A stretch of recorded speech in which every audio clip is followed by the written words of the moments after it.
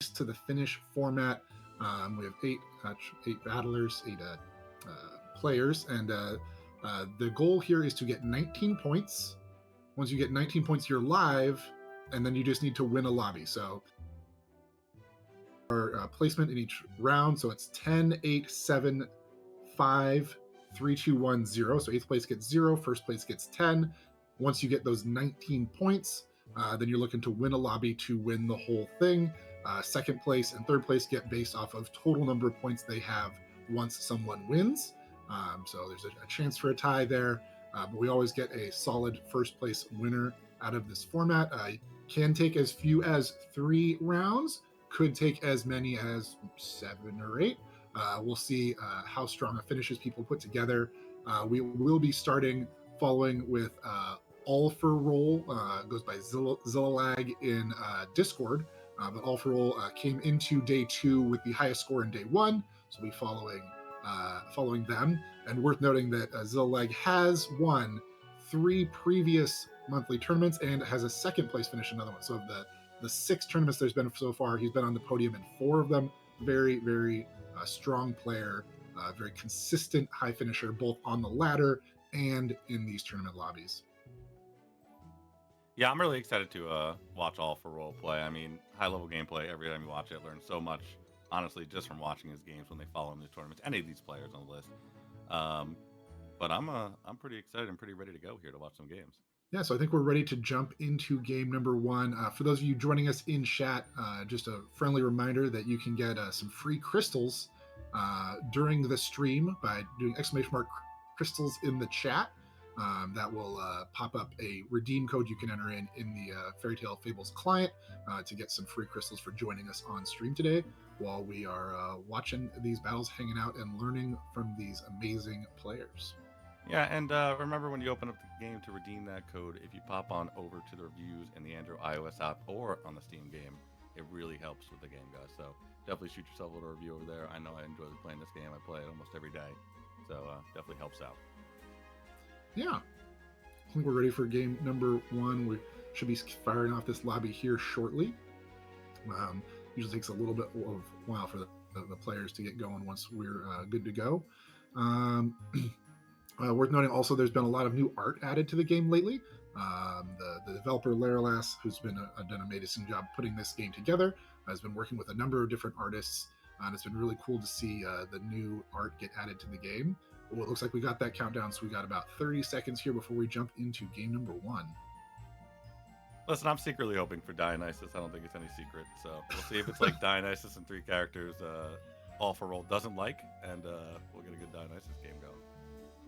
Yeah, it's kind of interesting how differently certain players rate different characters. How the bonuses those characters provide play into their play styles, and how differently sometimes that functions in ladder games versus in these tournament games where tempo is just so important. You don't want to be losing any life early. Oh man!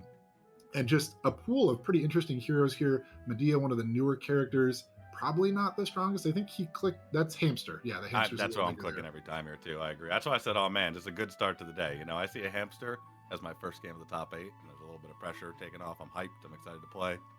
Mm-hmm. Yeah, it's got that extra 3 HP because the power is kind of a later game power. It's contingent on you getting those treasures.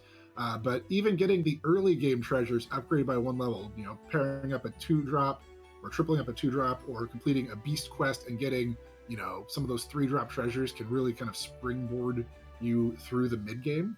Yeah, and as you were saying, it's different with everyone. The top 5, like you don't see a lot of people with the same exact top 5, and I don't know a lot of people who rate Sundiata over Hamster. So even him choosing Hamster here, I'm glad I'm on that same pick.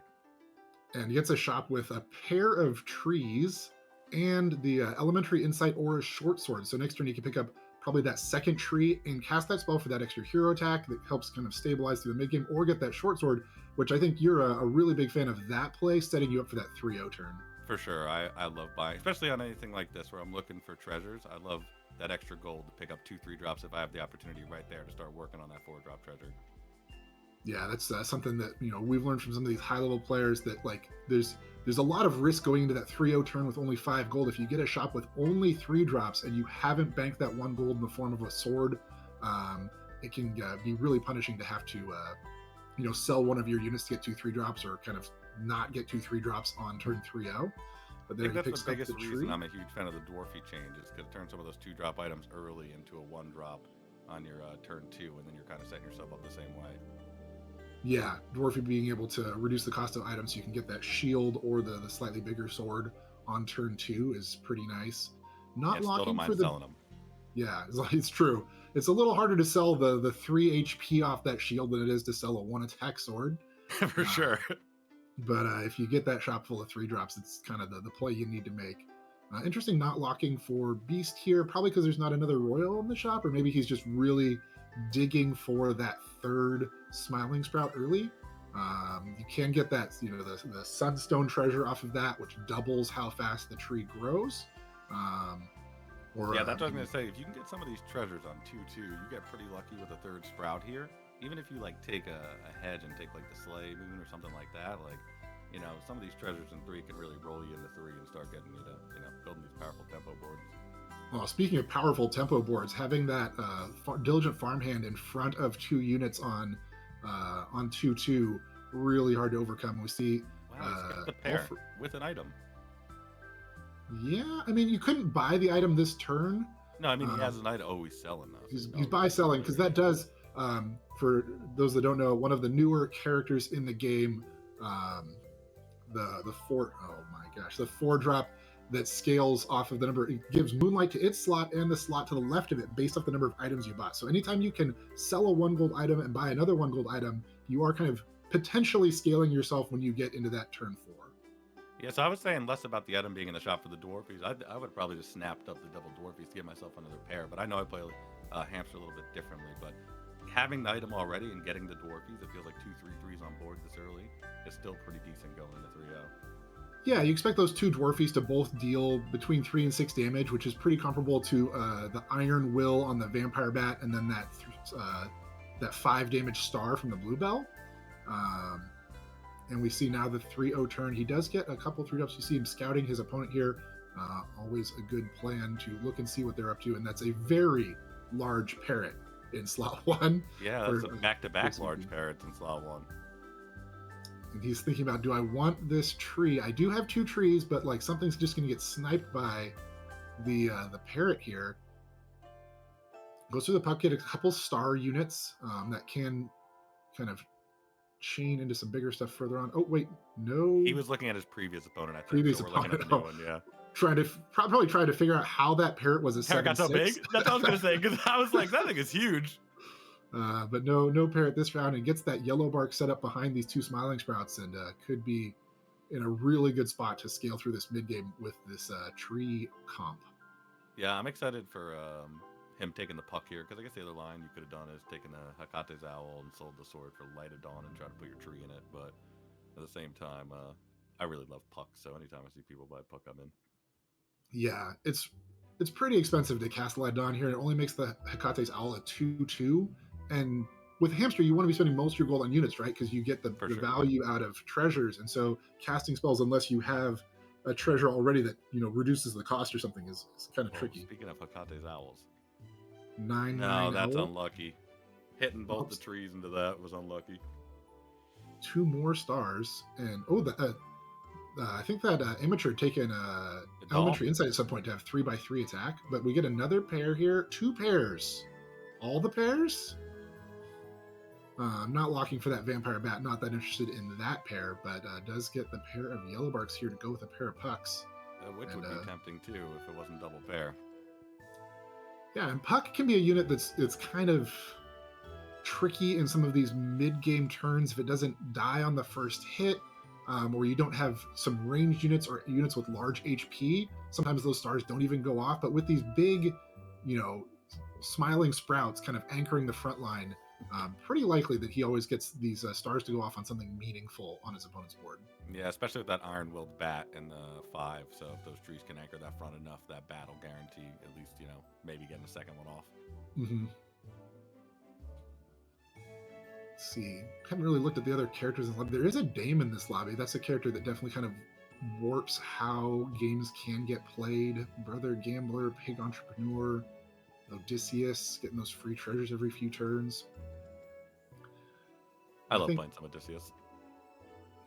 yeah, I mean, a lot of people like playing mages. It's one of the more fun comps to play, being able to just do more stuff, right? Mages is Yeah, one of the few comps exactly where you can true. just do more.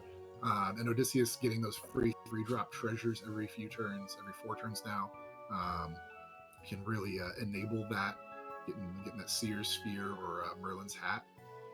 Yeah, if he gets a sunflower in his 4-0 shop and picks up a rose along the way here, he can start really going off.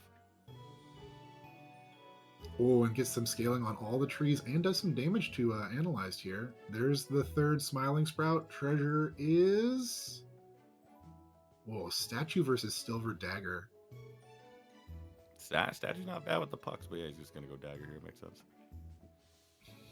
Enables him to pick up other Oh stuff. man, Oh my goodness. A just couple hit. 4-drop treasures coming in here, or maybe if you don't get a good one on the first one, you can skip and get the other one this turn. I don't I know mean, you about could that. sell your bat and your bluebell here, right? You're getting those stats here. That's pretty good. It's actually no stats this turn, True. but Yeah. will be stats going forward and just locks for that puck. Not willing to sell 2 units to get the other. I mean, having just 3 units on your board on a oh wait, he's thinking about He must have heard you. strongly considering selling here. Is he? Yeah. Do you think he's ever considering just taking like the sleigh at him and sticking it on the tree? Yeah, you could do that. Just sell the bluebell here because you Yeah. already have 4 other stars to get that sleigh charm to get some attack onto Yeah, your on that tree Sprout. going. Oh nope. Nope, Oh, goes for a the ranged lane. unit. Interesting. Maybe he wants to guarantee those pucks going off. I mean, also just probably going into 4-0 wants to potentially see a 4-drop in the shop, right? That's just some value here. If you're going to Okay. waste that gold, sell a 2-drop to buy a 2-drop just to free up a slot. Lets you see an extra unit next turn since you're locking. I like that. Because you don't, I mean, he can roll once, buy a 3-drop. He'll be 5 gold, roll once, and still buy a 4-drop. But it's even better if he can just buy it out of the shop he's in. We got a large Smiling Sprout with a Vampire Dagger here. Oh, those are the perfect hits to scale that tree in the front too. Oh, 1 HP survives the 5x4 from the tiny dino. He hit the 4-drop all the way to the right there, so. So you want the Ares? No, it goes for the Merlin Scroll. I mean, hitting things like Blizzard off of this Chaos feels pretty good. You know, getting the HP there from the Ares helmet and putting your Smiling Sprout in 1, also really strong, but he has that puck, and he really wants the puck to die early in these fights. So it makes sense that he doesn't want to put it behind the tree. If he's taking this spells to cast, I'm guessing he's going to be taking Book here, right? I mean, Book and Radiant Fury are both pretty strong picks this turn. I mean, the Duelist also, because you can put it in slot 1, get that extra 10 attack on the Duelist, and then on the puck. So quite a few kind of ways to go this turn. You can see him think. He's thinking about the same thing, yeah. And does end up going with the Duelist for that extra 10 attack instead of going for the Radiant Fairy or the Book Mage. I love that play. I love Dagger and Duelist, so I'm excited. Yeah, and Duelist really is one of the highest utility things to pick up in like the 4 gold turn, the level 4 turns. It pairs really well with kind of the hand stats comps where you're getting the Mermage or Blackbeards or Long John Silvers, any kind of those pirates that buff your hand. Or you can play it into like a Cats comp, Animal comp now, where you're summoning things, or even just using it as a safety piece for a Scam comp or a Frank comp later. Yeah, definitely. And if I ever have like stats early, like he gets from runes and the sword, I'm always looking for some summons like that to come from hand. So Fireball does a pretty healthy amount of damage here to that did great to Rumty's board, and makes it really hard for him to get through that front line, and more damage being dealt here by that golden yellow bark in the back. Pair of 4s in the shop here. Yeah, he's thinking about it for sure. They are Iron Will, so you can put those in the back and use them in a similar way to how he's using the Vampire Bat and the Elaine. The Elaine hasn't really gained much stats. The Vampire Bat up to 12 attack, though, from this yellow bark scaling is real. Yeah, there's the Sunflower. And also a Moth. Like, not... It's a ranged unit. with that puck, you're getting 4x10 stars instead of the current 4x5 stars. I could realistically see a lock here for that Sunflower and or the Moth, but he might just dig for a shop where he gets more pairs. He seems to be valuing the range in that one slot more than the duelist extra attack. Yeah, I mean, if your opponent's front board has nothing that has more than 14 HP, you like guarantee to kill something and can get the 2-for-1 with that Elaine. So I can see that. And he wants, but I to do put like the both of double his Milkwoman supports in. pickup because, like I said, I'm a huge fan of just picking up whatever the shop gives you in the pairs and these early versions of the turn for Hamster.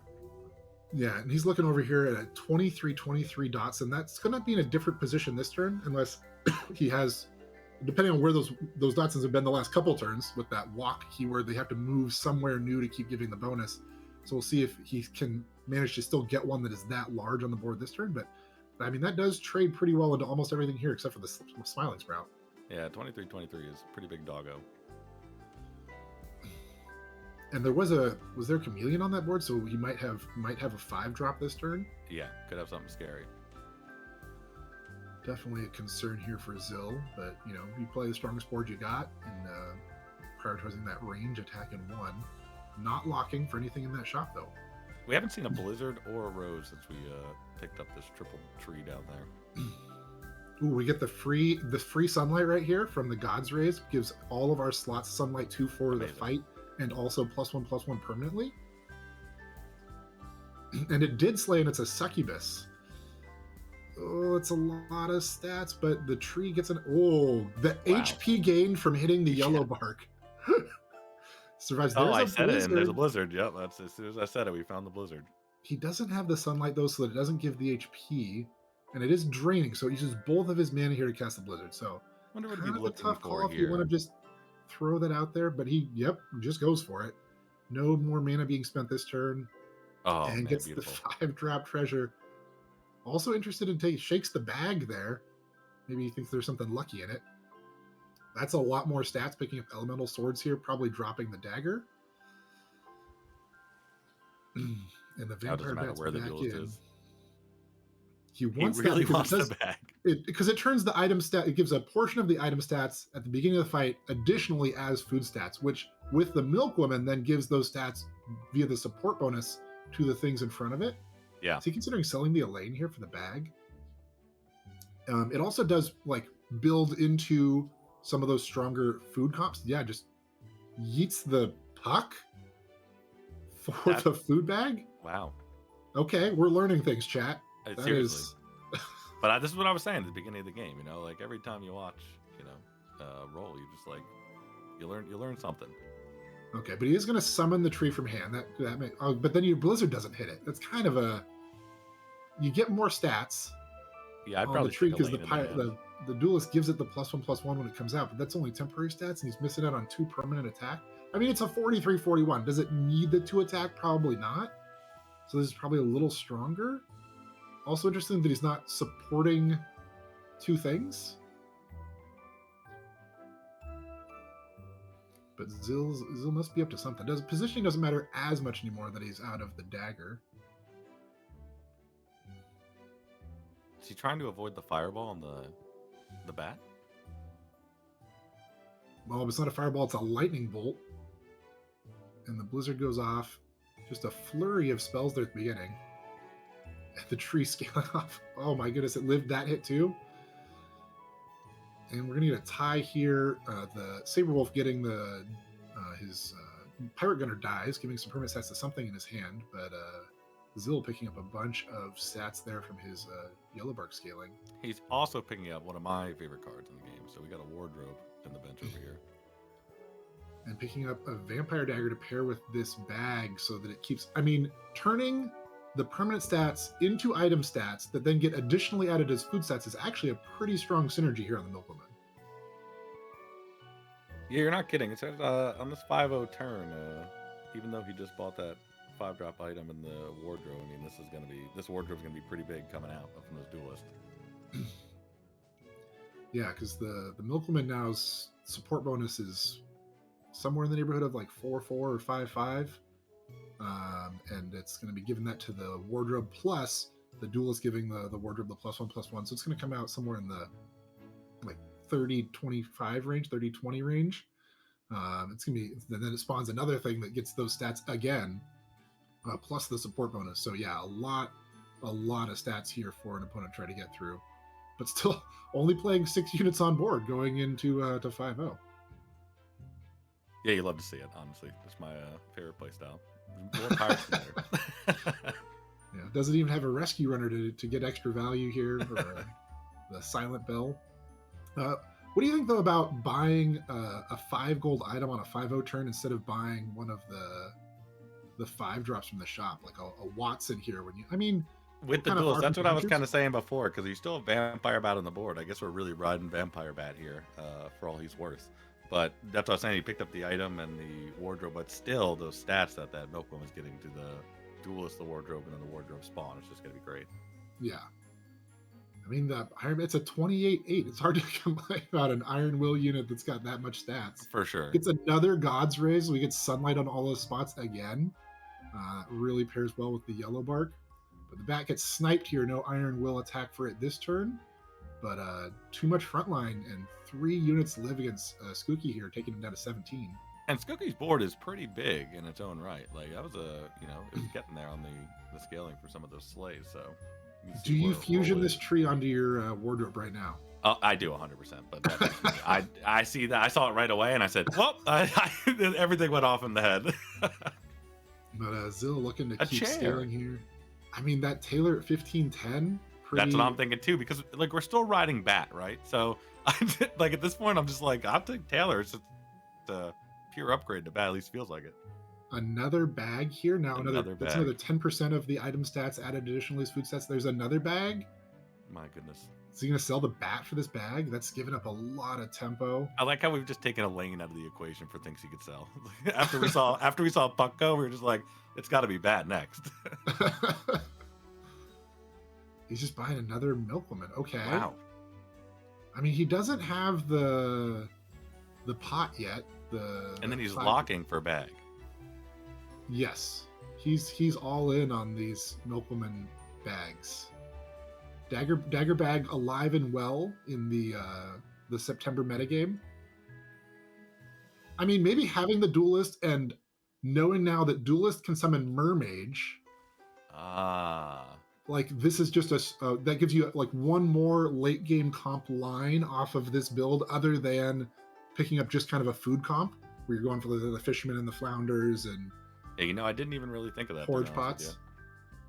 So a few different kind of main ways this can go with these items, and these units he's already got on board. He's got a lot of stats in the Sprout, which he's just kind of tempoing through right now, but you can see him setting up for some of these late game comps. Yeah, I'm seeing like I would just love to pick his brain still on the Puck decision over the Elaine, like why he saved that in particular. I guess it's his Puck falls off like so soon, and Elaine is still out here kind of cooking as a 2-for-1 machine. Yeah, if you don't pick up a Moth or something, right? At this point, the stars it's 4/5 damage, and like that doesn't even kill the Hekate's owl on this board, right? It's got 45 HP. And there's Elaine out there getting a 2-for-1. Yep. Ooh. Look at that back line still. And knocking Yutsuni the cat there down to 1 HP. Buys that bag, doesn't cast the Hearty Stew, not a lot of preserve yet. And once the Apollo for sunlight, and then just spends the last mascot. 2 gold, doesn't doom roll, just buys a dog. There's no way he's not playing the. Yeah, I was gonna say. I guess he still wants to keep both the Milkwomans in. I mean, it's giving 9 sunlight to that back row. That is a meaningful amount of stats. He's checking here to see how much his support differential is between the upgraded and unupgraded. A lot of things to track this early. Yeah. Kind of, I mean, I think I would have been tempted there. You still have 2 gold. I mean, I think you or I both probably roll that 2 gold away, where all for roll Zilla here just banks it by buying a 2-drop.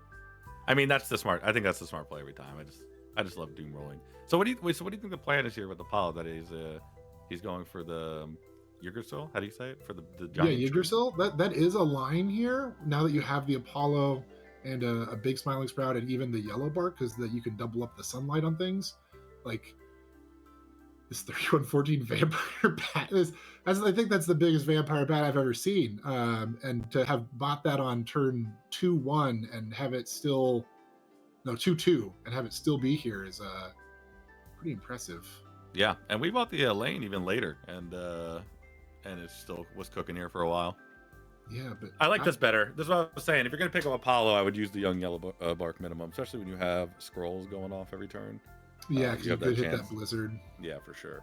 But kind of debating here where he wants the sunlight and like deciding that, you know, having 3 Iron Will units in the back line and that extra HP on the Milkwoman just better than the potential scaling. As these opposing units get bigger and bigger, the yellow mark falls off, right? Because your stuff's more likely to just get one shot. So you just don't get as much value out of it. Yeah, I guess that makes sense. The only thing that you're probably not guaranteeing, but you're thinking is going to get value off of that is your smiling sprout in the front row at this point. Yeah. And it might not be that much. Yeah, it might only just be like 2 or 4 attack, which isn't that impactful now. And the smiling sprout's not a unit that's like long for this board. It's like doesn't play into where he's going. It's stats that he probably wants to fuse. He's our fusion friend. Yeah, he's our fusion friend. Eats that fireball, and now you can see the vampire bat in the lane just eating frontline units, getting 2 for 1. And gets a range unit succubus there out of the wardrobe, and smiling sprout lives. Chrono Crystal's going to attack there. Yeah, Chrono Crystal's going to save Analyze there. It's a fire rune in the shop. There's a Narcissus here, but you're on 6. There's also a revealing the true you there, but not. There's the mermaid. Yeah, if he was going for this in the beginning, I'd be interested to see if he still picks this up, even though he's Apollo and everything. Okay.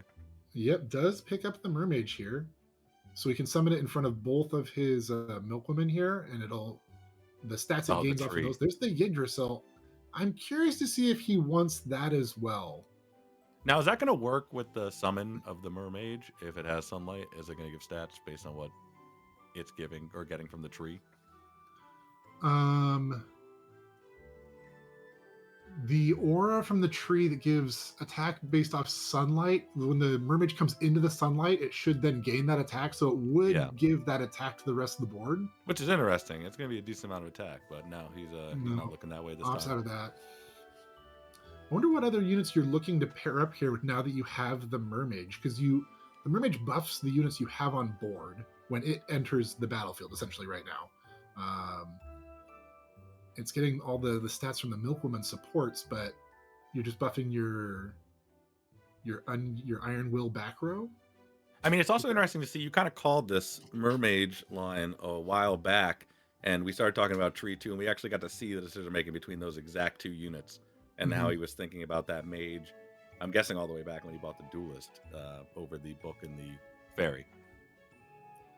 What is he? He's locking for the Guinevere here, I think, right? That's the only unit in this shop that makes any sense. I don't think he's locking for that. He does love his daggers. I'm just saying. Yeah, but with the big Milkwoman with the items on already, right? The second Milkwoman right now has no food stats. He has nothing that's giving his board food stats other than the bags giving the item stats as food stats. So picking up that Guinevere here is going to double that bonus.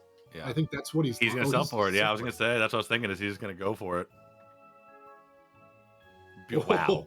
That APM chat. I think you and I both would have ended up with a unit on the bench that game. I would have bought the wrong unit, had 2 gold left, and missed the placement altogether. There was no shot. But this Duelist is going to die. Bring out this mermaid. Before the wardrobe goes down. Oh, yeah, that's a lot of extra stats. And gets a Tailor out of it that's just going to get free trades. And the Guinevere and the Milkwoman both having Iron Will pairs really well with that those extra stats they get from the mermaid here. And Sin's board is really good. I want to point this out. Sin's board is really good. This board is just, it's really working right now. Yeah, 3 people have been knocked out now, and Zill's getting a ghost fight here. All for all getting this ghost fight to kind of, get a free turn in a sense. Just doesn't have to play for tempo this turn. Can really dig for things he wants in his comp. Does he want the Fisherman and the Flounder? Nope. Passes that up. Yeah, where are you going with this from here? I mean, it's more bags for the Milkwoman, right? Or and pairing up stuff you already have. which he picks he up went for now it that he's on here. lower gold. He's like, well, I guess I'll take it. I guess gives the second milkwoman food stats, just so it's boosting that wardrobe more. But the fisherman and the flounder wants to be behind the milkwoman, especially the one with the items. Yeah. Like to just take out the second milkwoman altogether and just double the first one with the Gwen. That's probably what I would have done, but he just cast the food stat spell on the second one. Maybe he's regretting that a bit right now. Maybe it looks like maybe he's moving away from sunlight, just rather have the ranged unit. Maybe he's just going to be treating fishermen like Big Elaine up there at this point. Yeah, I mean, look, Skooky got knocked out with like 200 units on their board. Yeah, and as I said before, like Skooky was, starting to cook, and I think he took 8 or 9 damage from Alpha Roll on the way. Yeah.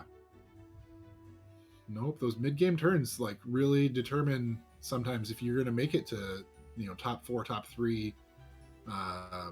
Just taking those hits can be brutal. But benching the Guinevere here, double supporting the duelist with the 2 milkwomen, and running the range unit 1, kind of out of sunlight stuff at this point. So the Apollo just kind of hang out in the back. I'm kind of curious why he's running the Apollo over the Gwen this turn. Also, Toy Dino was the player with I can't remember the free life treasure. Chrono Crystal. Chrono Crystal. Having a brain moment. It looks like they're on he could have been in 7th there, coming all the way up to 5th currently. Yes, Chrono Crystal definitely a big deal in these lobbies, and man, that's like, I mean, the one Sea Witch Ursula actually kind of big in the background. Normally expect Slay comps to have kind of no stats back there at this point in the game, but there's a lot of attack on those two that just probably picking up a bunch of Nocturne Slays, but managed to get the tie. I wonder who got knocked out by. That's a scary spot to be. I think the main thing he's looking for at this point is Furnace. Like being able to Furnace the Vampire Dagger, the Greater Vampire Dagger stats to multiply them by 150% would be a really big deal. Yeah, he saw one pretty early. I think it was newly into 5, maybe 5-1. So he didn't pull the trigger on it, but yeah, definitely now. You'll put that directly onto a bag, so then you can pick up one of these other big items. You saw him kind of looking at the magic sword last turn. There's another Elaine. There's another bag. Picks up the bag. It's another 10% of your item stats is food stats. Puts the Guinevere back in. A lot of moving pieces on this board this late, honestly. Because the second milkwoman here doesn't have that much food stats. It has some preserve, but not a lot. I don't know if you could. I don't think you can bench the 75-85 tree yet. But the Apollo is giving, 10 HP to every unit in its row, which is giving it to the wardrobe, the thing that comes out of the wardrobe, the mermaid, and then the mermaid sharing that 10 HP to the rest. Like it's actually kind of close here on stats. So the Smiling Sprout's definitely more attack, but really close actually on that 85 HP value between the Smiling Sprout and the Apollo here. Yeah, definitely. I don't know.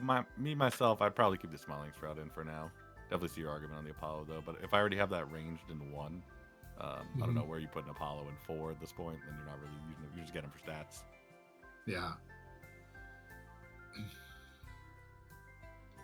All right, going here against Tiku Wabu, 2 of the best tournament players Fairy Tale Fables has ever seen. Here matching up late in round 1. Some big doggos. And range knocks out before the mermaid gets summoned, so he doesn't get that support stats and value. Oh, but he gets an Arthur out of the cabinet. Oh, it doesn't even save him much HP there. Doesn't even get another kill. So we can see there a very strong food comp coming out from Tiku Wabu. Yeah, and that flying item really changed the pace of that game, right? So, I mean, I don't know if he specifically bought it for that matchup or if other people in the lobby also have that really dependent on the back line thing, but man, it really just changed the entire thing. Yeah, all for roll here, definitely a comp where his backline is super critical. That's kind of support build, but with this kind of food angle. There is the support rune, Merlin's rune there in the shop. That could, I mean, being able to pick up the Merlin's rune and then furnace the dagger onto that rune would be a huge boost to how much this Milkwoman's giving stats. And there's also that ascendance there. He's thinking about selling this tree and this. He is. And putting it on the Gwen, he had to double that boost. Does he lock for the Merlin's rune on top of that? It is still a lot more stats. You can put that on the Gwen or the hardworking Milkwoman. His opponent this turn is a big dwarf player too. I don't remember the last time we saw this board or how big the dwarfs are, but when he just previewed it before, they're up over 250. He just really, really needs the mermage to get summoned before the wardrobe gets hit. I think that's like the main consideration here for being able to trade with that kind of a big dwarf comp, is you just need those mermage stats on this wardrobe. Yeah, I mean, it's interesting. If he had upgraded duelists, he wouldn't have to worry about that as much. He could put something that he knew was going to, trade in one or die in one and then have both of them summoned, right? That's true. You could have the wardrobe come out first and the mermage behind it. Yep. But you're getting 50% less stats from your boost because your gun's not upgraded. Definitely not. Yeah. Me, I didn't even see the upgrade or the boost rune. I saw dramatic reveal and Wolfbait, and I started weighing my options on what I was going to do with those spells. Yeah, the boost rune definitely like Wolfbait also interesting here, but actually kind of anti-synergy with the Mage build because you actually want that duelist to die as soon as possible, Makes sense. As much as still alive for when the Mermage comes out. Some comps want to kind of delay their summons as much as possible, but this comp wants that duelist to die in the first hit if it possibly can. Those are giant dwarfs. That's a Chrono Crystal on the other side. Rumpty is feeling pretty good about his board. And he gets that snipe on the wardrobe before the Mermage comes out. Really tough fight RNG here for All for Roll. He's still going to be able to trade into a lot of this, but not able to get all of it. And that Smithy in one held up the front line. Buying the potato. No downside to selling potatoes. There's a fire rune. Potentially do that for the wardrobe. Does he want a second wardrobe? No. I mean, I think he's feeling the heat. He's at 5 life. Treasuring up this Fishman with Flounder for a 7 would be really nice here. I also would strongly consider picking up that egg for your portal wardrobe. If you're in a position where you need that wardrobe to live until after your duelist dies, those temporary eggs could be the difference. But Zill kind of looking past those. He's fighting the ghost this turn, maybe in a stronger position against the ghost board than he was against those dwarves. Going to check now what he's up against.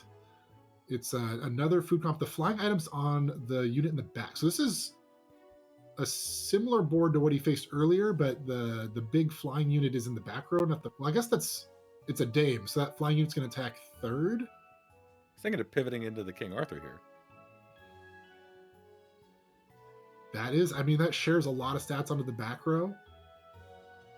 He does have 2 supports behind it, so if the Mermage dies here, if the duelist dies here first, brings out that Mermage, buffs the Arthur, just a whole lot of stats for his backline. For sure. But still also running that wardrobe. I mean, even if the wardrobe gets hit first, it still spawns the unit that can still get the Mermage stats. You don't get them doubled up that way.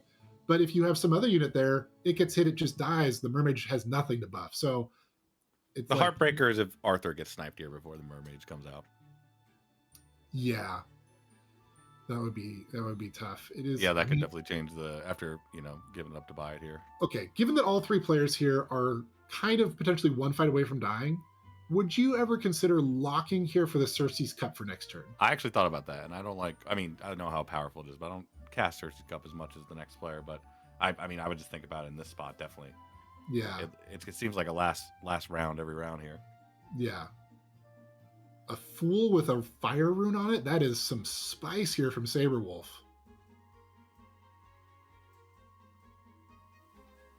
Mermage comes out, gives all the stats, but there's still a very large mirror to deal with. Oh, it's a good boy out the wardrobe? Holy good moly. boy is here to save us. Good boy. Is it here to save us, though? We're fine. Everything's fine. And the Insurance Talisman. Man, that was a really strong scam board, especially with the Insurance Talisman. But no one else got knocked out that round.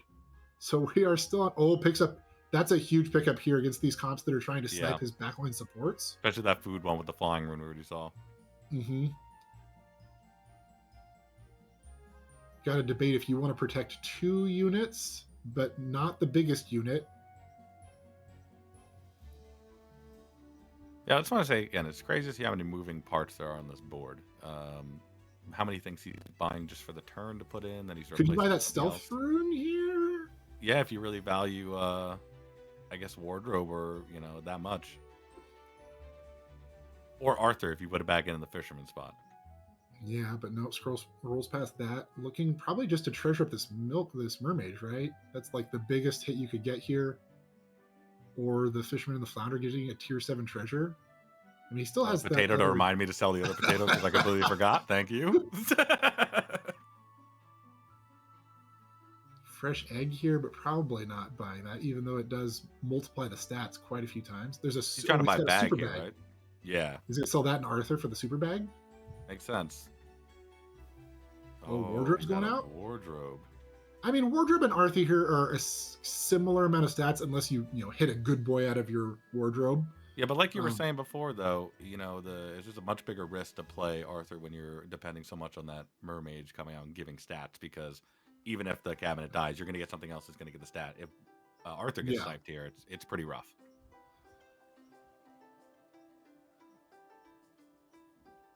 Really debating what he wants to support here. Putting that Arthur, that's a lot of extra stats on Arthur that would then go to the Milkwoman, but he really wants, like, he needs that Milkwoman to live. Yeah, that's the pillar for sure. I was like, he's going to switch that over. I was like, wow, okay. Maybe I was like, is he going to switch where the Milkwomans are? And are you surprised there's still another just base Milkwoman in 7? I mean, he's got 2 flying celery teas. He gets 1 snipe, but the Milkwoman, no! Oh. So much of his stats. Chair can't save you from flying tea. Oh, no. And just not enough stats. Oh, and they post those. So we're going to jump over to Tiku Wabu's stream to watch this this top 2. Where's Tiku? Where we go? Should have Tiku Wabu stream here. He's picking up a 6-drop treasure right now, or looking to pick up a 6-drop treasure. Here he has Doppelganger Diamond and Magic Scarf and a Chrono Crystal. It looks like did he re-roll it or skip it? I'm not quite sure. He might have just re-rolled it. But that could be in anticipation for losing the Chrono Crystal. So he might think that he loses this Chrono Crystal if it doesn't go right, and he can pick up a 6-drop treasure in a couple turns here. But this could also just be the last round. There's a fire room, but he doesn't have anything that dies. He's just like the double. He's switching. Okay, so just a tech teacup here. Not that helpful against dwarves. With diamond. Yeah, but it's not that useful to dwarves. So now he's gonna, doppelganger diamond something else on his board. Yeah, giant flying corgi. That's a big investment. Just buying a teacup and to try to counter one of the comps in the top 4, but it paid off. It not only paid off, it worked flawlessly. It was unbelievable. Because like I said, all for roll, he thought about it. He got the chair, he put it in 1, valued the Milkwoman, and all of a sudden it doesn't matter. It was a teacup. It doesn't matter. Teacup's just coming over the top rope. Your Milkwoman lives, but it's not a Milkwoman anymore. It's a pig. Picks up a mirror on the wall. Pretty strong to dwarf comps to just have a unit as big as one of their big dwarves. Has that Chrono Crystal. Is going to be doubling up the flying corgis here. Kind of interested. Yeah, I was going to say, whoa, the positioning on these Neros. I think he's just thinking about putting that Nero all the way in the back of his hand so he can use it next turn. But at the same time, like, you're probably not going to put it in 1 at this point and give the dog. Yeah, I mean, you can put the corgi in 1, put the Nero in 2. He's double. Ooh, last second swap. That's what I saw early, corgi. But I understood the giant corgi, thinking. But goes for double Taylor. Actually, double Taylor makes I mean, the 2 shield units are in the front, so double flying corgi was really strong here. But double Taylor. Maybe that's why he made the decision after. Yeah, maybe he made the decision after he picked up the Blizzard. He thought, it's just better this way. But those are giant dwarfs. There goes the Chrono Crystal. Gets 1 more shot at this. What do you think he's looking? Is he looking for doubling up the mirrors? Okay, makes sense. Yeah, I can see that. I wonder if Rumty, because the mirror was a purchase last round, so Rumty had no idea it was coming. We'll see if Rumty plays around the potential mirror this round.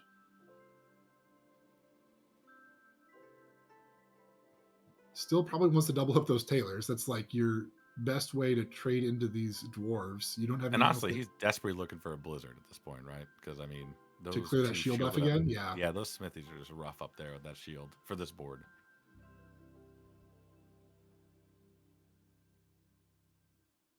Starlight Strike won't do it. What did he take the magic scarf for? I wonder. I don't know.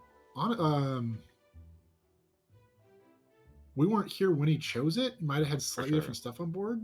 I mean, he's gonna have like a big I know I take here. it all the time, but yeah, I think he's taking this Frank here because he has that magic scarf, right? You and he's got the giant mirror. Yeah.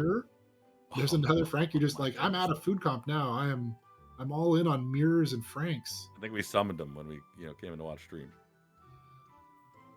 That is a real possibility. I'm just trying to figure out where. You know what's sad too? Last turn, he had the opportunity to be able to turn that corgi evil, but I don't think that was on the menu.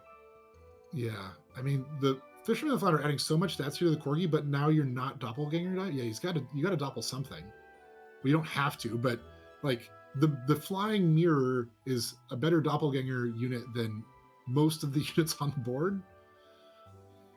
The speed at which he's moving these around and making decisions on the different, board setups is impressive too, honestly. Yeah, this is one of the cool things about watching. Like, I think you and I are both players that do our thinking and then move stuff. Where a lot of these other players like move the stuff as they're thinking. They're like forming it on the board and seeing it. And I definitely in the same way as you. I'll think about it, then I'll try to set it up from there. I mean, the 2 range units here are here to like potentially hit the shields and clear that off. And I guess Nero's just in there for being for being evil. And it's, some stats for the stats get doubled up by the Fisherman and the Flounder. But he does get just being evil. 2 very large mirrors. Hitting with a ranged would have been way nicer there on that 1 of 3. And Frank being Iron Will here making a big difference, right? Like it doesn't get killed on that hit and then is able to trade down. But we have another Chrono Crystal on the other side. This is the infinite Chrono Crystal game. I don't think I might have taken the Baby Mick there, but he just wants the extra money. And it looks like he didn't re-roll before he skipped. Entrance rune for your mirror on the wall to double up those dwarf stats. It's like then you're kind of leaving it down to a guess too, right? Like if he switches it out from that one and you miss, like it's gonna be rough sledding.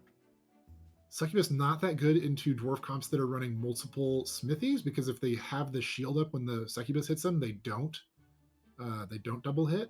Does he rummage here to look for the blizzard? I mean, probably. It's only cost 1 gold. You see a bunch of spells. Like Circe's Cup, also pretty good here, but nope, does not. Decides against it.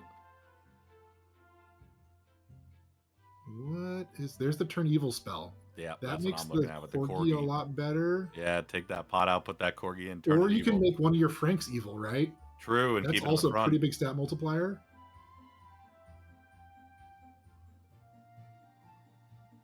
He's trying to call the shot here on where the opponent's wants to. He really wants to run that magic porridge pot because one of his tailors doesn't have enough attack without the food stats. That's why he's seems pretty committed to the porridge pot here.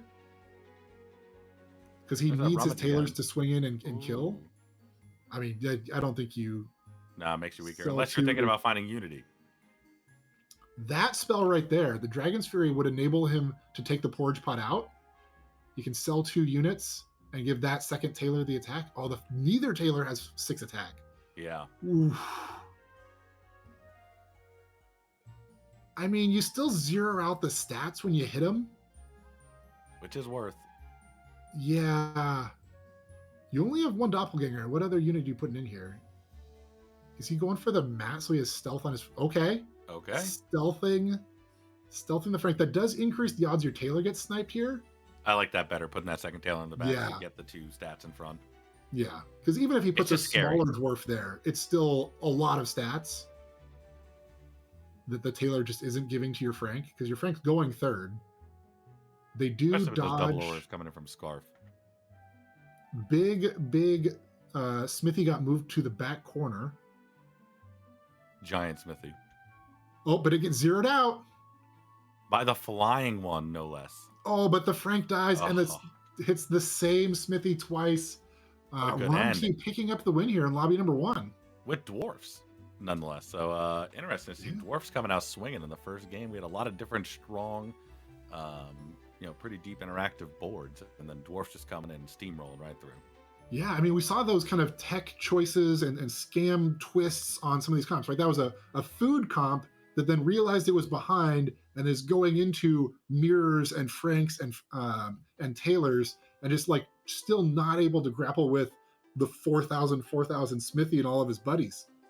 Yeah, it's awesome to see. It's awesome to see everything leading up to that and dwarf taking the W. Yeah, this is a great lobby one. So the scores will be updated. That was 10 points for Rumty. So he's now the leader here going into lobby number 2. Tiku Wabu picking up 8 points. All for Roll in third, picking up 7. Saber Wolf picking up 5. Synesthesia 3. Skooky 2. And Analyze picking up 1 point. So going into lobby number 2. So again, that magic number for people watching is 19 points. Once a player has 19 points, they're live. So we have let's see, Rumty is over halfway there. I think anybody else still takes at least 2 lobbies to get to 19. Yeah, Rumty taking wins that back-to-back first in the lobbies. first lobby is just it's huge. It's a great start. Yeah, especially with the threshold being 19. No one gets 9 points in a lobby. You get 10 or you get 8 for second. So it's not possible for me to get there in 2 lobbies without a win. And so Rumty here in a much stronger position. But we probably expected to go quite a few rounds given that 19-point threshold and needing to pick up the win after that. But yeah, Rumty, really, really good performance here from game 1. And this is his first time, or this player's first time playing on day 2. Oh, beautiful. That's great to see. I think we take a few minute break here going to the next round, right? Yeah, I think we're going to have a little bit of a break here between lobby 1 and lobby 2 so the players can get that set up and we can move on over.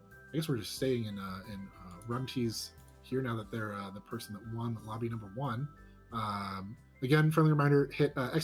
crystals in the chat. We'll give you the code to get some free crystals in Fairy Tale Fables. You can read that in the game client. And while we're on break, feel free to swing by the App Store or Steam and leave a review of Fairy Tale Fables. We'll see you on the flip side.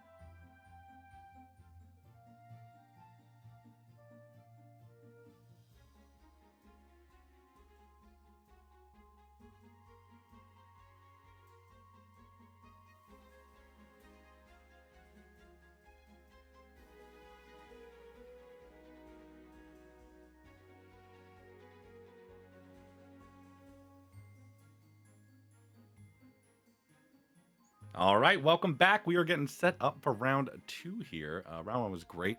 We had Rumpty taking first place with Dwarves. Second place over at Tikuwabu coming up just a little bit short. Those Dwarves were just really large. Didn't have an answer to that 4,000 Smithy at the end.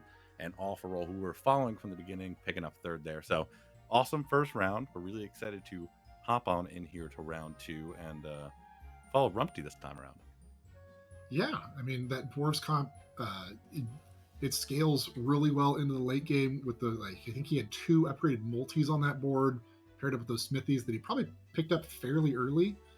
So just multiplying those stats several times over from the items, really strong and pretty stable comp. We saw All for Roll, the really strong comp, a lot of stat sharing between the units there, but one bad teacup hit and it just kind of crumbled. Sniper from out of nowhere. Yeah, the flying teacup coming in. Even the chair couldn't save it. So yeah, the Dwarves comp a lot of it came down to there were 2 mirrors because of the Doppelganger Diamond, and just the Dwarf player hide the Smithy and hid the Smithy. You got a 2 out of 7 shot of hitting one of your mirrors on the Smithy and be able to share that stat to all of your Franks and other stuff that's going on, but didn't hit either mirror, and that was the lobby. But really interesting to see Rumpty take the Rumpty first time playing on day 2, taking down Zill and Tikuwabu, who combined have 5 of the 6 championships in monthly tournaments. Rumpty making a statement early. Mm-hmm. Yep, one of our 3 players with their day 2 debuts, Analyzed, Rumpty, and Saberwolf all playing here on day 2 for the first time. Yoshitsunu, it's their second time. Synesthesia's third. Skooky's fourth, and Zill and Tikuwabu both with 5 day 2s before, all but one tournament. Some just really consistent, strong players at the game. Yeah, they're as I call them when I see them in lobby, they're skill checks for the lobby. You can just be floating around having a good time, and you run into one of these guys, and you're like, oh no, what's going on over there? Yeah, nope. They, the decision making, we were both a little shocked by some of Zill's decisions, All for Roll's decisions, but they paid off. Built a really strong comp there that neither one of us I saw once he got the Milkwoman and the Duelist, I kind of saw where it was going. But he had a vision. He definitely had a vision. But we're talking about 5, such a important turn to pick up some of these 5-drop units. He just instantly committed to that dagger. He knew where he was going. Yeah, with just the bags, so many bags. Yeah, and then it's like every decision we make, he has a bag over the right. He's like, but I want this. Selling units for bags. I think we're pretty good here to start lobby number 2. The players all in here locked in, so they'll be starting that off here in just a moment. But yeah, this. So lobby 2, no one's live yet. Still people angling for points here. Obviously, you want to do as well as you can in every lobby. That's, every time anybody loads into Fairy Tale Fables, you're trying to win. I guess sometimes some of these players may on ladder try out comps. Something that's if you just log in and play for fun, you're probably just trying to win, not thinking about let me try this thing over here and see if it works. Some of these players probably are doing a little bit of that to try to figure out transitions through the mid game or late game comps that work. But in these tournament lobbies, it's not trial and error time. They're here to win.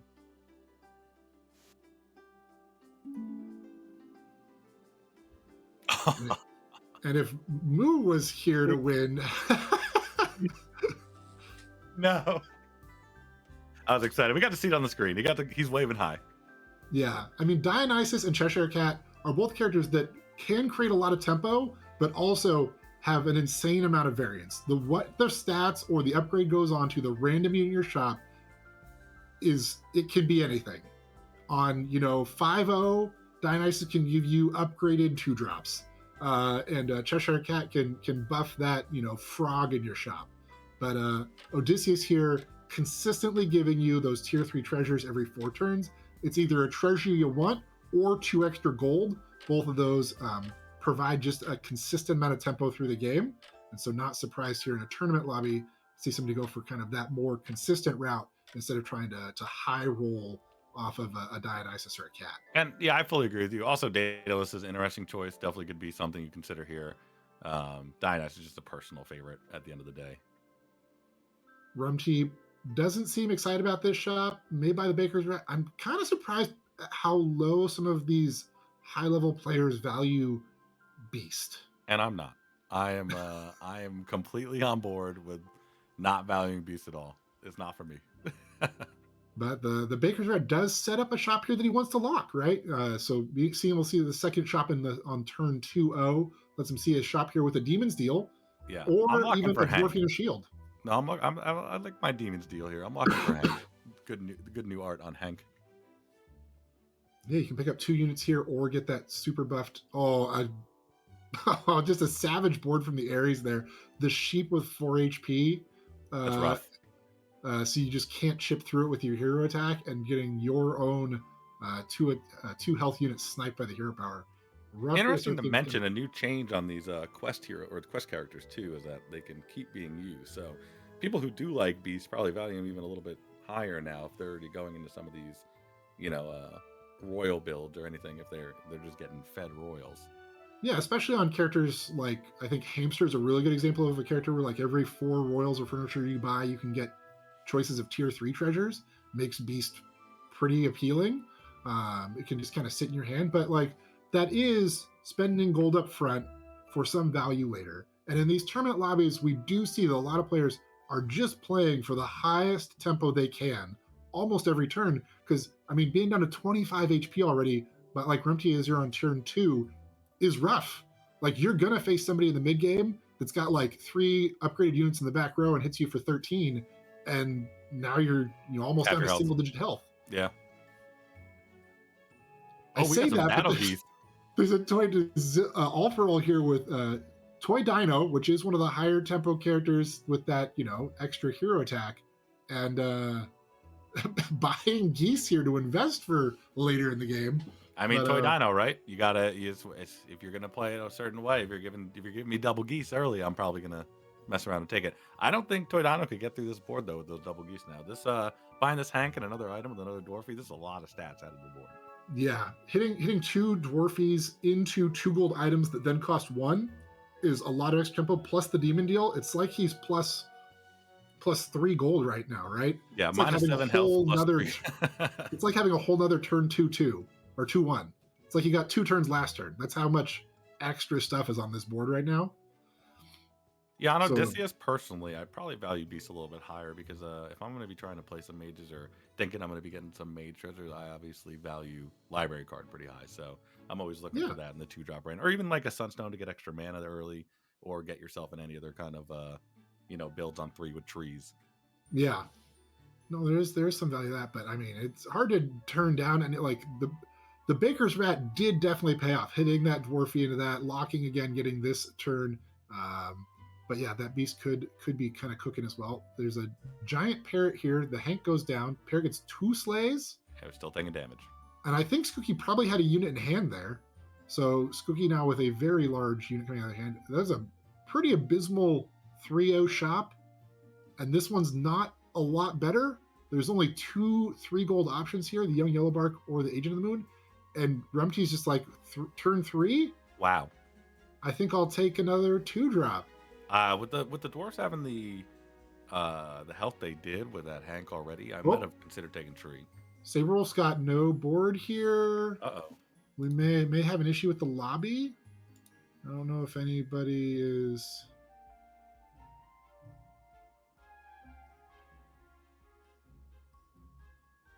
We'll hear from production here in just a minute if they're going to be restarting this lobby, because it looks like Saber Wolf did disconnect, try to reconnect, but still having some issues and currently has no units. So unclear, but we'll keep going until we get that cue from tournament staff. Yeah, it's interesting maybe even locking here, but I don't think, like you said, he didn't value the 2-drop treasures early by taking Beast. I don't know if he's going to lock for a Hank here, but he did take the second Hank, so. Yeah, I don't think no lot coming out and casting this blizzard here. I mean, you may end up in Magus later. That's your Hecate getting some bonus stats. There's no downside to casting the blizzard in this situation, and so it's just value to cast it. There are definitely situations that happens. Oh, it looks like Saberwolf is back. Stole a unit. Is it half health? It's gonna be an uphill lobby for Saberwolf. Oh, they are going to restart the lobby. It looks like.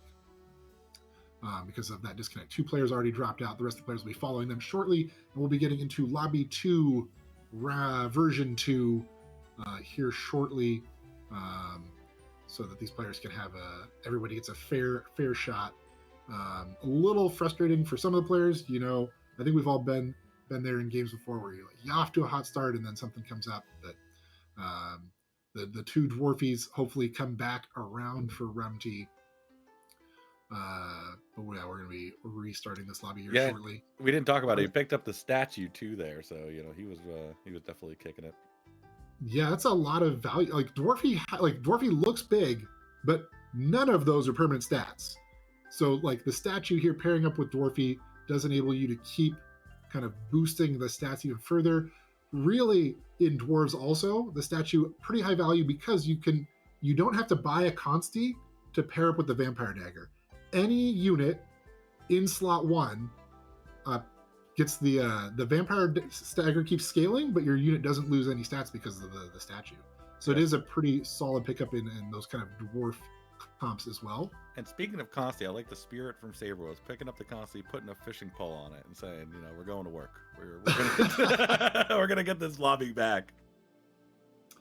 Yeah. So while they're setting this lobby back up, another reminder: you can get that free crystals by exclamation crystals in the chat to go get that code and redeem that in game for some crystals. So you can pick up a new hero, maybe saving up for a new border or nameplate. Now that those have been out of the game, you can see Rumty's got the cat with the rainbow background, the green border, but still the reader title. You can change that title, the border, the background, the avatar picture, all now through the shop, and it shows up in the games and also on the leaderboard. So you can kind of distinguish yourself there with the card art you like, some colors that you like. I know that Moo, you've picked up some rainbow yourself. Oh yeah, I'm loving it. The goose is great art, especially the border break goose with the real jazz finger feathers.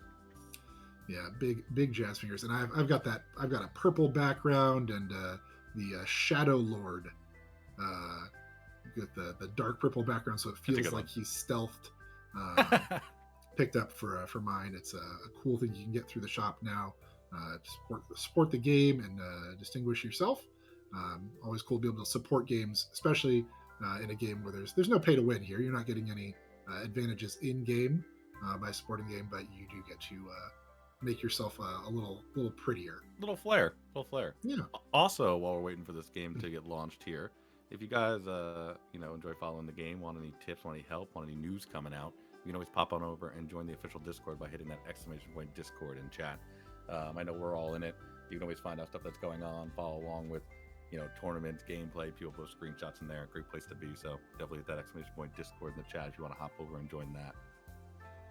Yeah, periodically some of these high-level players also they run kind of practice lobbies through the Discord. You can maybe get in and check out some of those, test yourself against some of the top players, and see what it feels like to play in these tournament games. Even if you can't make it out for the tournaments on weekends, or you haven't hit that requisite, I think it's 4,500 rating in the synchronized ladder or 5,000 rating on the async ladder to qualify for these tournaments. You don't have to hit it all in 1 month. You have to hit that score in some month, but you don't have to get all the way there in 1 month. There is a soft reset every month that resets some of your points, but not all of them. So you just kind of build up until you get close, and then make a push some month to make it in to be able to play against these players. And I think they're Midas. People hold Midas in high regard. Every time we talk about it in chat when I'm streaming and we're talking about people's favorite characters, who they think is really strong, especially when Midas is on the screen and I'm picking Hercules instantly here. they try to tell me, Midas really good. If you get to that mid range or that mid game, get in a late game with them, just extremely strong. Yeah, it's a little scary in the early game. Combining two of your units can be a little rough. Probably just free rolls this away. Hot potato, pretty good on Midas. Yeah, especially another free roll here, giving yourself chances to see it. Yeah, I mean, you got short sword. Do you lock for the short sword here? Yeah, I don't know. I think he's taking the, hey, maybe I hit this potato route. Like especially on Midas, it's just like, well, here's a bunch of gold early, fill up your board. Yeah. So I mean, obviously sword is always a safe play, but if I'm looking risk here, I mean, if you're playing Midas already, you're giving me a potato on one with 2 free rolls. I'm seeing a total of 4 shops this turn. Like between this turn and next turn, I'm in. That's a big Hecate's Howl. Holy moly! You're not kidding. And another roll. And another roll. It's an infinite feast of rolls here. There's nothing you want out of this shop, so you just go for another roll. There's another roll, but out of no value. Out of mana, I can't cast another spell. I guess you're probably taking Vampire Bat and the Sprout.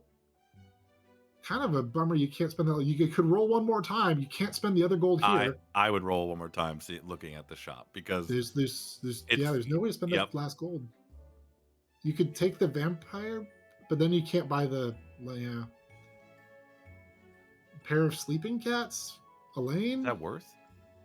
I mean, you want to sell the potato. Yeah, so taking Elaine.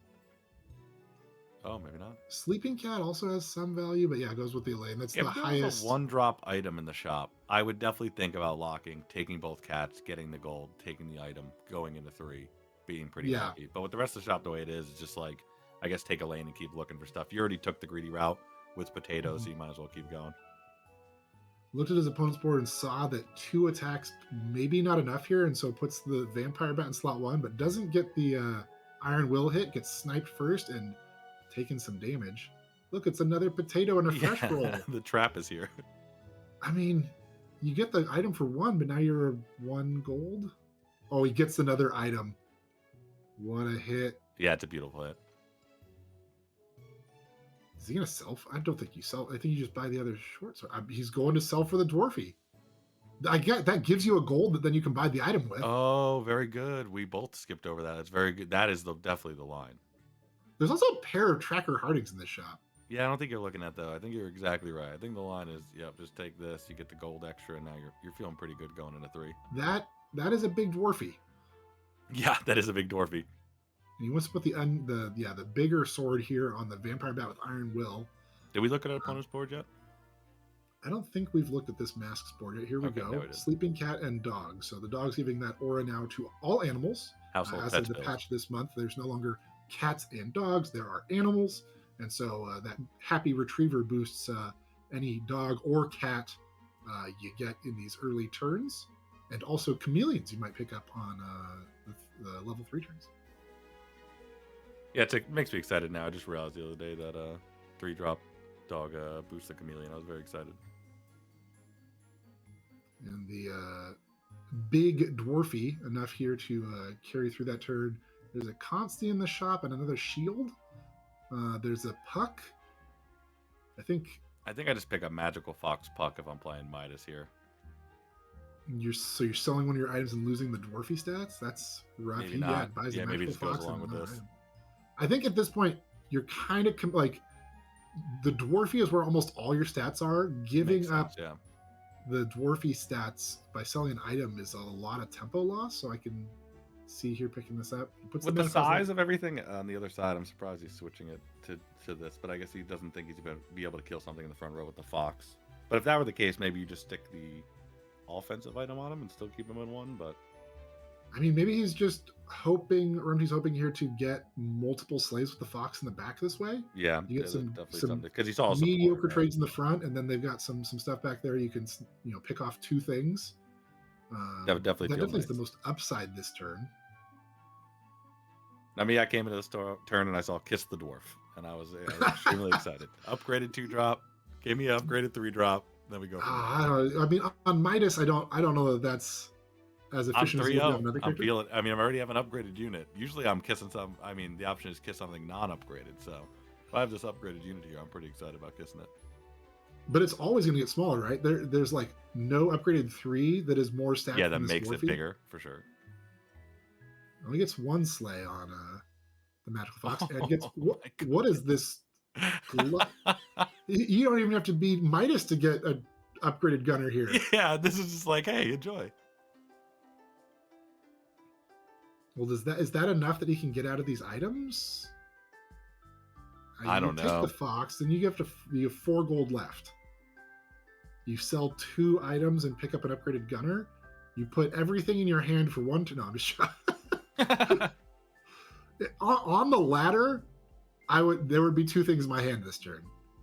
And you just take the damage. But in this tournament lot, you just giving up that HP. Yeah, you it's just hard. can't.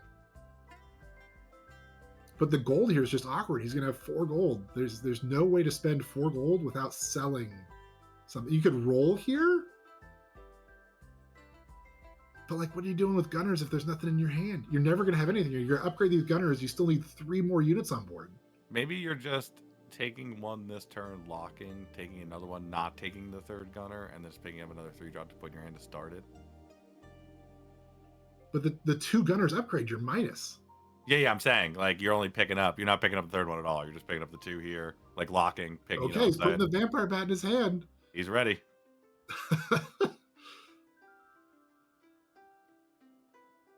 Yeah, I don't hate this. This is actually how my vampire bat made it to the end game the other day. It was pretty much the exact scenario. This is the safest way to take that turn, I think. I agree. I mean, he could get lucky and hit pirate payoff in the next shop here, rescue runner.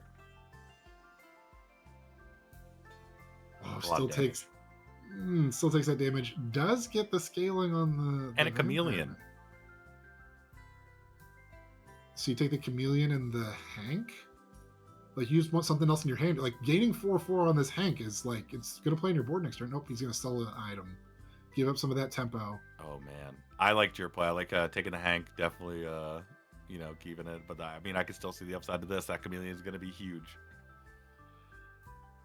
Feels bad not to get, like, having a second in your hand. It gets +4/+4, but you just took 8 damage. You're at 17. Yeah, the only other thing I think of is you take the Hank, you put the fox back in 2 with the dwarf up there, and give those as much stats as you can, and try to have those carry you through the round, because obviously the gunner's only going to do so much. But yeah, like I said, maybe he's just really valuing this. I mean, because like, let's say he hits chameleon in the next shop and already has all these stats, he's upgrading it right away.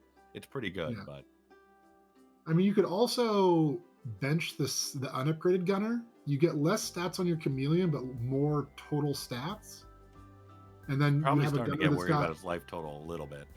Having a 7/6 range unit, it's gonna help. Like, eventually, if you get the gunners +4/+4 +6/6, eventually it can move to the back row, and it's just a decent statted backline ranged unit. Yeah, I think I've rarely used as that. I feel like I've seen you do that a bunch of times, but for me, I'm more on this mindset of just, hey, welcome to the front row. You'll be giving chameleon stats right this way, and this is where you're going to be staying for the remainder of the game. I mean, I'll even move them to 3 or 4 eventually, you know what I'm saying? Like, if I have, something I really want, like on 4-0, if I'm picking up one of the sleigh, something I need in 1. Mm-hmm. All right, Skooky here has a very large Kate's owl and a rescue runner. That was Brutal Sandstorm. But the exacts. Yeah, the exacts. Oh, and another gunner. Yep. You gotta take it, I guess. Not a lot of 4-drops in this shop. Certainly none that are very good tempo. You have Milk Woman Bottle in shop. You could just take that with Chameleon, put it in the front row, scale your bat one more turn. But yeah, there was also the Angel. While a 3/3 ranged unit, like, just put it, like, he's gonna buy a ranged unit, put it in his hand, right? The Angel was bigger base than this Acolyte is. So I would I would have been tempted in that last shop just by that. I also, just rolling here again, double Vendy. Fairy also. Yeah, if I'm gonna get if I have 2 upgraded gunners, Fairy just feels so good here. It's just so awkward to, like, when do you take you just play it in your hand for 1 turn, just get the +8/+8. I think you're looking for the pirate here right now. That's why you don't lock a double Vendy. You're not looking at anything else here. You're just like, maybe I'll hit this, this duelist on the next turn, and then that Fairy's got a decent payoff chance. Yeah, that's true. So you can keep scaling it and summon it. Yeah, that's what I'm always looking for. If I even have one upgraded gunner, I'm like, where am I? Please give me pirates so I can have some payoff. And a lot of times, even though it's kind of like a nombo, because I don't really like having fairy as that payoff item, because it's not guaranteed to get the stats from those gunners before it comes out if you're keeping in the front. I like Mhm. something like a ranged where I can have it in the back with the duelist, and then you like know pretty much no matter what, unless there's a spell or something with flying, that you're going to be getting those buffs.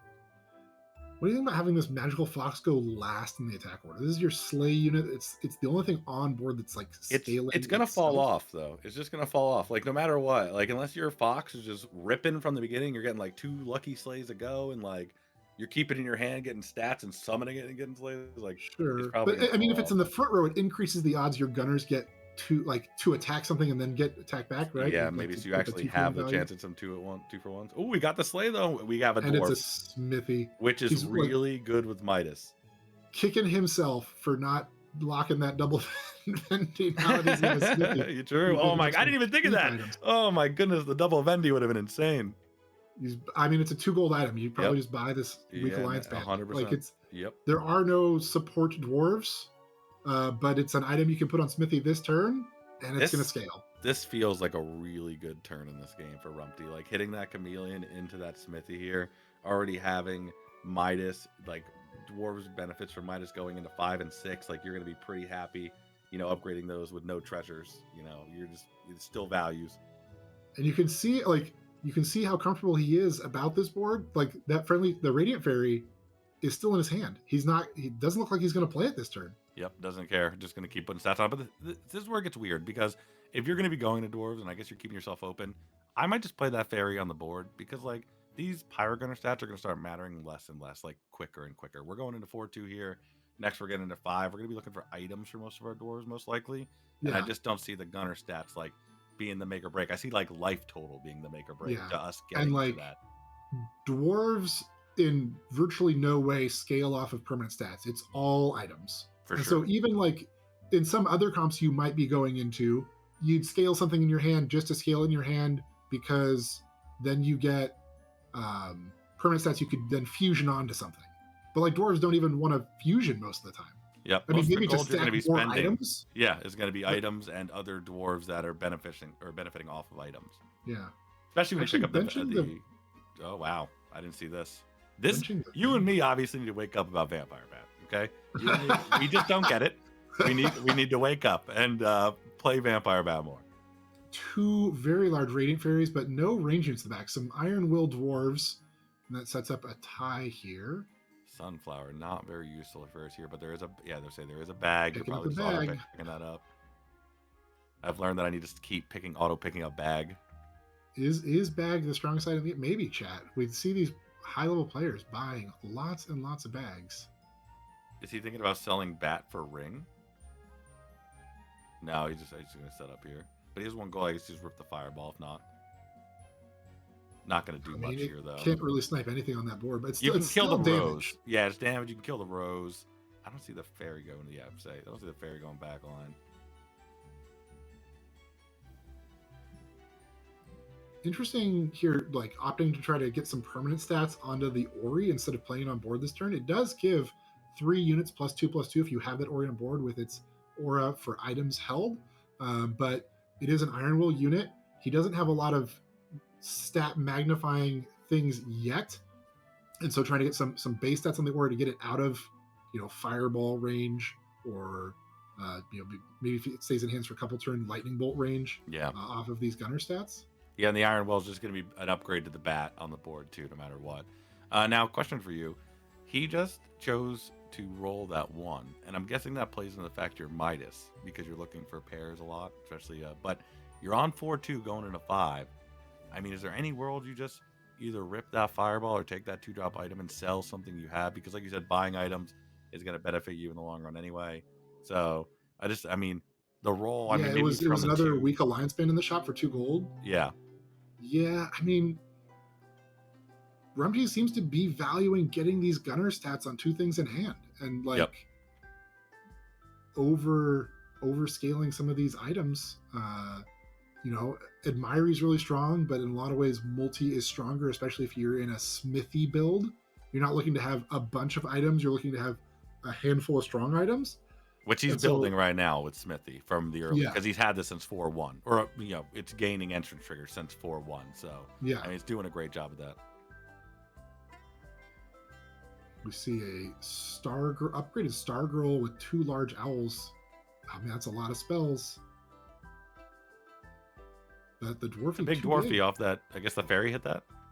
Analyzed down to 1 HP, and somebody's already been knocked out of the lobby going into 5-0.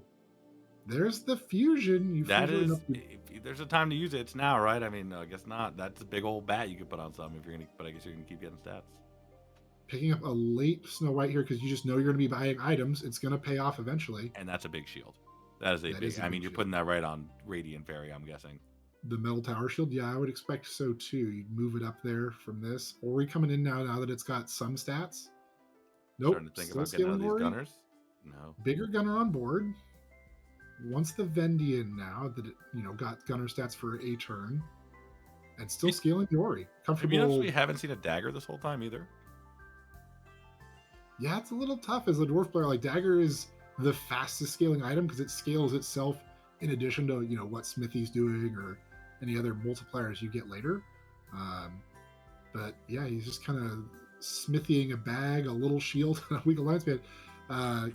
Maybe you move the tower shield to the smithy, add to those stats a little faster. He's doing that. That's something you always told me, is that I should be, because I'm for some reason in my head I see like a 2-drop book and a 2-drop band, and I'm like, oh, I want these with stats. And you're like, why don't you just give stats to something that already has stats? Does it make it better? And I'm like, yeah. Oh, maybe especially with the existence of furnace, right?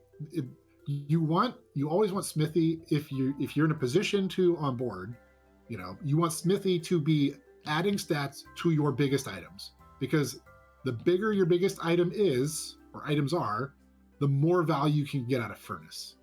And that's like one of the few multipliers outside of picking up a multi. But like, if you can furnace those items into another item and then get a multi, it's a double multiplier. It's just always bigger value to have those big items.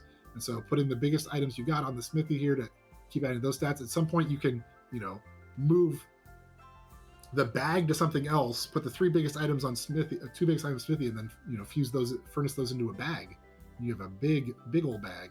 Yeah, we were talking about the no daggers yet, but this smithy on 4.1, I guess, is what helped us with the scaling. Because without that too, we'd be in a weird spot here. No dagger, no smithy. I mean, we'd have to be looking for it on 5.0, but we'd be really behind in gaining stats. There's a smithy. Speaking of smithy, there's a hammer here. You can give another +2/+2 to those 3 items.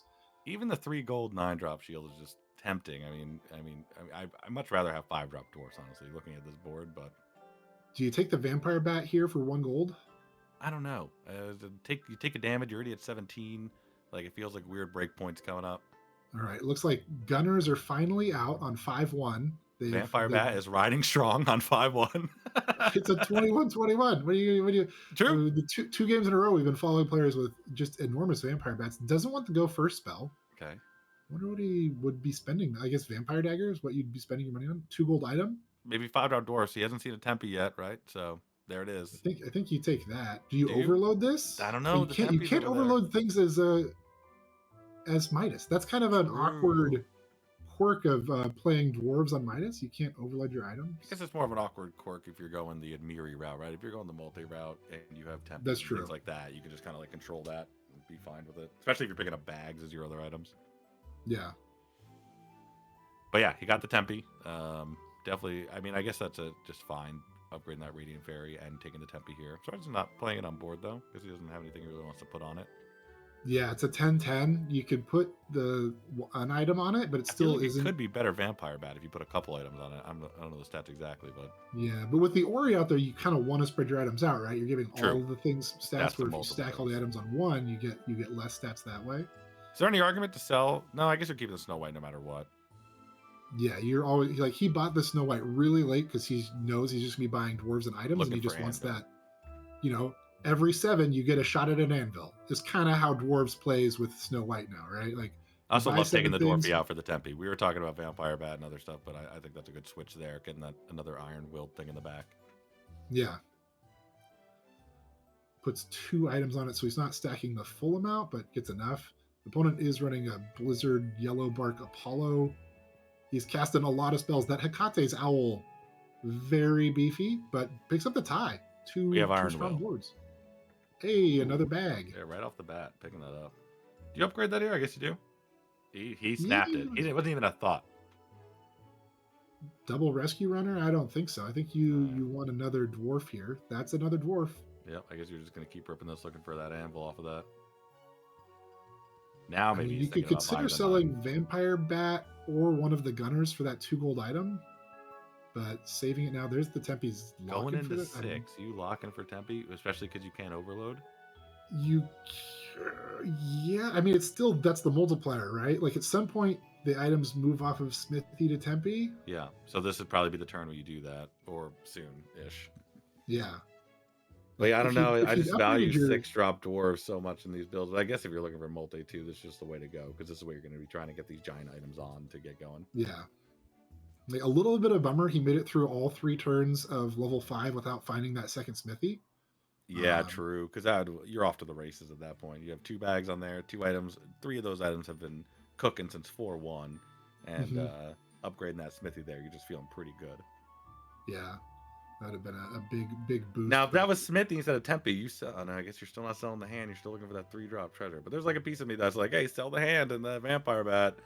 You know, if it was Smithy. I don't know about Tempe here. I mean, you could probably. I don't think you'd sell the Snow White, but you could sell like the 2 Gunners, the Dwarfy, and an item. Yeah, one of the Vampire Bat. That's what I thought about. Because if that was Smithy, I just feel like maybe you're just prioritizing those stats so much, especially going upgraded right here. Yeah, because we're not really like, Rumty here has 7 items. It's like Admirey is not a big swing here. Like this is more of a multi-angle than it is Admirey. Like you'd still buy Admirey. It's still great stats. It's still better than a couple of things on the board for sure. But it's not the big spike. This isn't a go wide dwarves. This is a go tall dwarves. Yeah, and at the same time too, this isn't like the normal dwarves problem where you're going to be upgrading dwarves and losing spots on the board here going into 6. You're just going to keep retaining the same spot. So I mean, I still like him keeping that dwarf in hand, I guess, and not selling it. So you have dwarves if you pick up Admirey along the way here. Well, a little safer to have extra dwarves on the bench. I mean, always in dwarves, if you end up in a kind of an Admirey comp, you want to have a full bench because you want to be able to put items on stuff on your bench. Yeah, Roll heard that we wanted to see an upgraded Smithy, so he got one of those and a regular one on his board. There's the upgrade on Tempe. 10 gold left this turn. Doesn't buy a 2 gold item. Super Vamp Dagger is in. Beans? Every day, I'm guessing? You're on Midas. I didn't even think about it. There's none of these do. I mean, Wizard Hat. I don't dislike Wizard Hat. There are some spells that you would cast as a dwarf player. And I guess if you're keeping Snow White in your hand, you don't want to take Bean because then you're just pushing yourself out of the anvil race, right? Yeah. But picks up a Super Vampire Dagger and a normal Vampire Dagger this turn. And yeah, went from no dagger in the game to 2 in the same turn on 6-0. We're just ready to go. I mean, this Tempe could be a lot bigger than this. Yeah, he's going to steal stats from the Magical Fox for a couple turns. It just doesn't make sense to put that on the Tempe here yet. Put it on the Fox. The Fox has a lot of stats you want to steal. Doesn't really matter if it's losing permanent stats because it's coming out anyways. You're not fusing probably as a dwarf player. Unless it's Magical Fox with a dagger and you can't really overload on Midas, right? You can use that to get yourself like a halfway overload on one of those. He does hedge a little bit here. He moved one of the bigger items he was cooking off the Tempe, off the Smithy onto his Tempe. Oh, this is what I was thinking, putting the dagger on the Smithy because I mean you made a good point with Magical Fox, so you don't care about the stats. It's probably going to come out soon, so you can steal from it for a couple turns. But if you wanted to keep building on that, knowing it's going to go on Tempe, I thought maybe putting it on the Smithy. And there swaps an item off of Ori. This is a little scary. The opponent does have a large flying unit in 1. Oh no, that was the spell for flying, so it probably won't have it this turn. So the Ori feels a little bit safer. Ori is giving, a fair amount of stats here, like 16/16 to the board from its aura. And small update, Vampire Bat, still on the board, 6.0, ready to go. Yeah. That fairy hit the Tempe.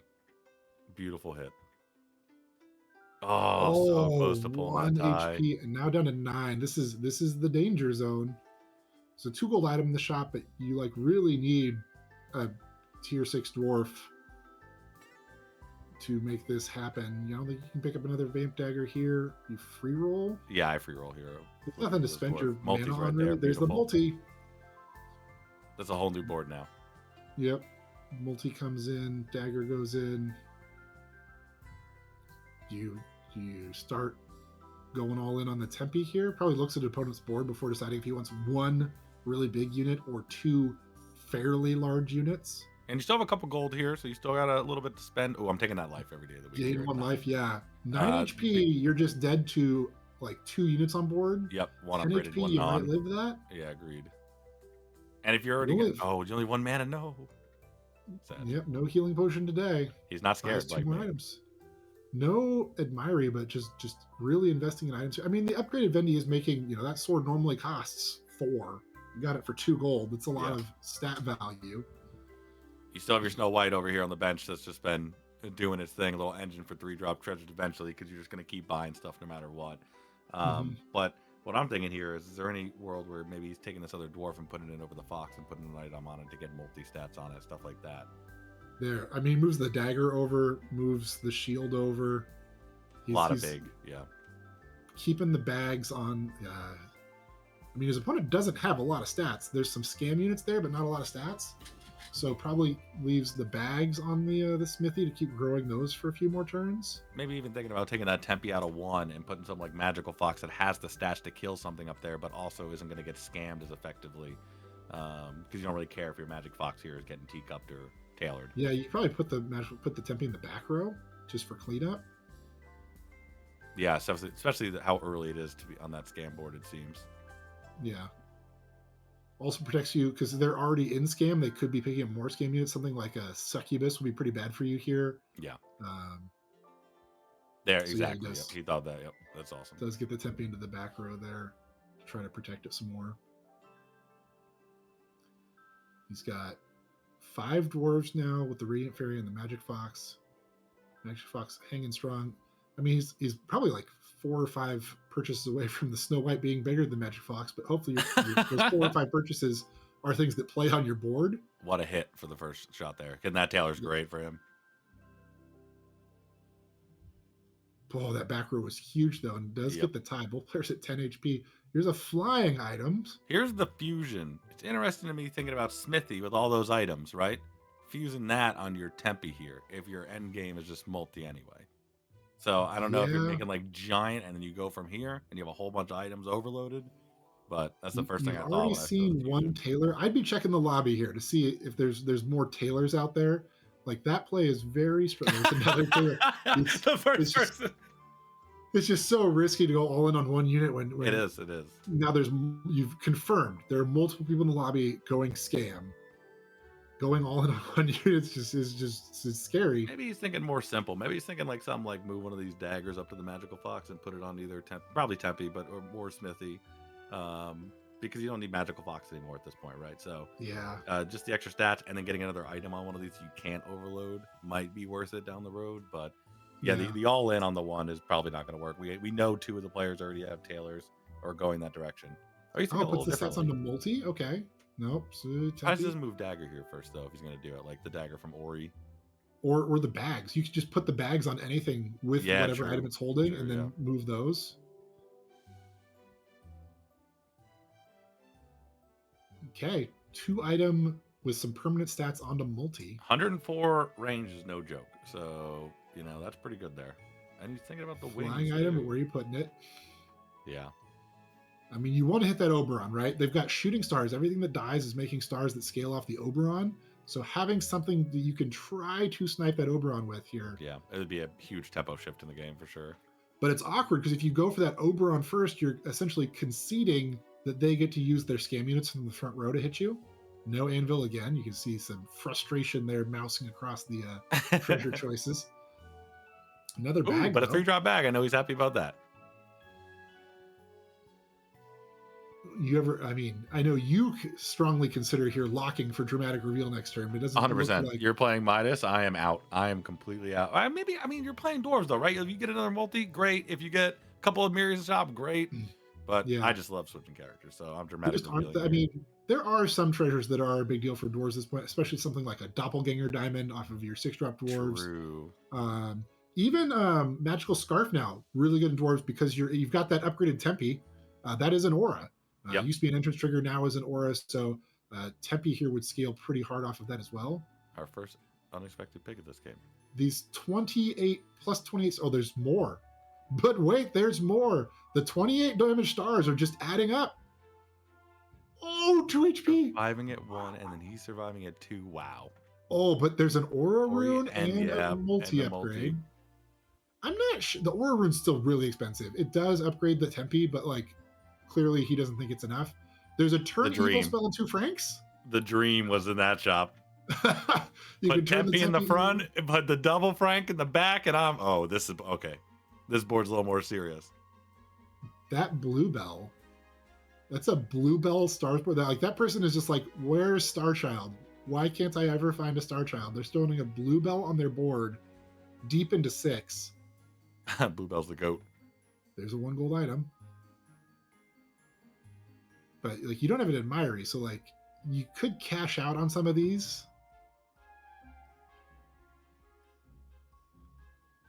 Yeah, now he's putting the tempe in 1 with flying to try to hit that even more important in this matchup to hit that Oberon. Yeah. There's no scam unit in the front row to trade back into you really efficiently.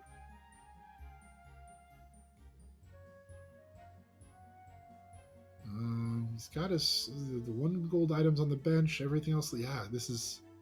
Do you think all the players in this tournament, they have like an inside gig going on where they don't sell Vampire Bat no matter what? Vampire Bat just has to ride. Like if you buy one, you have to bring it to the finish line regardless. I mean, Iron Will is strong. It's like you keep giving it. Like, I don't know. We still got it. In my brain, you're just like 3. I guess the extra +1/+2 just makes it like it's less vulnerable than Elaine in those mid turns when people maybe blizzarding you. But like it just seems like Elaine should do that better. But we're seeing Vampire Bats do it. We are seeing Vampire Bat. And, I'm starting to realize I don't win many games because I don't buy Vampire Bat or Elaine. So, we seem to be swinging and missing on our early game. Yeah, no. Vampire Bat, clearly higher rated by most of these players than Beast, which is a unit that opens up and gives you treasure lines, can scale into the late game if you turn it good. But these 2 battlers, this is top 4 now. These are both top 4, and this is kind of the fight for 4th. It didn't even take out the bluebell. The tempe couldn't kill the bluebell. The tempe couldn't kill the bluebell. And he's got a Chrono Crystal over there. He is setting himself up here for a finish. So that was an elimination. We're going to be jumping over to who was it that just knocked? Yoshi? Is that Yoshi? I think so. Yeah, I think we're popping over to Yoshi.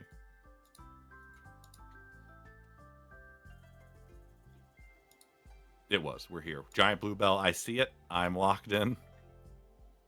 Production will be following us in here shortly to grab Yoshitsune's Otsuku's live feed of this boost star comp where Bluebell is a 500. Oh my goodness. Did you see that?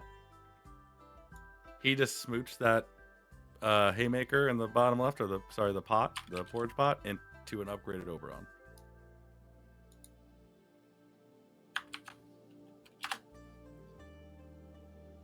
All right, we should have the live feed now for everybody out there. There's a Gwen in the shop. Picks it up. Yeah, now I know a lot of other players are just like me out here, where it is these kind of boards are a little bit confusing on what's going on overall. He's got 2 upgraded pirate cooks. That's what those symbols are. So anytime he buys a pirate or a farmer, there are 4 eggs in the shop. No biggie. Just 4 eggs hanging out there.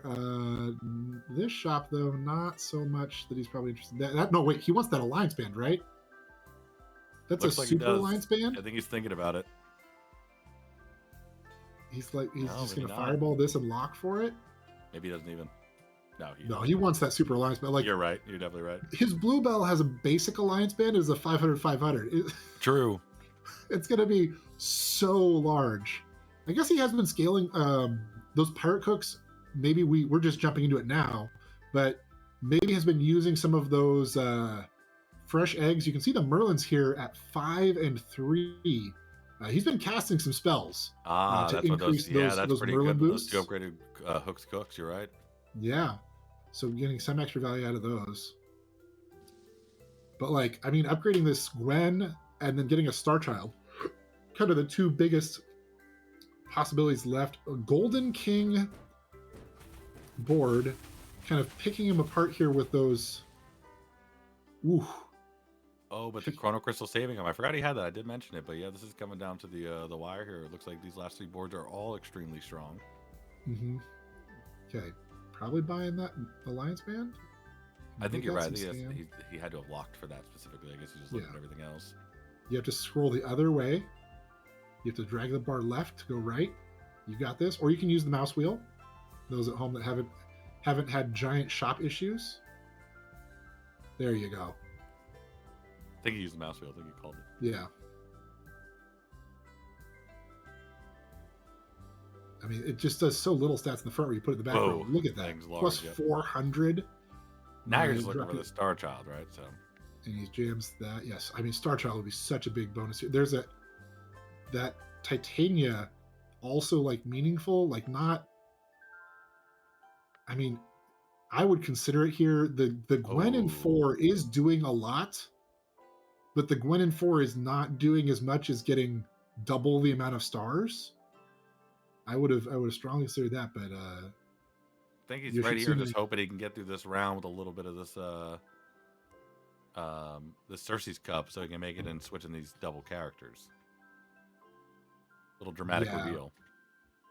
Because he's getting I mean, Demeter's scaling things a little bit, but like at this stage of the game, the Demeter and being under 6 HP, 8 HP, you're not getting any more free upgrades. So yeah, double switch here could hit something like extra life, could hit something like quad stats off of Hercules.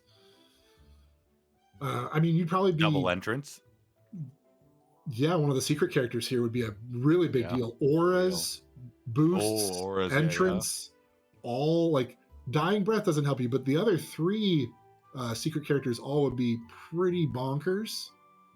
And I see the conspiracies that you're lower. You have to be at lower health to get them. So yeah, and even something like if he swapped heroes into Midas just to upgrade this second Gwen, like that's still a meaningful change.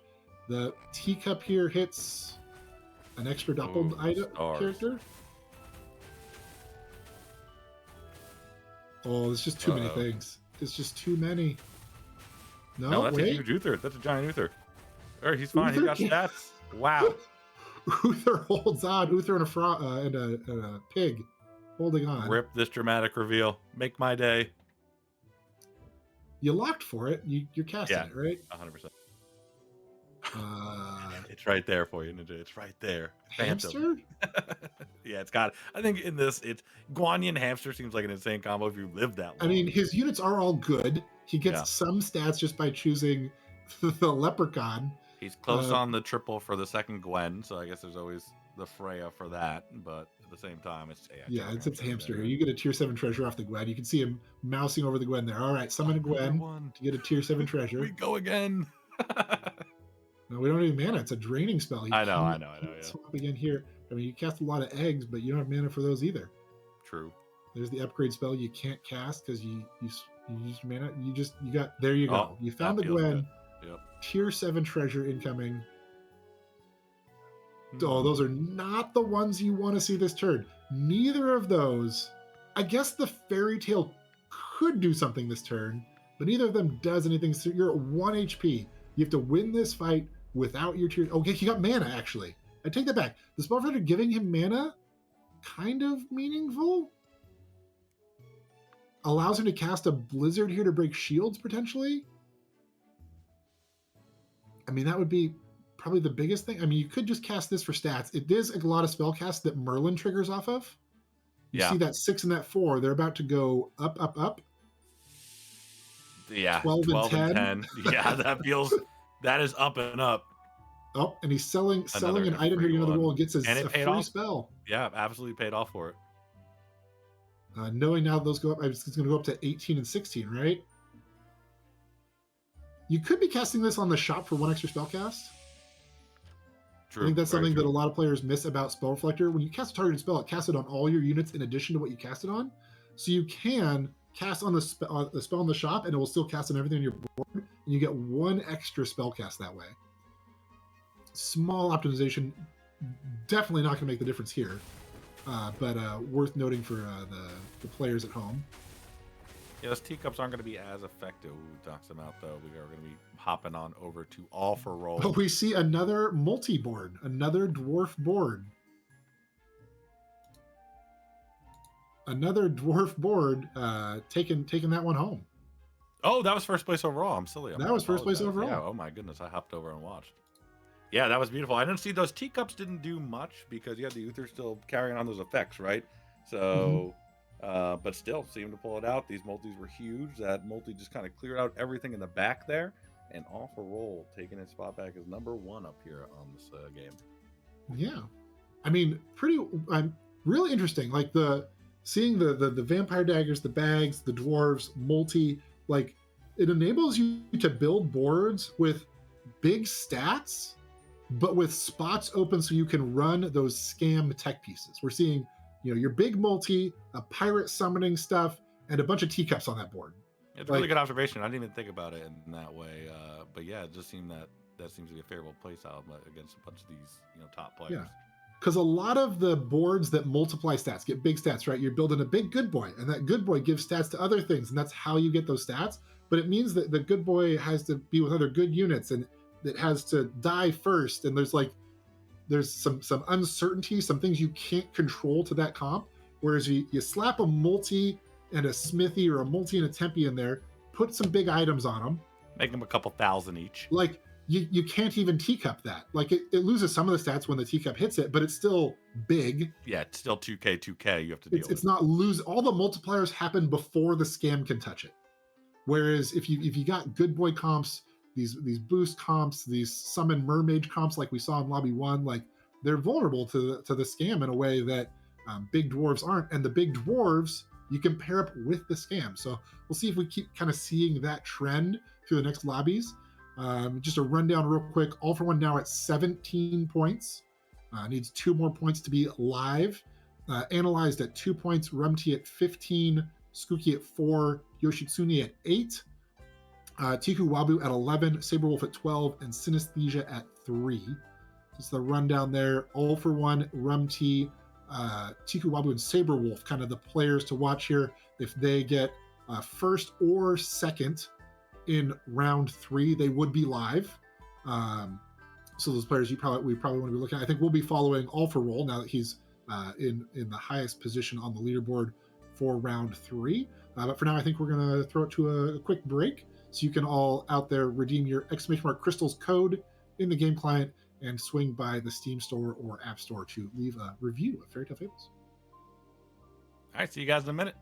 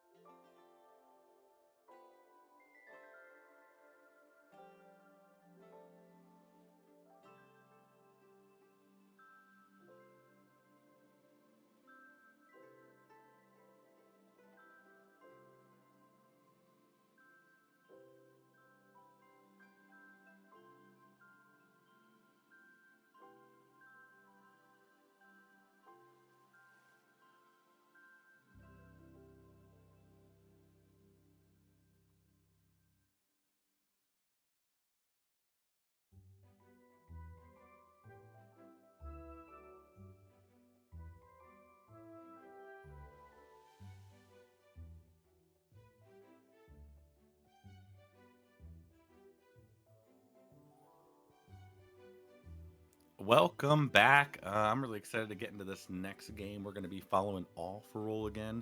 And what we're seeing through these first couple games is dwarfs are playing a big part in who's at the end of these games and who's winning these lobbies. I don't know if I expected that, honestly. Ninja, did you? I mean, no, not the way that it's being played, but it kind of makes sense. The way that those units interact and the consistency. You don't always see a character in your shop you want to buy, but there's always an item there. And so being able to spend your gold on something means that you're not wasting gold rolling.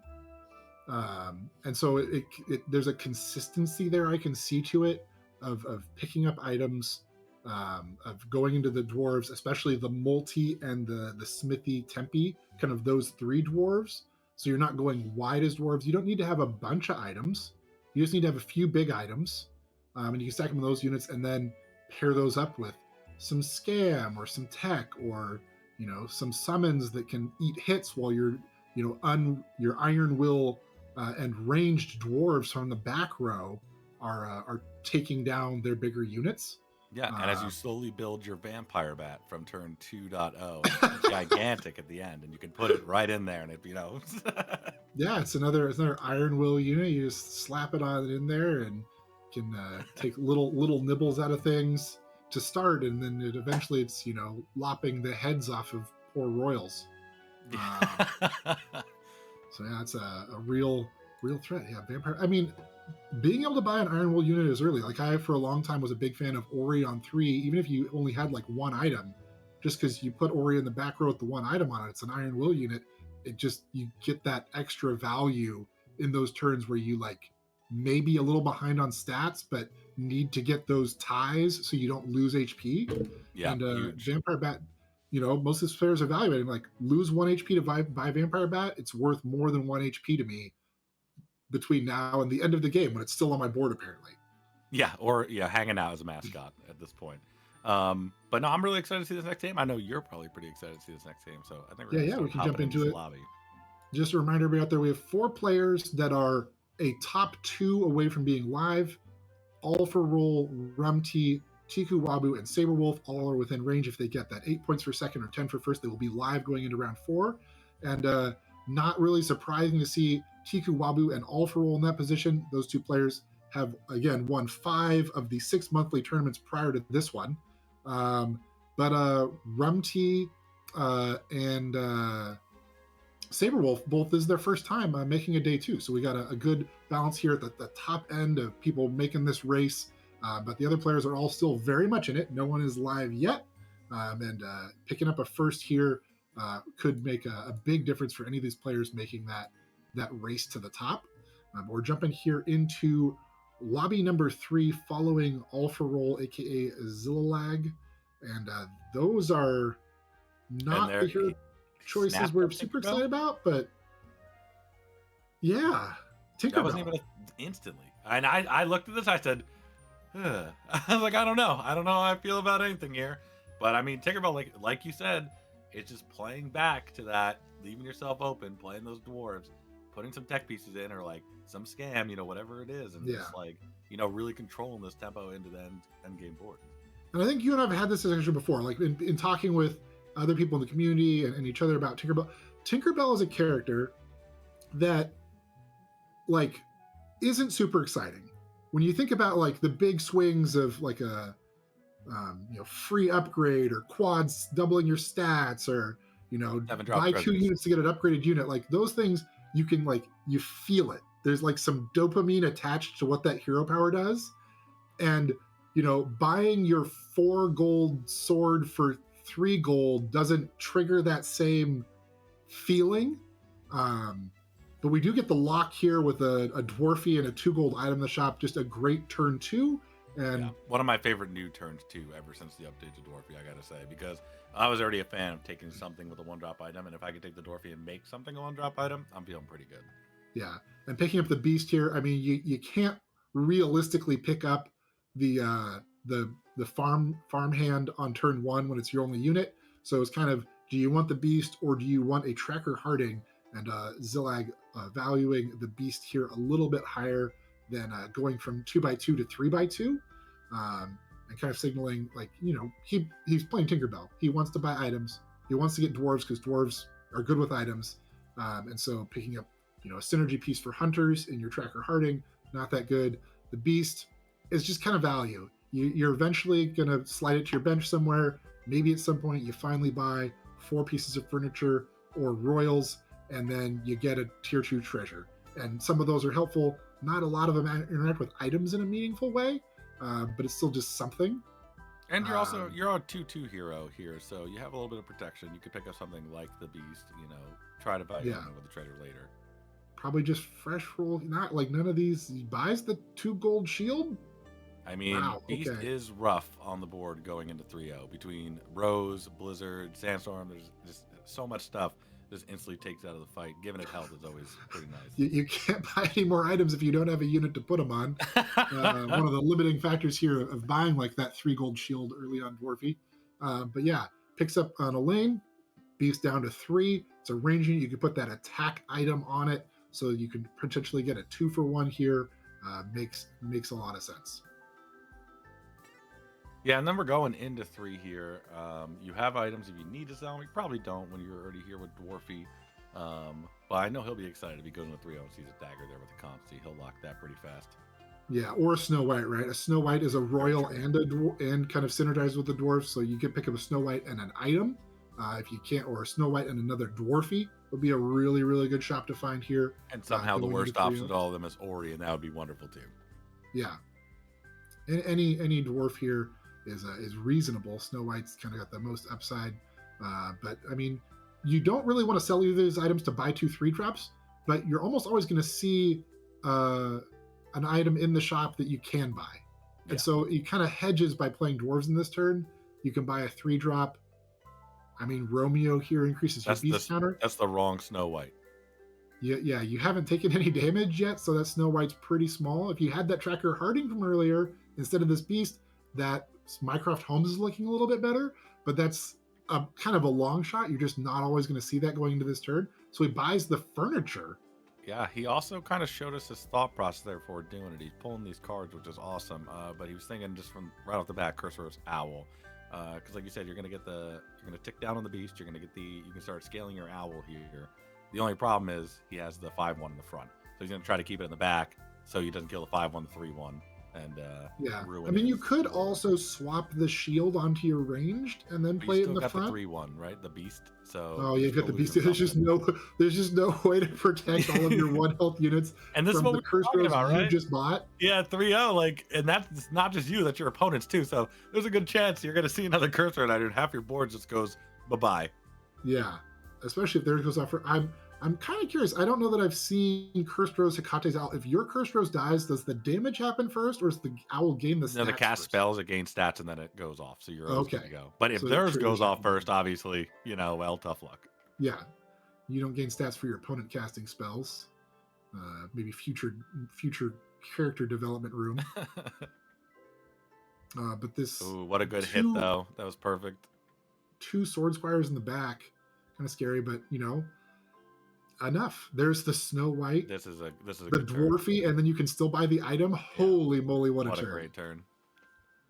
And at this point, I mean, I guess you're still he's thinking about it now. Rose all the way in the back. It's not doing much for you, but you can just kind of slide over the Dwarfy, keep the Curse Rose and the Owl all the way in the back. Whoa, okay, never mind. He says, you know what?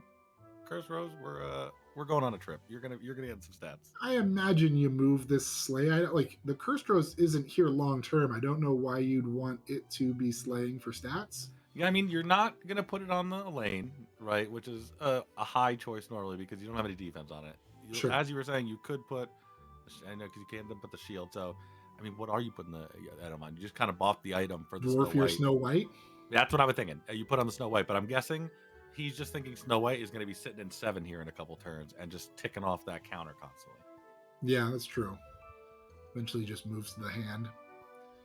But you made a good point. Like, Curse Rose is not going to come with you. But at the end of the day, like, what else is going to sit in 5, I guess, is the other thing. Yeah. Like, where you're going to get any value on it. Because you can't move either the Dwarfies there.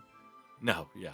Because then the Cursed Rose is in the front. Yeah. And half your board just gets wiped by Kind of a Sand process of Storm. elimination. There's no good option here, but like this is the Owl's not big enough to have it pay off, and that dies before the Cursors anyway. He may so also have looked at his opponent's board, and I wasn't paying enough attention. And 6 is an important breakpoint here. Like having 6 attack on the Rose increases the odds it slays something meaningful, like that back row Smiling Sprout with 5 HP. Sprout, true. But 6 isn't quite. It got it. It was enough. Yep, beautiful. That's obviously the math that got done there. You know. All for rolls definitely calculate that out. We're gonna get down to the point where that's exactly 5 HP. Dwarfier, beautiful, easy buy. You get another one. Wait. Out of the shop. Why'd the Cursed Rose gain an attack off that? Did it? Yeah. I didn't even It was realize. at 6 and it went to 7. The attack and the spell, like it triggered the slay somehow? Is that how that works? I mean, something happened there. You're in the end combat step still. You buy the plant, sell the plant. Nope. And then do this. Just cobbled roads here. Beautiful. He's got a brooch as well, kind of hedging on selling stuff. Yeah, there you go. You pick up. You definitely want that brooch because you have. You definitely want the potato because you have the brooch. Yeah, and selling something before and setting yourself up for next turn is also pretty good here. He's got a support now, so the Alliance Band is turned on, giving some extra stats. Yeah, that means now he can play that Curse Rose in the front and not have to worry about his Elaine or his Beast going down here. He's already figured that out. Yeah. Opponent has a Sometimes I yellow just play bark, potato though. in front row and leave a 6. Do you take the Cursed Rose out here because your opponent has a yellow bark? I guess I didn't see enough of the rest of the board to make the call, but there's definitely a part of me that says yes, but you already have a hot potato on the board. You already have a Beast at a 6/2. The rest of your board isn't looking that, that's safe. So you just need that extra 1 damage across the board? Honestly, and the 5/2, I might just be taking that, you know what I'm saying? The thing I'm worried about here, your opponent has a yellow bark. They have a real chance of picking up a Cursed Rose this turn. That's exactly what I'm worried about. That melts your Rapunzel's Prince here, which would be pretty scary. But no Blizzard or Cursed Rose coming out here from Tiku Wabu. So just 1 damage going out. Your unyielding Iron Will unit still has that 1 HP. That's all it needs. Battle potato gets the tie. Cursed Dagger. This is again on 4. Insta buy the dagger. He was ready to go. Not even a second thought here. Still got a free roll 2 here. Vendi is here. Do you sell 1 item before you sell this hot potato to get the bonus gold? You have to give up an item to do it. Or not. Another Vamp Dagger. Looking at this saloon here, he's got You +6. could sell the rat into the potato and be, still get this brooch off, be fine. Nope, rolls again. I just pick up Husky here, right? Nope, he's going for it. There's a bag. Sells the potato to get a bag. Yep, very happy about that, I'm guessing. No, Duelist? Heavy? Bag? I mean, Heavy's more efficient. You can lock for the bag. Right? It's better to spend the 4 gold this turn. Yeah. You don't have anything that scales off the bag. You don't have. If that's popping here too, I guess that makes a pretty good sense. You could also skip here and sell 1 more thing. Skip here and sell the Cursed Rose for something. But I mean, Wizard's Hat is just value. You're already a character that's getting value whenever you're buying items. Having extra value whenever you cast spells is also nice here. And you can see that's kind of where All for Roll is leaning here. Yeah, you have a weak slay charm, but that's like not enough really to really bank into the moon. But no, he actually does skip that, sells 1 item to pick up the bag. Because now you can stack 3 items on the Heavy. But locking, I don't think he's gonna lock here, right? I think you unlock.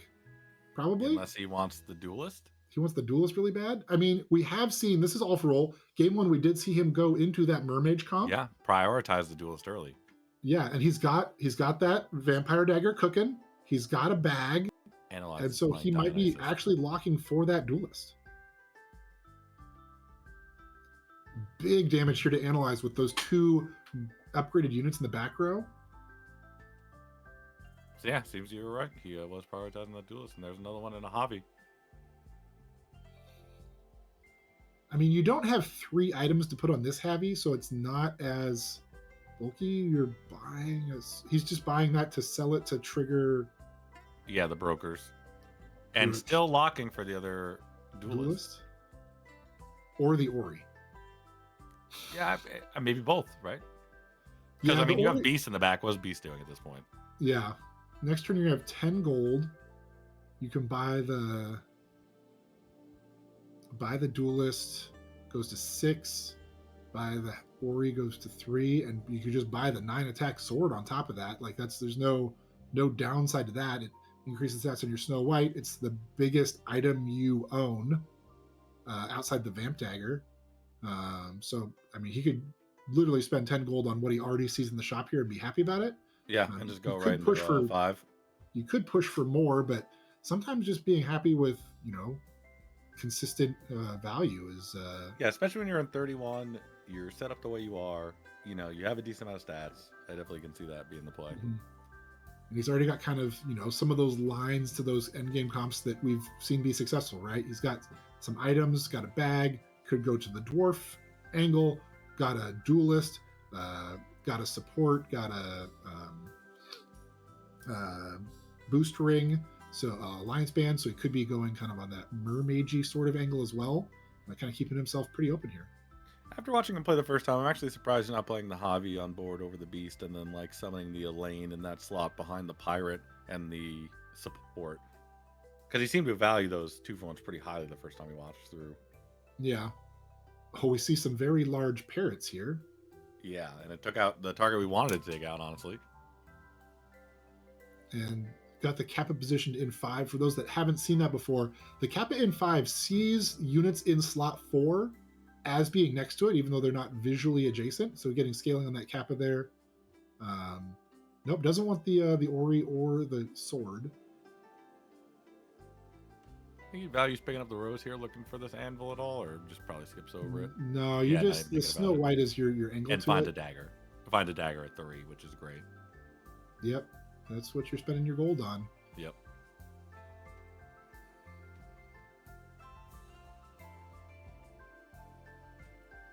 Moving his items around here, some. Is that a new alert style I haven't seen yet? Where the character cannot have more items. It's like a little scroll that came out. I'm not sure. I didn't see exactly when that's happening. I was trying to figure out his positioning on board. He's double duelist chaining into the Javi. The Beast in 7 still feels kind of out of place. We got the quest complete. We got a Broker's Brooch that has generated 2 gold for us so far and is about to generate a 3rd gold or more if we find a potato. Yeah, that's great. You find potato here. Obviously, you're just setting up looking for that, right? And it just going into 5. Yeah, and it just kind of leans into what you're doing already. Like we started talking about, like Tinkerbell. There's no like huge upswing of the hero power, but 40% cheaper items, especially when you know that these dwarf comps are strong, is just generating extra gold through the game. It lets you roll a couple more times to find the things you're looking for. Lets you buy that vampire dagger on this turn without selling a unit, so you still have that gold for later. Just those little incremental advantages that Tinkerbell generates.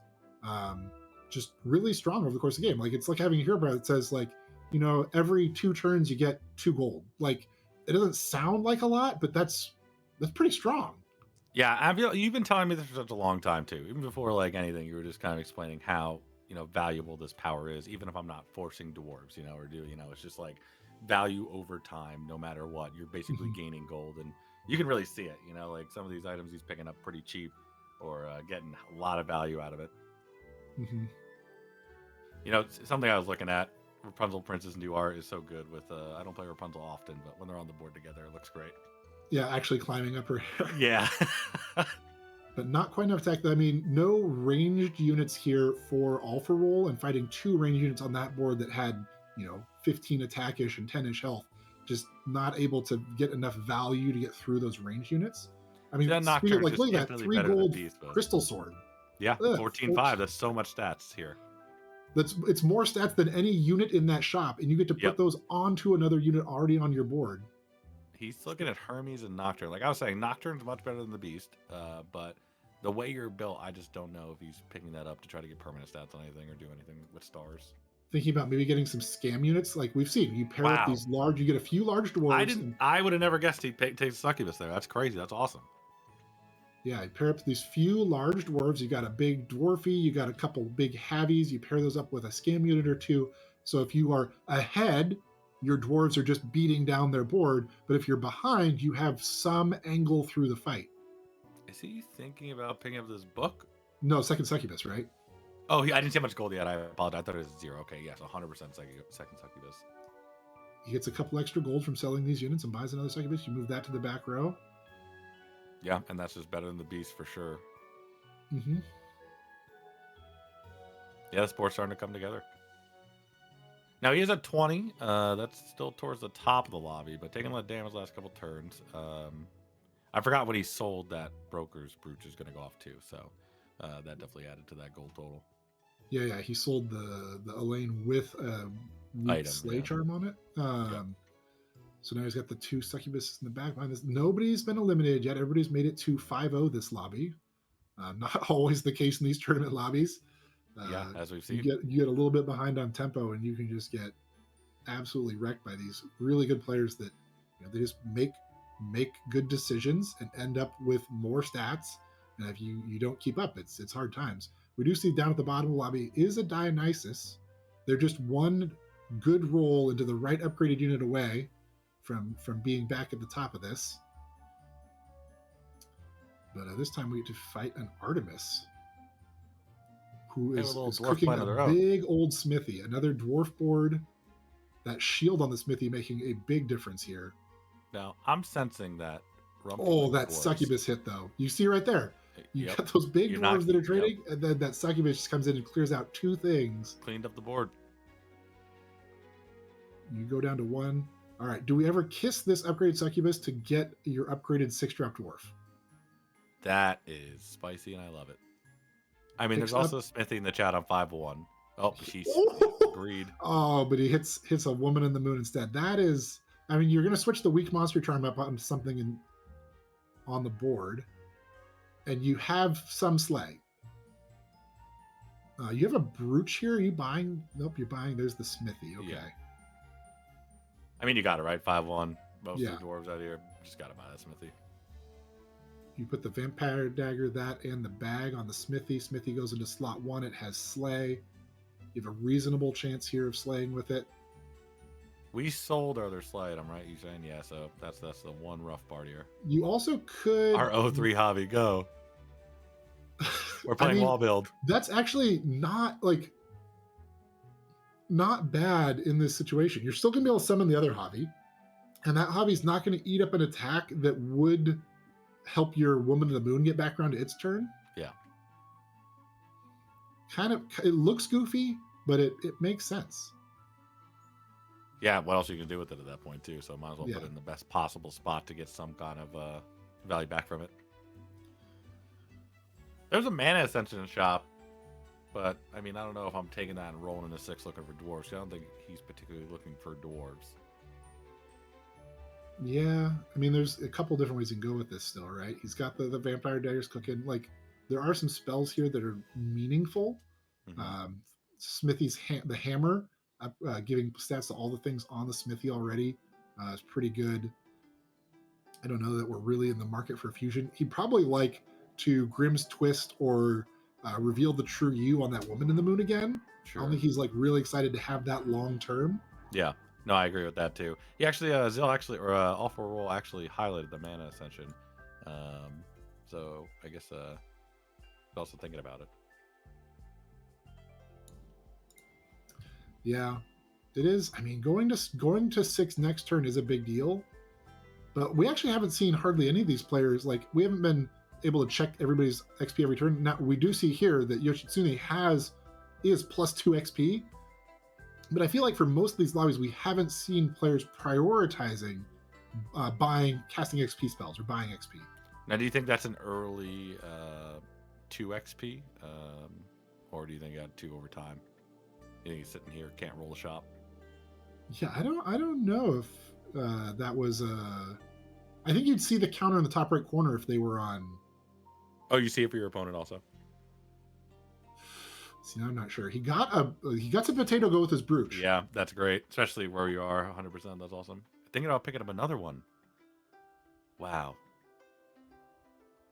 You just buy the 3 gold item here? No, still rolling. I mean, 2 for treasure. You can sell the potato here. You sell the potato and just get out of the brooch.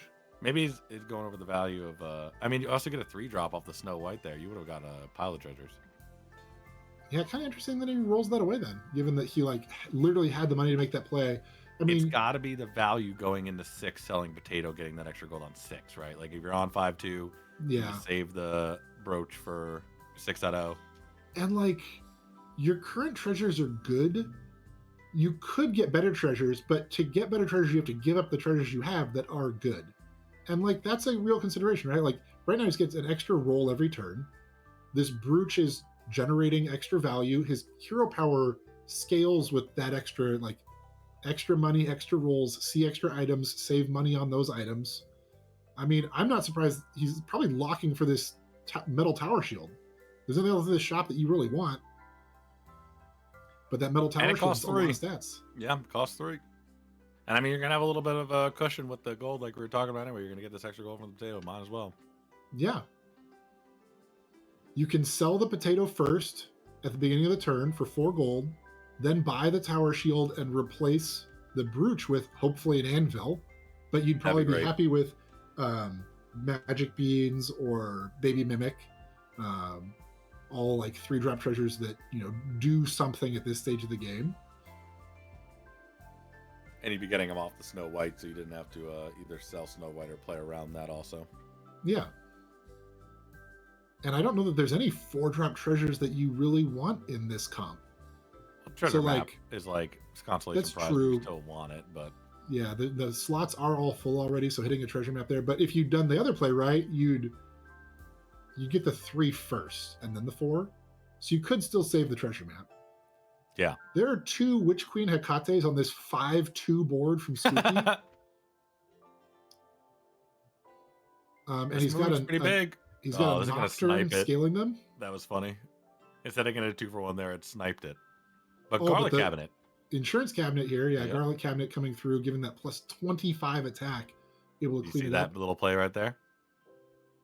Making that Smithy evil. You love to see it. Not using the fusion here. Do you want another succubus? Asmodeus? I mean, you turned your Smithy evil, but I didn't see the Asmodeus coming. I expect that. I mean, there's a magic sword in the shop too. That's a 2210 sword for 4, sure. That's a lot of stats for 4 gold. I think we're. Do you put the band on the or one of the? Yeah, I would say one of these items on the before you sell it. Just for extra, so you get 6 gold out of this. He's checking all the other boards in the lobby. Where are we going? Yeah, I think you want that pretty consistently. Ooh, magic beans, but you didn't sell yet, so you can't get rid of the brooch here. I guess there was nothing else in the shop that excited him, or maybe he would have done it in the opposite order. He knew he was going to get rid of cobble roads and wait on this potato. But now you're in a position where like the potato is worth a lot less next turn. Yeah. Yeah, you have to. So he's just going to sell it for 4. 5 for the smithy. But yeah, why wouldn't he? That's weird. Save the shield. True.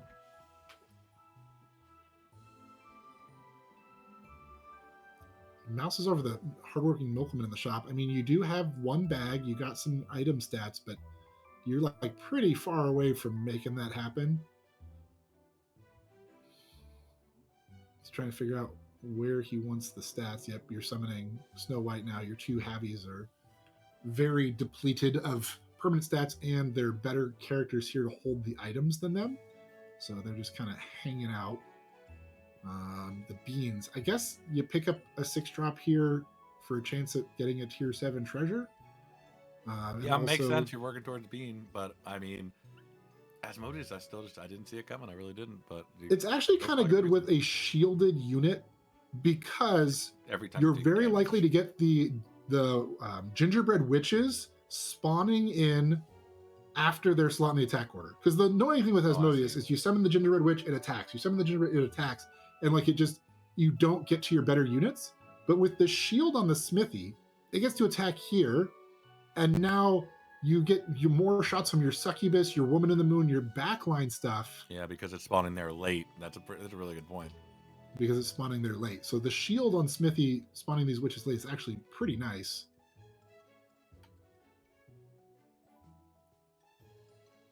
especially with the statue seeing the other side of the board, because it would have easily KO'd like it did right here the switch early, or the succubus Oh, early. doesn't hit the cat queen. Oh, it's cat queen. We got to see the Frankenstein monster upgrade come That out. is a evil upgraded Frankenstein's monster. That's we're gonna need some extra tech here. Kind of, Allfro's been kind of in a weird spot since he kissed that upgraded succubus and it hit this woman in the moon. Like it just hasn't been doing it. She does get the multi here though. That's a big change. Yeah, that feels great. Which Fire rune, nothing here really scales with that. Get a tier 6 treasure off this smithy. You overload the heck out of this thing. Yeah, I think you have to do that at this point. Trying to figure out which items he wants where before he does this overload. And now we have a smithy that's generating a tier 6 treasure. Scarf. Your Asmodeus aura. Oh no! I mean, if you get a Tempe, it's an aura, yeah, but it's like really great. But there's and the not other two a just lot aren't going to do it for you. Yeah, I mean, you could theoretically skip there.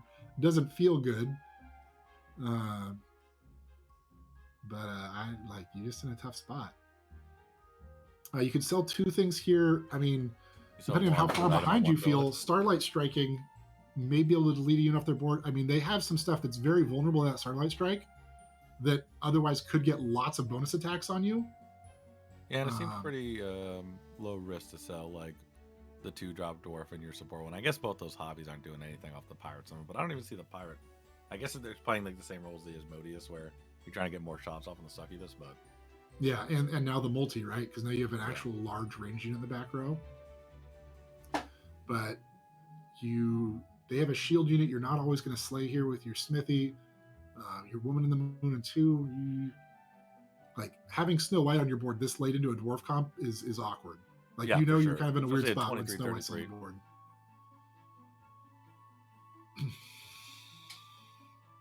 Tiku Wabu, I mean, just Divine Messenger and all the royals, big Kiv in the back row. Hit the chair. That alliance band on that chair. And it's on the chair because he wants the royals in the front to die. But you can see here spawning these working exactly what you were talking about. Late in the attack order, setting this up. And wins that fight, going down, taking this one down to 5 HP. Second Asmodeus, stealth rune also kind of interesting.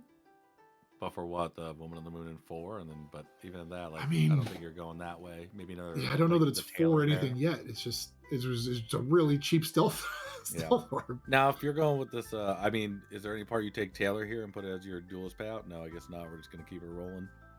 Yeah, he just wants to hit another treasure. I think there's the furnace. There's the furnace, yeah.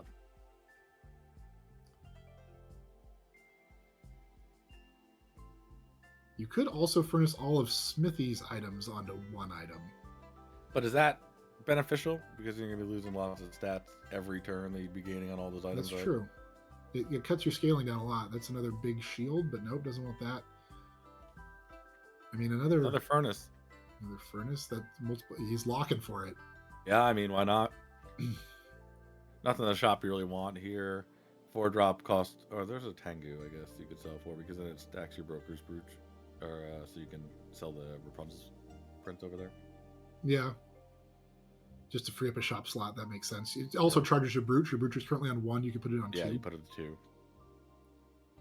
So wouldn't be surprised to see that sell here. You don't really want to waste the 3 gold. You can get something for it, right? If you clear up 1 shop slot, it does something. I'm actually surprised he's putting the second Asmodeus up here in the back and taking the succubus out of the back. Yeah, I mean, I have to look at. We'd have to see the opponent's board if he checks the opponent's board. Why he's running succubus in 1, multi in 5 instead of the other way around. Yeah, because you're already getting the stats when multi comes in, and succubus is going to be getting way more value most likely, unless he saw the board and he's thinking that. If it's like a summons comp where like succubus just isn't going to be that efficient, for sure, yeah, and multi may be able to like kill 2 or 3 things and tank 1 hit. But this delays your smithy slay, which makes your Woman in the Moon more vulnerable. That's what I was thinking too. And also, yeah, you're not going to get value out of Woman in the Moon, even attacking maybe. Like all of that makes it pretty dicey. That's where like I play Asmodeus a lot, so It's definitely one of those things I always have to be careful of. If I want like a very important scam unit and one to go off, I'll generally put it in one like he did. Yep, and see now that we're not getting that late spawning, we're getting it early. So is the opponent though. So we're just trading gingerbread witches. They are going to get 9 of them. That's it. And Ulfrol's only going to get 6. But off of 9 of those, it essentially fully charges his Dr. Frankenstein in the back. Yeah. Stats go onto the Dr. Frankenstein. Kind of awkward. I think he'd rather get those on one of the Asmodeus's because they are Iron Will. But I can see now why he went for this multi in the back. It's a scam. It's like a more resilient to scam, but it does take 2 hits from the... Hey, this worked out though. Gets the tie. Yeah, it does. It cleaned up a couple ranged units. And we're in the top 3 now. He's also playing number 1 in the lobby. Locked for that furnace, so we're coming back into the turn. He's going to be furnacing something again. I'm guessing maybe the dagger, but he also has a 32-20 giant sword over there. Yeah. I mean, is this the time where you just go all in? Nope. He's just going to keep making that one item bigger and keeping it on multi. Double auras, Frank, duelist, double Asmodeus, and a giant evil smithy. Just put it out there. There's a multi and a super bag. Yeah, he's probably loving that. Especially with the 1 to sell right there, easy enough. The super bag just doesn't do much this turn, right? Yeah, it's like sure. It is really good, and it makes that smithy even better eventually. But you're at 9 HP playing the top lobby. Is this the health spell you cast? Going to 10. He's doing some math. There's only 1 upgraded unit in the back row. That 1 HP could be kind of a big deal. He's also looking at the celery tea, maybe? I wouldn't be surprised if he sold down for celery tea. Oh, nope. Gets this instead. 1, 2. That's 2 gold. You got to sell the... Yep. I wonder why he didn't put that on the one before he sold it, though. For the to double up the value from the sell. Yeah. Probably could have made 1 extra gold there. Yeah. Didn't have to sell your last thing there. Oh, he did. Wait, he picked up the Frankenstein's monster. I didn't even catch that. Yeah. You take Scabbard here, Piece of Infinity. Just as much stats as we can get this turn. Go first spell. Which is super valuable. Scabbard would have been a lot of value in 2 turns. But like, you're just not guaranteed those 2 turns. And so we're taking the +4/+4 to everything this turn. There's a flying teacup in 2. We missed on the value. Neither scam unit gets hit. The giant smithy gets zeroed out. No. And now the multi's not ranged. Those are the 2 worst hits. Yep. Just really bad fight RNG here for Ulfrol, but might still have enough to get through Synesthesia's cat comp. It really is going to come down to if he hits the cat queen. Oh no, that cat box in the front is rough. Yeah, these stars are doing lots of damage. Every time another animal pops out, Oberon's attack goes up, which makes these stars all do more damage. And we see the giant Frank there in the back as well. Yep, just too much. Emergency cabinet? Cat queen? No, exactly. So we're going to jump over to... Did Ulfrol take the life? No, did he? I don't know, he didn't. Yeah. He would have lived. All right, we're going to jump over to Synesthesia's stream to keep watching these this top 2. Top 2. I see a Unity treasure up on the screen, and if I remember, there's also a Frank over there. There's an upgraded Frank coming out of the hand. Yep. Behind some cat boxes. I mean, your harp is already turned off. Oh, he seemed to have skipped it.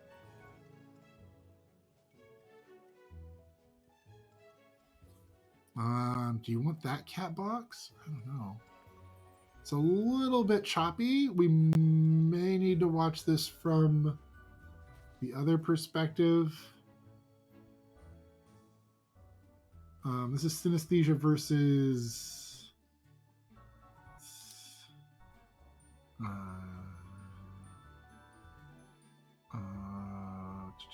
Saberwolf. Yeah, let's jump over to Saberwolf's. Yeah, let's go check so that it'll be a out. little cleaner. These players are all trying to stream this to us in Discord. Not everybody has as good of an internet connection. And some of them are playing on mobile, which just is an extra challenge to stream from your mobile client. So we'll jump over to Saberwolves for this top 2. And it's a familiar looking board, but there's just 12 more Asmodeus on this one. And didn't find the upgraded Dr. Frankenstein yet. We do see a Pandora's box. And I don't see any or Frankenstein's monsters either. I mean, that It's would be on pretty 2, valuable which here. means that it summons level 4 evil units. It summons a good unit with all of its stats, and then evil units for all the open spots that are up to 2 plus the number of furniture you bought this game. So I think it can summon up to level 4 evil units to fill all the spots, and then a good unit in its slot. But is he going to be able to summon enough stuff to eat all of these stars? He gets a big retriever and a beast. Not a lot. If you're going to have a build to beat the star build, it's going to be infinite Asmodeus build. Yeah, but he's out of Gingerbread Witch summons. It's just going to come down to the Dr. Frankenstein, right? For sure. Yeah, at this point. And there's a lot of stuff left over there, like you were saying. This is doesn't hit the mirror on the Frankenstein's monster, and that is GG for lobby number 3, Saberwolf. Yeah, that's taking home early, the taking out that box early, and then spawning what it did. It just didn't get there at the end, but he was very close to that board being very strong. Yeah, he got 3 mirrors, but none of the mirrors hit any of the big stat units, and so it just wasn't going to be enough. We'll get updated point totals here in just a second for you as these last 2 players get theirs locked in. It looks like we have 2 players who are live going into lobby number 4. Those are All for Roll and Saberwolf. They're now over the 19-point threshold. So if either of them wins this next lobby, we have a champion. Other players getting close. Rumty and Tiku Wabu at 16, and Synesthesia now at 13 off of getting that 10 points for first place. So the few people that with a good finish in round 4 would be live, but we are looking specifically at All for Roll and Saberwolf. I think we'll be following All for Roll to start this lobby. He has the most points and is live. So we're jumping up to All for Rolls, watching his. But I think we're going to take a quick break here between lobby 3 and 4. Give these players a little bit of a mental recuperation period, just a couple minutes, and Moo and I can get some water. Encourage you all out there in the chat to stay hydrated, maybe stand up and move around a little bit. And while you're moving around with your legs, you can also move with your fingers over to the Steam store or App Store on your device and leave a review of Fairy Tale Fables. We'll see you in a little bit.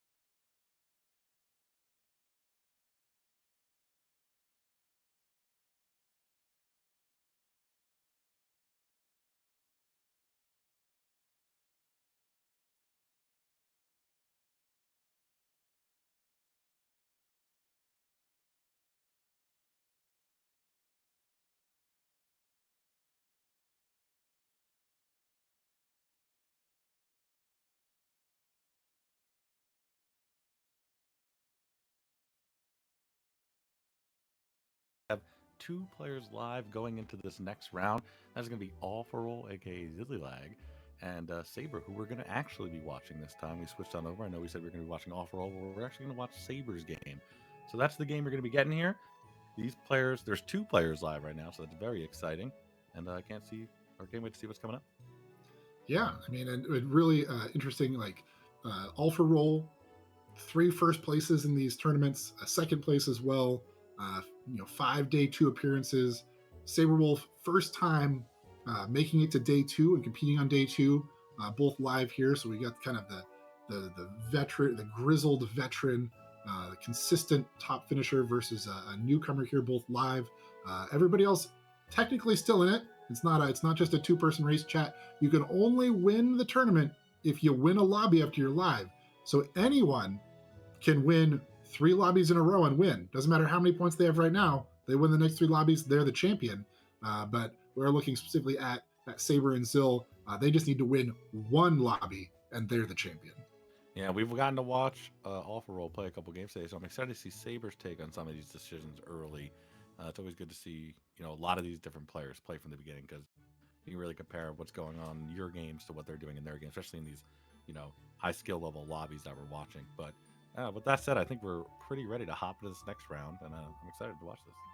Yeah, and we have seen a lot of kind of similar things out of All for Roll. A lot of priority on items and some dwarves, and then some scam pieces mixed into that has been working really well for All for Roll. We saw just that very end of that last game where Saberwolf was running a Shooting Stars Oberon summons comp. There were no dwarves to be seen, no meaningful items, just shooting 70, 80, 90 damage stars for every unit that died on his board. A viable way to build. Look at this beautiful hero select. Yeah, both Moo and I have Treasure Hamster in our top 3, and I think we both have Phantom in our top 3 or 5. Yeah, top 4. Yeah, that's exactly right there. So you're right there. So we'd both be very happy with these options. Yeah, being live, looking at this. Saberwolf mousing across, looking at maybe Phantom, maybe Artemis. I don't know how you could possibly choose Artemis out of these, but some people really like that. And we're talking about tournament lobbies are very tempo heavy, more so than ladder lobbies. And Artemis is a tempo hero. It doubles up. He just locked in Artemis over Hamster. Like, what? See, this is why I don't do well in high level gameplay lobbies, obviously, because I was salivating. Starting on round 1, Saberwolf has a hero power that does something. That is meaningful. It doesn't look like there's any 0 attack heroes in this lobby, but realistically, you could do damage to somebody on turn 1 with this play if they have a 0 attack hero. You buy this unit, it kills anything with 3 attack or less, 3 health or less, and you're doing damage. It's tempo. Sometimes you just need tempo. Hamster, it is a payoff, but you have to find those treasures first. Yeah, you make a lot of good points, but I would ignore most of those and lock Hamster probably there. I mean, I love Phantom, super fun, but yeah, Hamster's the way to go for me. But I can't wait to see this, honestly. There's a 1 gold item. You gotta roll away your 1 gold item. I think I would take the item too. I agree. Buy the item first, then roll. Even if you don't like anything in the shop, which is fair. Elaine's not really that amazing without any other support pieces. The sheep is there, so you might find something better, like a vampire bat. Potato. You also realistically probably want to buy and sell the potato here. If you want to take the potato next turn instead of the vampire bat, sure. You could also sell the potato and baker's rat here to see another shop that you might want to lock. Next turn you have 4 gold, so if you get a shop you like, you just lock for it, buy the things in that shop, you're good to go. Yeah. But Saberwolf hoping to find a better shop and keeping being able to buy 3 units out of it. And he's going to get 2 slays here. That's going to be great for his shop. Yeah, like you're saying, even if you were to pick the vampire bat here or there, you'd have something in slot 2 with the same, ability to not die when coming in and killing one of his creatures, so you'd be able to do damage or hopefully get some tempo out of it. Yeah. Buys dwarf, he buys the sword, sells that, buy the other hot potato. Maybe and save for 3. I mean, buying and selling hot potato, generally good. It does scale if you ever end up buying Apollo later in the game. Every potato you bought and sold scales it. But just going straight for a blue bell and going up to 3x2 hero attack, Does make things like grown-up Hansel on 3 very strong. You'll be at 4/2, making Hansel, what is that? 10/6, 10/5, which is a really good value at a 3 gold unit. And just kind of stabilizing the mid game, having that extra attack, right? You get to do 6 damage now with your attack if you lost the fight.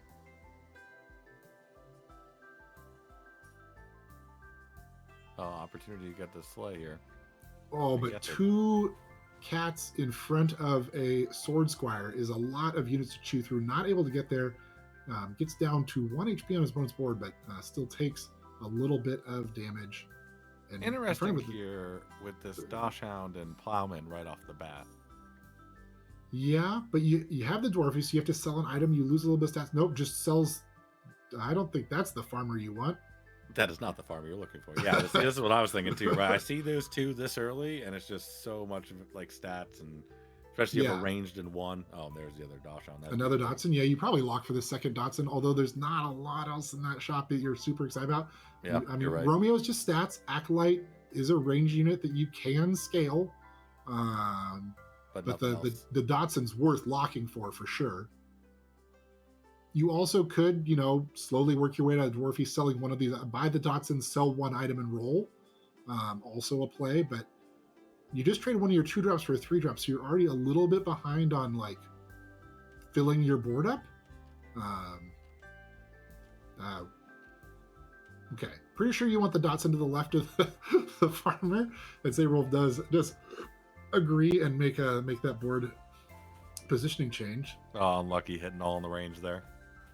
Oh, but he gets so many hits on that Plowman. It's up to 12, 15 now. Yeah, seems pretty good. And it's going to be even bigger once he repositions to get these Dachshund stats on it. And I was hoping with that sleigh from the lizard, he may have picked up something that would have worked. Oh, he does. I forgot they're animals now. So you could just take any of the animals and move it next to it. But yeah, you could Baker's Rat to get the free roll here. You could buy either of those range units, Acolyte or Mycroft Homes. Mycroft scales a little more passively, but looks like you maybe buy the Romeo, maybe roll. If you roll, you can sell 1 item. The Dwarfy's not really doing that much at this point. So selling an item to buy a 3 drop out of the next shop is a real choice. You have no good units on board, so the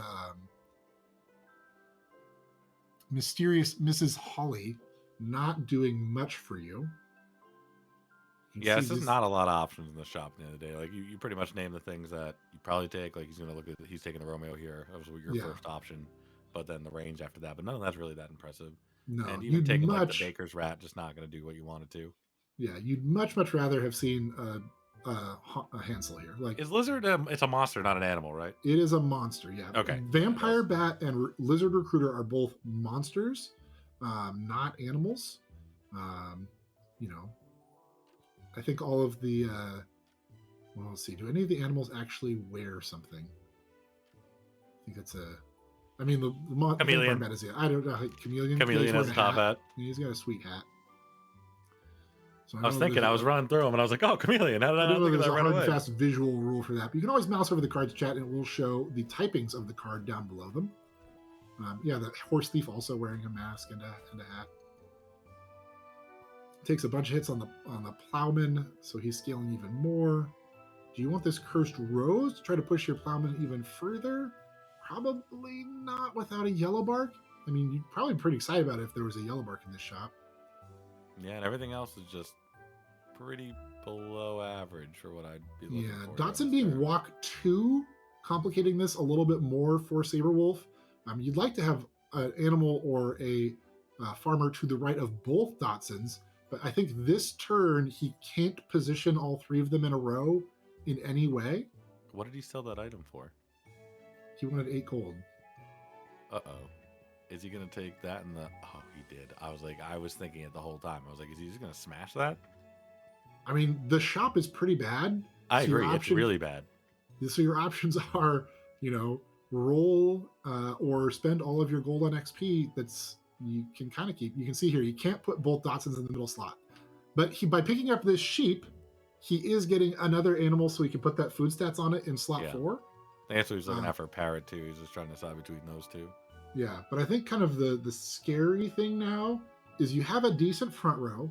Your your farmhand is getting kind of big, but you have a very small back row and none of it's even ranged or iron will. So if they get through that plowman, this whole board just falls apart, which is kind of a scary place to be. He does get that ranged on slot 1, which is meaningful here. That Dotson in slot 1 not dying when it attacks helps a lot, creating maybe a 2-for-1 here.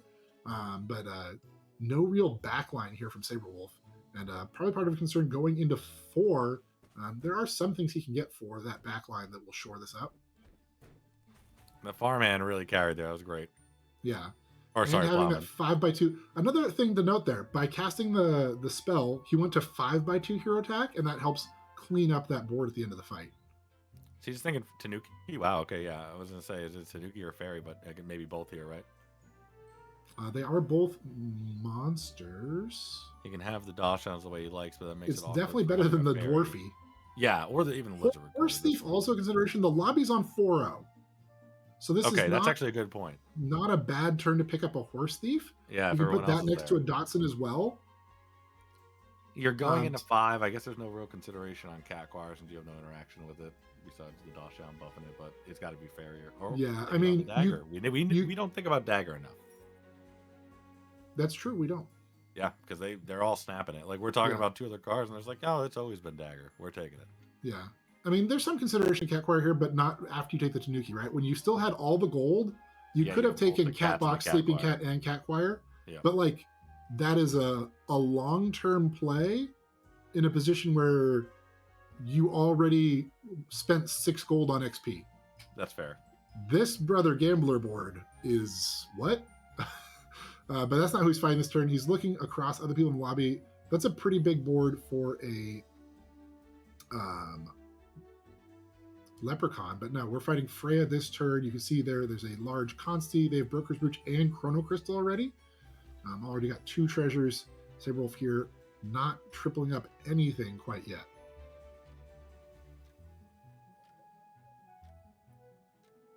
Timer ticking down, going into the fight. Nobody looks like they're that far behind. Looks like a couple people taking a couple of hits, but not much. Nobody's really hurting here on 4-0. And with that Snow White Bride of Dracula, that really shores it up. But only 2x2 2 hero attacks, and so not able to KO. Ooh, 2 Hermes when the lobby's on 4-1. Yeah. You see those coming in a hurry. Oh, no, you don't have the money for that. We got to steal something. Dwarfy, we had a great Tanuki, time. right? Recruiter. Oh, no, yeah, Lizard Recruiter. Positioning kind of awkward here. You put the 2 Dotsons on the farm in the back.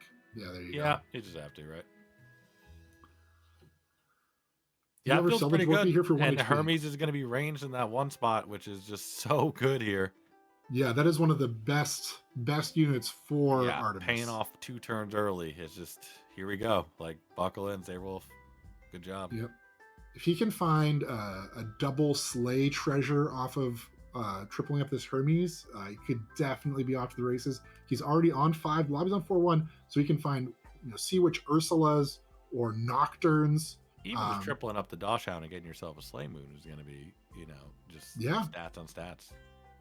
Also consideration. Just anything to keep scaling. Like, Hermes scaling alone is not enough. It's nice, but it's not enough. And so looking for, if you want to transition this into a later game Slay build, you need some kind of multiplier that increases the rate he gains stats. And there are a lot of those. And that's what Saber will be looking for here. Oh, look at the Brothers Gambler. Here we go. A Yuck the Yak, Chameleon, the Vampire Bat, chillin'. Of course, I expect nothing less. Saberwolf didn't buy a Vampire Bat. So, well, it's his first time in the top 8. It must be like a Brotherhood thing, like. I'm just excited to see this Hermes start going off here because this with Artemis so early is just. I hope this works out because it's going to be great. Yeah, it was a lot of stats of this turn and a lot of value as well. So should be able to keep scaling through this. Brothers Gambler, not spending their money. The Yak, actually, the Hermes in 1 gets no slays. That's crazy. Super Vampire Dagger? I mean, from what we've seen, the top players who really love these vampire daggers. So I wouldn't even blink at this Nope, point. he's They willing to took 'em. spend a roll here. Looking for Sea Witch, right? You just got to be. You didn't hit Sea Witch anything. or Nocturne or just Yeah. something else that like gives you more stats than third Hermes. Thinking Takes about the a dag. XP. Yeah, I mean, doesn't want to roll again, right? You only get 3 rolls before you lose that XP. Wants to go to 6 next turn. I mean, you check the opponent's board here, right? Is 18 enough to get a sleigh on this board? Oh, he's checking the whole lobby. I didn't catch to see. I mean, with that last fight, like, this lobby's pretty close. He's at 18 health, but he fell to last place off of taking that damage last fight. So nobody's like, this is probably the most even lobby we've seen so far. Most of the lobbies we've seen people pretty much dead. Yeah, going into on 5-0. Yep. And now everybody's got at least 18 HP. It's a little closer, but there was, when he first checked that amateur's board, there was a large smiling sprout over there. I saw that one, Craig. Yeah. There's a chance that he gets kind of stuffed here again, which is just rough. When you spent It'd be absolutely brutal to be this far ahead and still be getting stuffed on these Hermes. But that's what you're saying, like, these lobbies are no joke. The tempo's fast, like things are getting big quick. Mm-hmm. Now, thankfully, doesn't look like anything over there that can stop both of his Hermes from getting sleighs. So he's always going to get at least one of them scaling here. So he's got that going for him. I mean, just miss, like, that tree is going to be at 32 health this turn. It was at 28, so it'll be 32 this turn. So no real way to get his this Hermes into range to get that sleigh. But moves the bigger one into 1, just trying to make sure he gets that extra value from the big attack being ranged. Yeah, try to guarantee up at least one of the sleighs hidden. Yeah.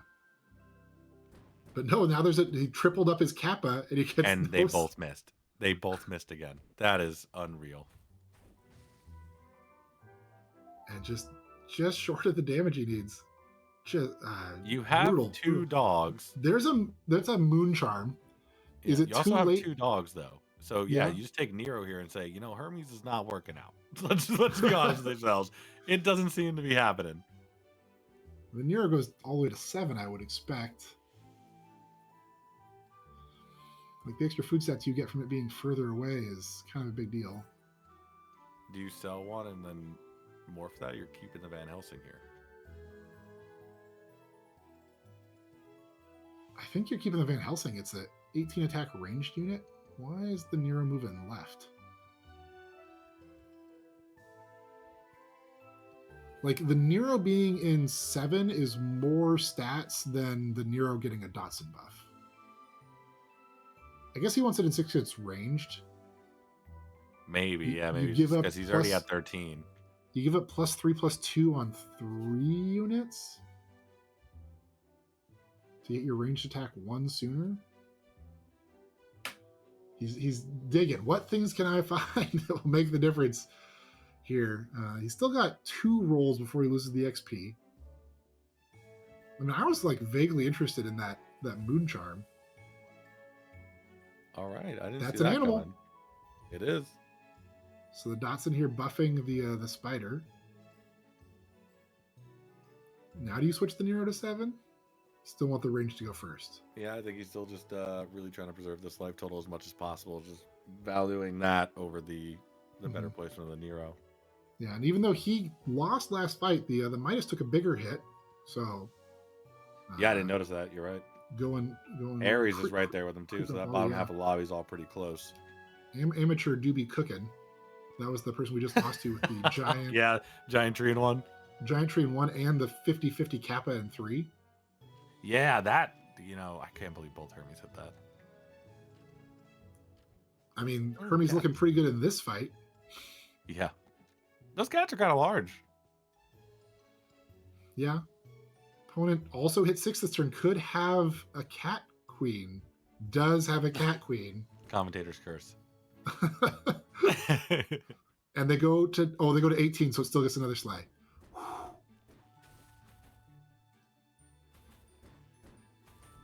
No, didn't kill. Close Going to down to 3. Oof. Well, 5 drop treasure here. I'm looking for Unity.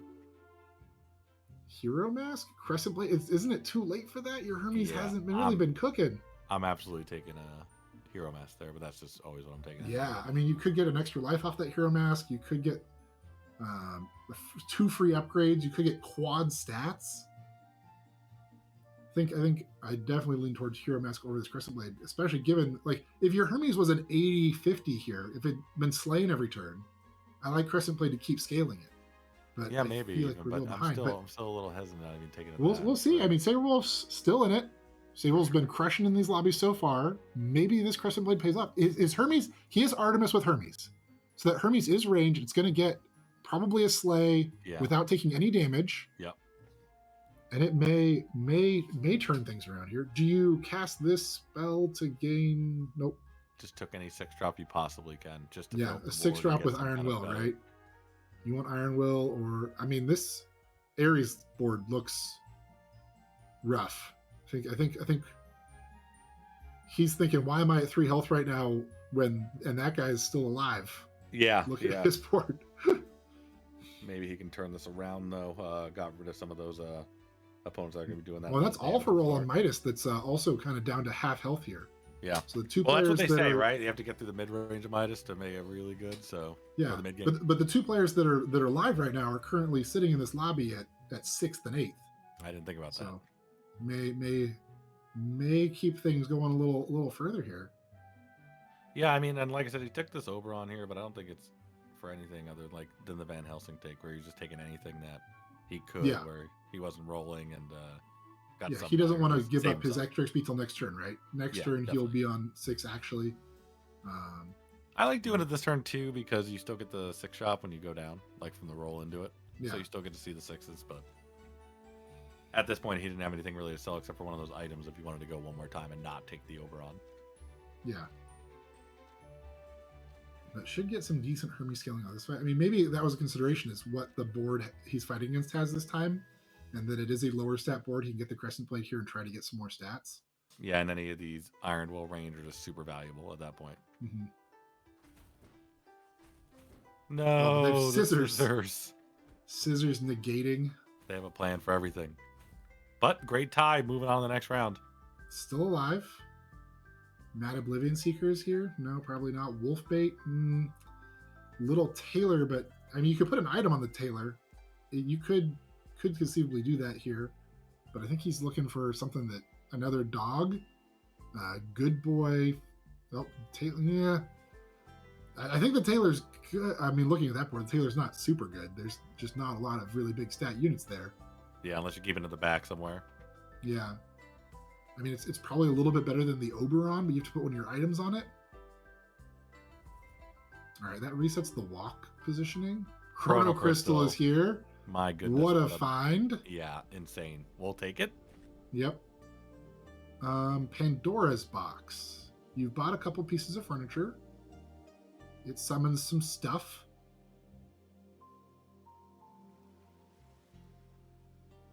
Yeah, it's a good fusion target for your Hermes stats. Yeah, if that's what you're looking to do. I mean, the Hermes is not long for this world. He's been trying, but no, doesn't want that. Cat Cabinet, not buy selling the potato. Shadow Lord is here, not that good either. Try my net. There's a pair. Multi, there's some consideration there for the multi. I wonder if he locks for the other Nero. And the herding dog? Yeah, I mean, that seems like a pretty good pair to buy. If you're trying to get into something. Yeah. Because you just need to tie a couple fights, right? You've got the Chrono Crystal. Yeah. You tie a couple fights against the middle of the lobby. Then when you fight the people that are going to, come in first or second, if you Chrono Crystal buys you that extra turn. Yeah, if you can tie two, like you said, you're just playing with house money because you can actually get into a full build at that point, especially if you lock here for a basically starter pack for a build. Yeah. There's also a furnace here, which is a consideration when you have a dagger you've been cooking. Yeah, true. I didn't think about that. It's pretty big, hidden there in the middle. And it, if you furnace the dagger and the other item onto the bag, that's food stats for that you could pair up with this herding dog and Nero and potentially Fisherman and the Flounder or something on the line. But no, he's Saberwolf looking for something else. This isn't it. Looking for something else. Maybe Snipes he's the not smallest happy thing in with the the front row. possibility of actually winning with that build. Maybe he's looking for something else that he knows that he can, he's already live. He's trying to get this W. Yeah. Not great with the Rose surviving there for the Iron Red the entire time. There goes your Chrono Crystal. At least you get free money. Free coin here. One There's a extra scam gold unit. Let's turn. see if Saber values this as highly he does as a alpha roll. Yep. I mean, feeling behind in the lobby, you just start picking up the scam pieces you see, and Yep. it's a little bit depending on fight RNG if it gets there or not, but it gives you a chance. There's a Sea Witch we really wanted a bunch of turns ago, but still going to take the moon here. Did we look at the opponent's board before we bought that? Is our Hermes slaying? I don't know. I mean, you Maybe do we're have just Crescent ripping Blade. Apple. Yeah, we pitched the. But what's going on with this Nero too? Right, we're putting in 7 and taking this. We're just selling over on. Where are we? We're taking the Witch. Sea Witch. We are full in on Slay. I guess that's if you're like trying to find the path to win.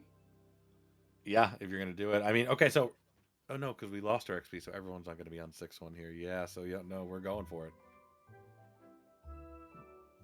Oh, we did look at the board too. It was yeah, we did look at this really quick. Zill back on this Milkwoman Apollo.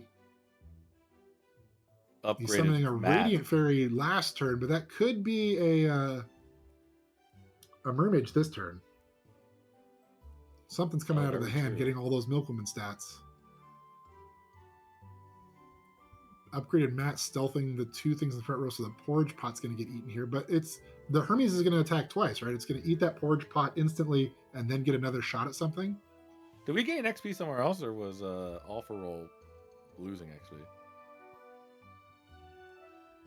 He's going. He must have lost XP. Yeah, he must have bought the spell, right? No, we gained extra P. We he lost the win the war, lose the fight, win the war. Okay, yeah, I remember that. In addition to having cast the future sight early. Okay, Hermes instant snipes here the porridge pot, and then it's another shot off. I mean, he's getting a lot of slays. Yeah, there's not enough stats over there. And Zill's out. Zill will not be winning in. Zill will not be winning in lobby 4. And then just what is it? There's no 5-drop in the shop. Sable's like, wait, what? I've been on level 6 for 4 turns. Where are my 6 drops? Plenty of gold to find some, but I mean, put all the faith in Slay. Let's see how this works out. And this Van Helsing actually has been like doing more work than I expected it to when he kind of just like randomly picked it up as a range 6-drop. You're only having 7 attack. Yeah, it's still throwing out those shots and cleaning up stuff in the front row to then be able to get onto the backline stuff. Saberwolf deep in thought. Duelist probably the only thing I would even consider buying out of this shop. I might have looked at my opponent's board to see if I wanted to go fishing, but we're fighting a very, very strong cat board. And it had a chair, so you can't even Starlight Strike and hit the cat queens in the back. Smart. Succubus not that effective into these kind of summon comps, but still thinking about it. I mean, it's a pair. It's a ranged unit. It probably does more than the Try My Net, but not worth. You swap heroes here? I don't know. Could get another extra life. That could be the difference between 7th and like 3rd. Like, pretty hard to see a path to 1st from this board, but like, the longer you can stay in and the more people you can knock out, the better it is. There's a Dr. Frank. Dr. Frank coming in. We have one Asmodeus.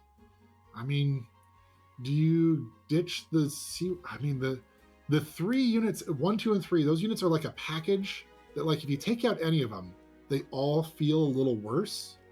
Agreed. But the teacup is better than 2 of them individually. the woman in the moon or the sea witch. So it's like some real consideration there, I think, for that. Just takes the temporary stats onto Dr. Frankenstein, puts out a lightning bolt range. And just going all in on this like pseudo slay scam hybrid. I think we're bailing on the slay part. I think it's just in there because it's the strongest thing we have at this point, right? Didn't get the slay, and so the just not a lot of value there. But he's delaying hits, so the Charmander gets some value. It's gonna be up to this Frankenstein.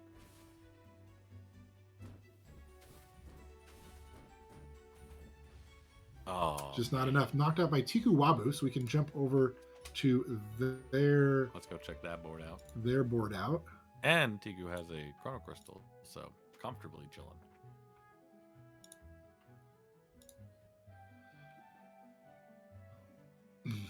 Chrono Crystal got that Cat Altar to go along with the upgraded Cat Queen, and now a doubled up Magic Scarf. I saw a 1,000 attack a duelist really quick flash across the screen there, if you didn't see that, when they were looking at another board. That Mermage? There it is. That 1,000 attack? Yeah, I saw that too. I saw it. I mean, the Mermage here, not bad. Something out with the Cat Queen Aura doubled up. Ooh, you can Wolf Bait? No? Celery Tea, looking at other boards. The Celery Tea shut down anything that's happening in these other boards. I mean, that duelist. Yep, they're stopping that entire pirate chain. Yep, in goes the Celery Tea. Rescue Runner now still summons that chain, but doesn't get all the way to the Cat Choir. Oh, Cat Choir, you're 168, 168. Yeah, I was going to say, don't you just play Cat Choir on board and play that? Yeah, exactly. Cat Choir on board, play the duelist, get rid of that, play full board. Yeah, the Rescue Runner just not doing as much right now as that Cat Choir. Everything's large over here, though. It's because the Cat Queen Aura, right? Like, he's got... Yeah, for sure. Doubled up, upgraded. It's only 5 cats, but it's still so much stats. You can't summon the teacup. You can if you try hard enough. You gotta get it with the runner. No, opts out of teacup? I mean, hitting the good boy or the hurting dog with the teacup. Or the Phoenix. Surely that's better than Narcissus. What is Narcissus doing here? Surely the teacup is better than Narcissus. I guess the Narcissus is an evil. Evil units don't matter here. Why are we benching the teacup?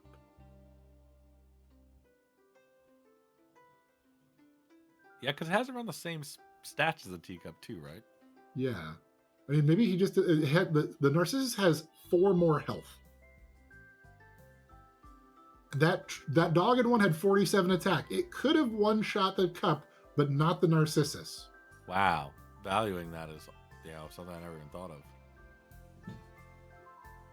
But he's not even going to get all of his cat summons.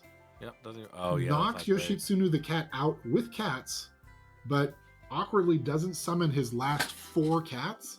But we're down to our final 3 here of this lobby. We are. Rum Tea, Tiku Wabu, and Tiku having to fight Rum Tea this turn while the Odysseus gets... Oh no, while the Leprechaun gets the ghost fight. I mean, you want the Pandora's box here? You bought a lot of furniture. Yep.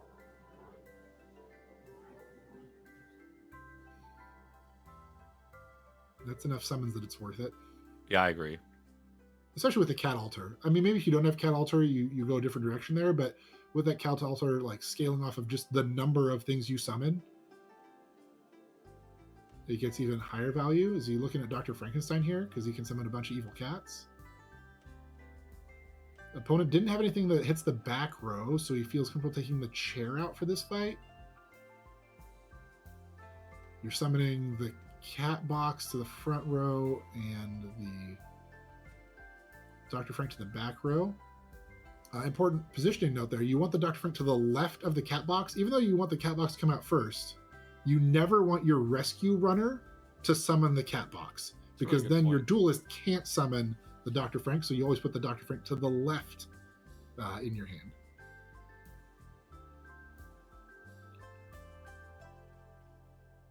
Yeah, I haven't played with Pandora's Box much, but some of the stuff that I see people doing with it has been pretty cool, especially combined with some of the other strats. Yeah, and the fact that he's bought 3 cat boxes and that supply cabinet means that it can summon up to tier 6 evil units, and it can summon things like Dr. Frankenstein. Like you Yeah, can, and it's pretty good for the Dr. Frank you're already trying to summon, so that's it's a yeah. pretty good idea. Plus, it gives its stats to the good unit that it summons. He's just going to put the Dr. Frank on board, not risk. He's going to chain the rescue runner. Oh, you're Yeah, chain. Okay, I see. Chain that the makes sense runner, too. yep. Yeah, give your cats an extra room to breathe. Hopefully, those 2 things die, so you can actually get your full cat summons this time around. Kind of interesting that he has the Dr. Frank before the Cat Queen. Oh man, you had a 50-50 at the insane hit there. Yeah. Oh, Cat Queen gets sniped. You get all your cat summons. You don't get that many evil units summoned here because the cats are blocking it. That's why I thought maybe the Dr. Frank should be in 7.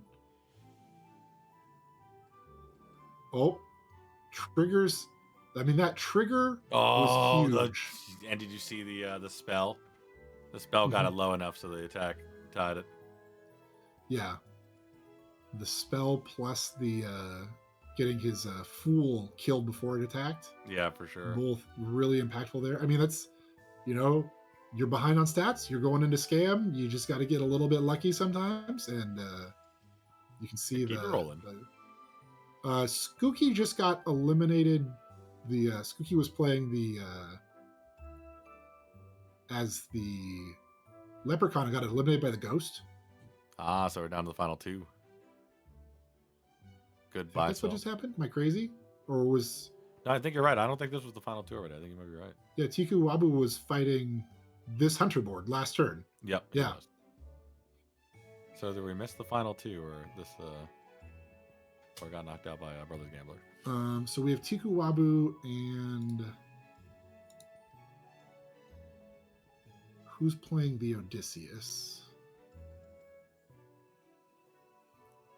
I mean the amateur Rumty. So both Tiku Wabu and Rumty will be live. Neither of us is live. So the tournament's not ending now. Neither of these players is live to win this round, but both these players have enough points that after this round they will be live. So we'll have at least 4 players live going into lobby 5. Not only that, they were only a couple points off of being live, so this first would have sealed things up if things felt just a little bit different. Yeah. But still have the Chrono Crystal here on Tiku Wabu, still has more HP, and has a lot of things coming out of his hand. I'm loving this board right now. Why isn't he Rescue Runnering? Why is the cat to the left a Rescue Runner? Oh, ditching the back protect? That's risky. Still has 4 gold. Spend the money. Go, go, go. Strongly considering something in the shop? Nope. Upgrade Rescue Runner? Yeah. Cast the spell? That APM. And yeah, got in the Rescue Runner. Chat, he's playing faster than I can talk. Oh, man. Still doesn't get the Duelist in 1, though. That's right. We have our own answer for a bunch of stuff with no defense. And then he gets the Asmodeus spawns in 1, too. He's putting like 11 things with 1,000 attack. That's awesome. And was protecting the Asmodeus. Oh, gets ranged units out of those? That's pretty nice. That's a giant succubus also. Yeah, I mean, his cat ultra's at 14. Oh, and that's GG for lobby 4. Game. Yeah, Tiku taking it down. Beautiful board. I really liked everything that was going on. It's nice to see it pay off like that. But on the other side, that 1,000 attack slot 1 with 10 to 11 things coming out in it was pretty awesome. But we also had our own pirate train. We had a bunch of cats. That upgraded cat box doing more work than probably given credit to take out 4 of those spawns and 1 there late with 1,000 attack. Yeah, with that cat queen with the doubled up auras is spawning the 1 cat box spawning like 500 of stats, and each one able to trade with those gingerbread witches getting with 1,000 attack. So yeah, we do have 4 players live going into lobby 5. We're gonna take a quick break here, but we come back, we're looking for All for Roll, Rumty, Tiku Wabu, or Saber Wolf in range of getting that first place and just winning the tournament. And Analyze, Skooky, Yoshitsunu, and Synesthesia still looking to get those points so they can be live. Synesthesia, 1 point off of being live going into this lobby. If they'd placed one spot better, they'd also be live, but that's a tough. It just means they need to win this one to make sure none of those other 4 players do. We'll be back from the break in just a bit. Remember to have some water, stretch your legs, and leave a review of Fairy Tale Fables on the Steam store or the App Store that you play through. And you can also exclamation crystals in the chat to get that code for some free crystals in the game while we're taking a quick break. Yeah, and we'll be right back, but I think we're going to be following Tiku when we come back, so that should be good to watch. Cool. We'll see you then.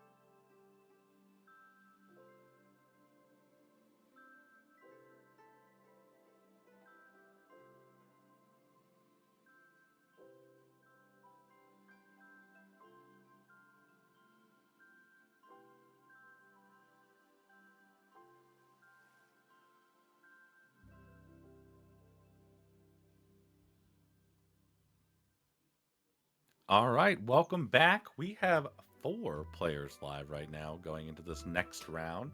And I think Ninja can explain that a little bit better to you what's going on with these points.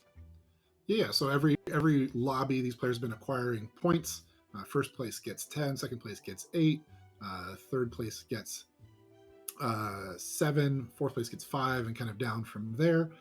Once a player has accumulated 19 points, they are live, which means they can win the tournament. How they win the tournament once they're live is by winning a lobby. So you get to get 19 or more points, then you win a lobby, you win. Currently, we have 4 players that are above 19 points, all for role Rumty, Tiku Wabu, and Saberwolf all have the requisite points that if they win a lobby, they have then won the tournament. Second and third place are determined by who has the next most total points. So placement in every lobby matters, but especially now that more and more players are live, they win, the tournament is over, they are the champion. Kind of a cool mix of players here that are live going into lobby number 5. Zillag and Tiku Wabu between them have won 5 of the 6 previous tournaments, so no surprise to see them here on day 2 and live to win the event. But Rumty and Saberwolf both making their first appearance on a day 2, and so we could have a new champion as well. We'll have to see how this next lobby plays out. I'm ready to get into the next game. I'm ready to watch Tigu run us through this. Yeah. So I think we'll be jumping into this next lobby very soon. Looks like the players are all good to go. So we just got to go through the little countdown there, let them know that we are ready to go. We'll be following Tiku Wabu in this game. I haven't had a chance to watch a lot of their play before, but as just mentioned, they've won 2 of these previous tournaments and come in second in a third one. A very strong, consistent player. So we'll be following them in this one. In here, just about 20 seconds, we'll have this new lobby. We'll see what their hero choices are and get to analyze their choices and the game as it unfolds. And let's talk about it too. Saber made it to top 2. Was that where we ended off with Saber? Top 3? Where was that? Where did Saber end off in the last game? That last one, Saber had a rough round last round. Got 6th. Oh, 6 he ended up in. All right. But previously had a 4th, a 3rd, and a 2nd. So 3 top 4s. It still tries to make me think about if taking Artemis over Treasure Hamster or Mass there is the way to go with that. But I mean, I saw it was just kind of unlucky with the Hermes not getting slays. If they got those Hermes fight could have been were way so different. rough. Yeah, it could have gone a lot different. If that Hermes is 30% bigger than it keeps slaying, then the Sea Witch becomes a lot bigger impact, and it might be able to scale through some of those summon comps, right? You get a couple women in the moon going, and then suddenly the 100 cats just aren't that scary. And we have 2 of my favorite options here, and he didn't take either of them, so we're going Odysseus on this choice for the hero select. Yeah, get that free level 3 treasure every 4 turns over being able to choose a free level 5 treasure when you get level 5. I mean, level 5 is pretty far into these lobbies. We've seen with the Temple of these lobbies, the first 3 lobbies, some people didn't make it to 5. So being a Fisher King in those situations kind of awkward. You do get that extra hero attack 2x2. You get a little extra HP, but that's often not enough to stabilize you to get to when you actually catch that fish, that tier 5 treasure.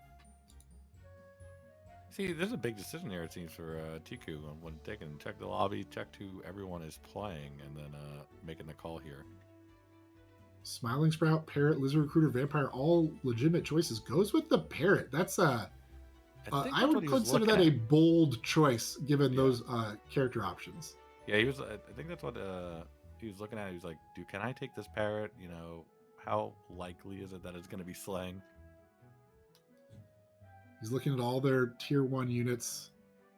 Can I keep going all in on this Parrot? Do I need to change it up? He's fighting against a Vampire Bat this turn. This is a dedicated Parrot user. He checked every single unit across the map. Give the Parrot extra HP. Buy sell potato, and then give the Parrot extra HP? Yeah, and buy sword. There you go. And then you can buy the sword to go with it. Yeah, I mean, some consideration for calling it, but Bit rough. The parrot does get out of range here of the vampire bat, killing it. Assuming the vampire bat hasn't gained any stats, which going into this turn is probably the most awkward turn to try to make that valuation because people have 3 gold. They're going to buy 1 unit, and then if there's a spell or item there, they may be just casting that, even if it's not optimal. Well, it didn't gain any. Still getting the kill, but we're going to tie it up here. Yeah. But, we just saw it. That player already has 3 units on board. They're units that, are just, sharing some stats and synergizing with other stuff. And so kind of an awkward, already got the tie there, but already feeling behind. Can you afford to put something in your hand this turn to try to get some parrot stats on it? I didn't see what the Aladdin had, but I mean, if you're already this far into taking parrot, I feel like you're taking parrot, putting in your hand, and maybe taking something like potato and just sticking it next to Hank, or in front of Hank, I should say. Yeah. I mean, we buy sell potato. There's just no downside to that, and it does make, again, your Apollo stronger on 5 if you've been buying and selling potatoes in the early game. Every mage or plant you have bought increases the amount of sunlight he gives. But picking up the sleeping cat here, trying to keep that shield pinch Hank alive a little longer.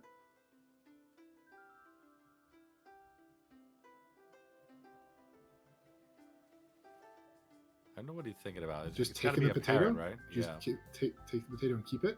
Yeah, that's probably what he's thinking about. Like, can I take the second parrot? Can I put something in my hand? Just like you were saying, Takes the sword off of page Hank so it won't attack. So he can keep that extra HP if it gets past that spot in the attack order. But gets his parrot stuffed by a huge dwarfy in the back. And takes a little bit of damage. That's something to really think about, too, is that when you're playing at this high of a level in these lobbies, a lot of people are just going to block parrot. They're going to know it's in 1. They're going to put something especially this early in the game, something back there can just eat it alive. Yeah, they see, he's parrot. It has 3 attack. I'm going to put something with 4 health in the back row. Are we cooking? Ooh, 2 cooks. Double cooks? Here, you sell the potato, buy the parrot cooks. You also could deal with the devil here. You're going to get those free tier 3 treasures every 4 turns, no matter what level you are. We are not cooking. But ops not to cook. I mean, the cooks getting the eggs in your shop, there's some value and synergy there, but you got to sell this potato and buy something, but now you've got a shop that's all 3s. Yeah, that was the worst possible rip you could imagine here, because I thought the same thing. Cut your losses, sell the potato, take something in the last shop, but really went for it here and have to sell the parrot. But I guess, like you said, we were out of parrot at this point anyway. But now you're on 3-0 with 4 units on board. Well, that's rough. He does get the Iron Will unit in the front with the item on the Ori. Nope, switches the item and Ori to the back.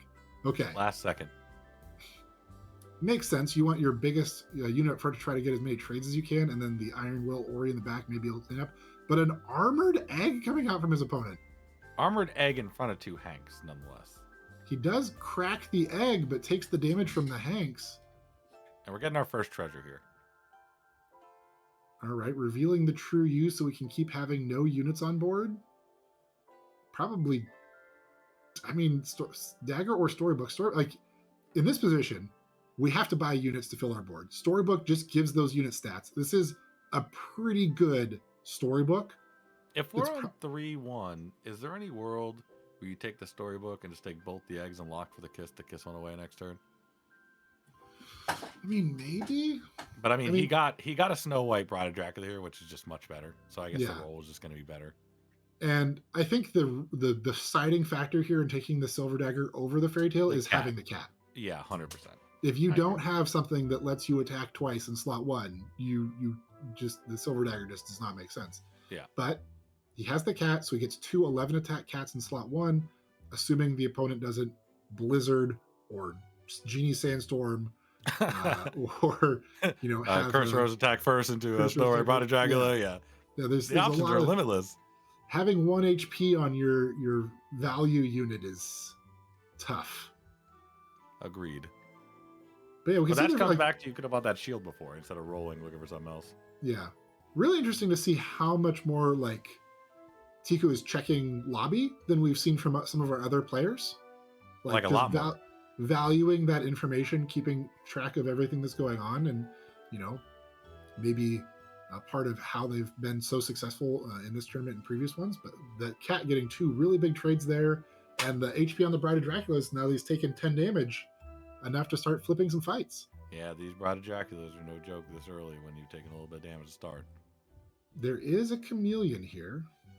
I don't like anything. And a cat box. Cat box also can put another unit into slot 1. Sleeping cat, and then cat box going left Then can get you some value on that. I kind of like this. He's thinking about putting cat there with the Hank, so you have a better chance at it surviving over the cat in 1. Yeah, so it's less likely to get sniped by something, especially when you're looking at your opponent. They have a yellow bark that makes them really want to. Sorry, we almost had an incursion here from Time Wizard. He was coming in to say hi. Yeah. Mm-hmm. I mean, there's also a little bit of thought. Yeah, taking chameleon because you do have the dagger, right? But I mean, yeah, we're on 3-2. I mean, 3-2, kind of awkward, but like, yeah.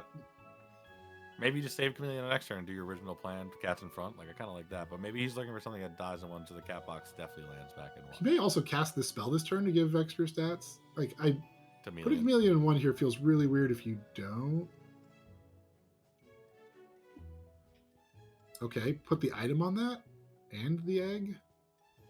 Going forward on 3-2 is I think when you have like a setup like this, but you know, we'll see. We'll see how it goes. Also, some consideration for doing it this way: the chameleon may slay and live, which gives you a lot more power this turn. Makes sense.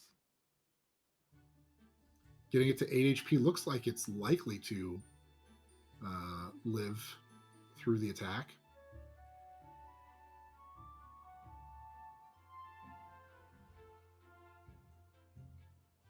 Oh, and it's the one thing it lives hitting. And wow. A duelist when you've already got some cats. Yeah, feels good. And a silver dagger in 1. Yeah. Resoundingly wins that fight and sets him up really well now going into 4.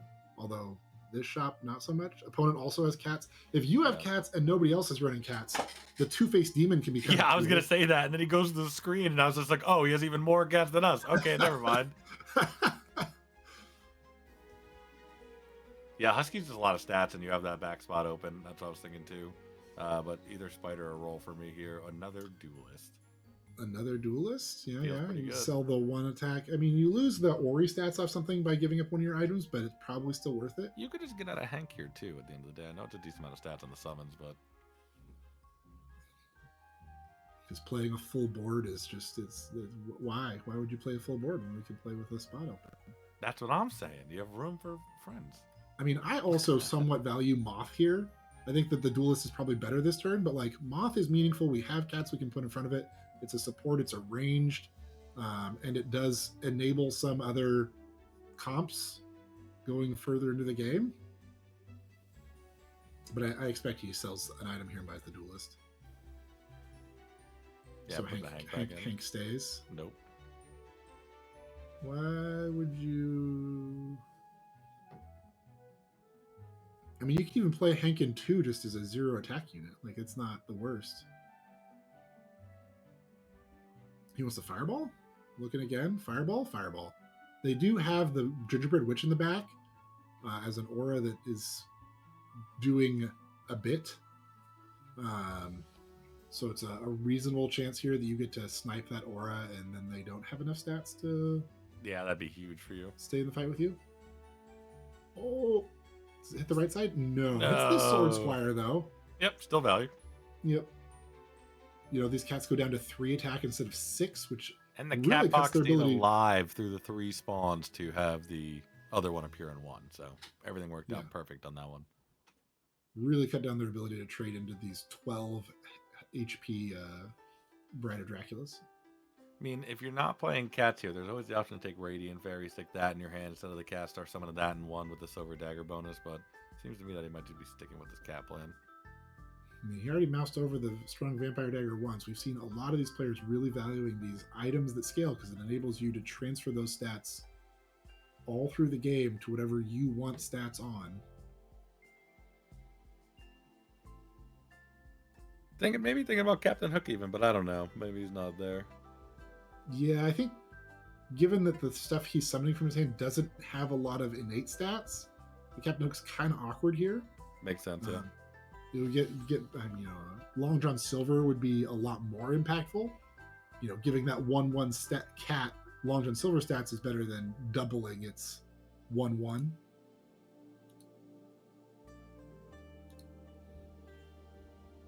I wonder what he is going through.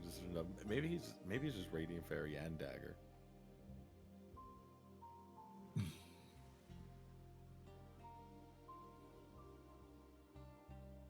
Husky coming back in on Still 5. A lot of stats.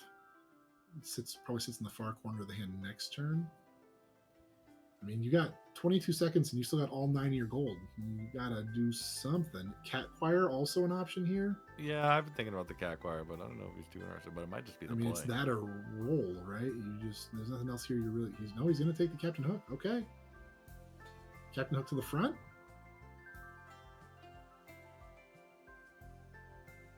Taking the long shot on this Cat Choir, the Cat Box still might spawn a cat into slot 1. It can. It's possible. It's nope. not. It's instantly sniped. But having 4 things get plus 11 attack looks like it's going to be enough to at least get the tie here. Oh, with a 4 drop in the shop. Duelist actually kind of awkward this turn. He took the Steadfast statue over the bean, even with the 4 drop treasure for the 5.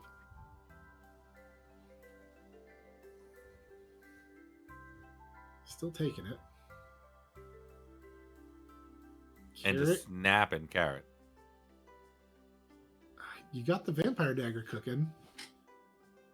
It does just give 50% more of the Vampire Dagger stats. Like, it just makes that immediately much more impactful. There's another Duelist and another Cat Box in the shop. Yeah, I'd be taking another Duelist, you know that. Or a Chameleon.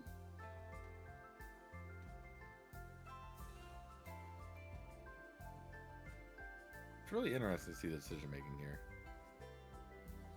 Trying to make the Sleeping Cat 0 attack. Does take the Chameleon. Okay. I'm in. I love it. Sells Husky. No. I mean, Husky doesn't. And now we're keeping this Duelist in the back, so we're getting the max stats we can off this hook. Husky should just come in, though, right? Husky doesn't have anywhere to go. It was in slot 7 2 turns ago, and in slot 2 last turn. Yeah, so at most, it's like a walk 3 or 4. It's just like 11. I'll take it. I think you might just sell Husky and Orc. No, here it comes in at 4. Okay. That's an 8/9. Ugh.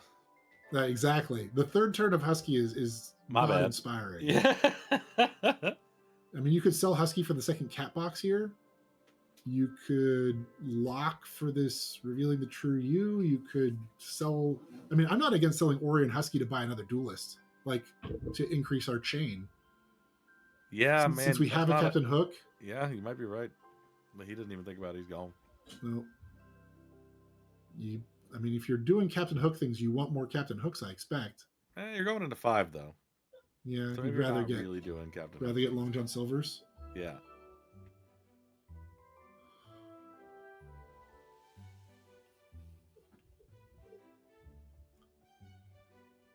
Oh, it hits the one thing it can hit and live. Oh, now as an Apollo. Good thing you sold those potatoes earlier.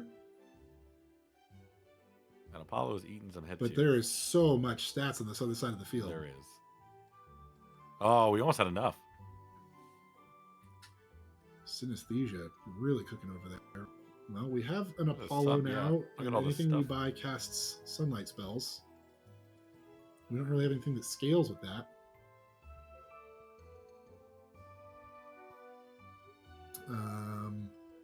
Milkwoman comes in. Turn a unit. I mean, it's got food stats. He's got Carrot of Yore. Carrot of Yore does just give him more food stats. There's a Tempe in the shop. It's a mage. It casts the spell and also scales with items. But I think he's thinking more towards this Milkwoman line. Yeah, especially if you take Carrot, right? Hey, there's another potato. More value. Another potato. Oh my goodness, we're valuing out potato wise. This furnace. There's a furnace. Yeah, are you doing it this early though? What are you thinking? I'm not. He didn't even think. He said we're doing it this early. Yep, I don't need to lose any more permanent stats. There's also a Tailor and a Frankenstein's monster in this shop. But he's not feeling that.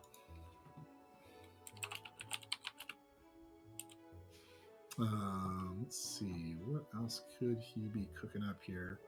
I think he's just kind of moving away from this cat stuff, right? Like, Yeah, he just has him in there to summon through Duelist right now. Well, he is selling getting that Tailor. Oh, yes. Yeah, I mean, buying the Frank over the cat bottle here kind of really signals moving away from cats. Moving into Frankenstein's monster.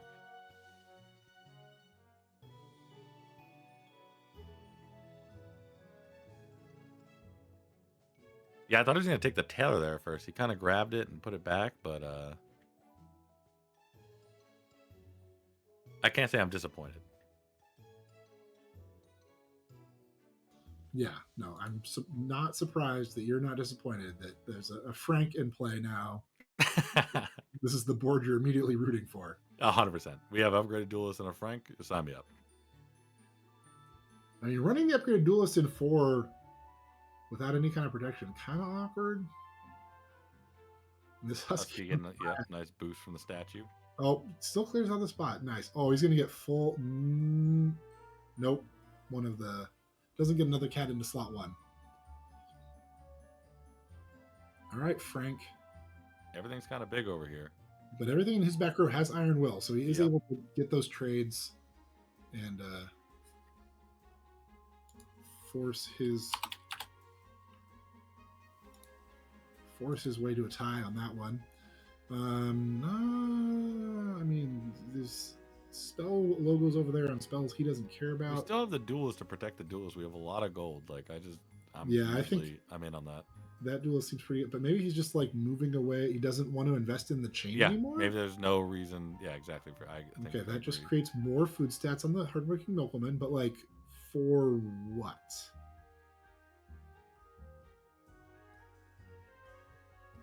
For Frank. He's thinking about the XP. Sunlight 4 is just 4 extra HP. It's not doing a whole lot else. So he's just out of sunlight. Okay. We're putting the Duelist all the way at the end. Long John Silver. Oh, wow. I mean, with the food buffs from the boost bonus from the Milkwoman, it is a meaningful amount of stats. You get that to die before the Captain Hook. It is going to summon things out of hand that are big, but like the things you're summoning out of hand are a 3/1 cat box and a 1/1 cat. I mean, to be fair, you could just summon the Iron Will one. Yeah, I think maybe think of that. And maybe both the unyielding units. Summon the Apollo and the Ori, or cat box. You summon the Iron Will unit into that slot, and then try to summon the cats into the front row, so you get extra hits for Frank. They die. I like this too. Or you try to summon Frank from your hand to protect Frank, right? Because right now a Fireball or double Blizzard. You still won't get Frank if you don't prioritize him in the left slot, though. So if you get Fireballed. That's true.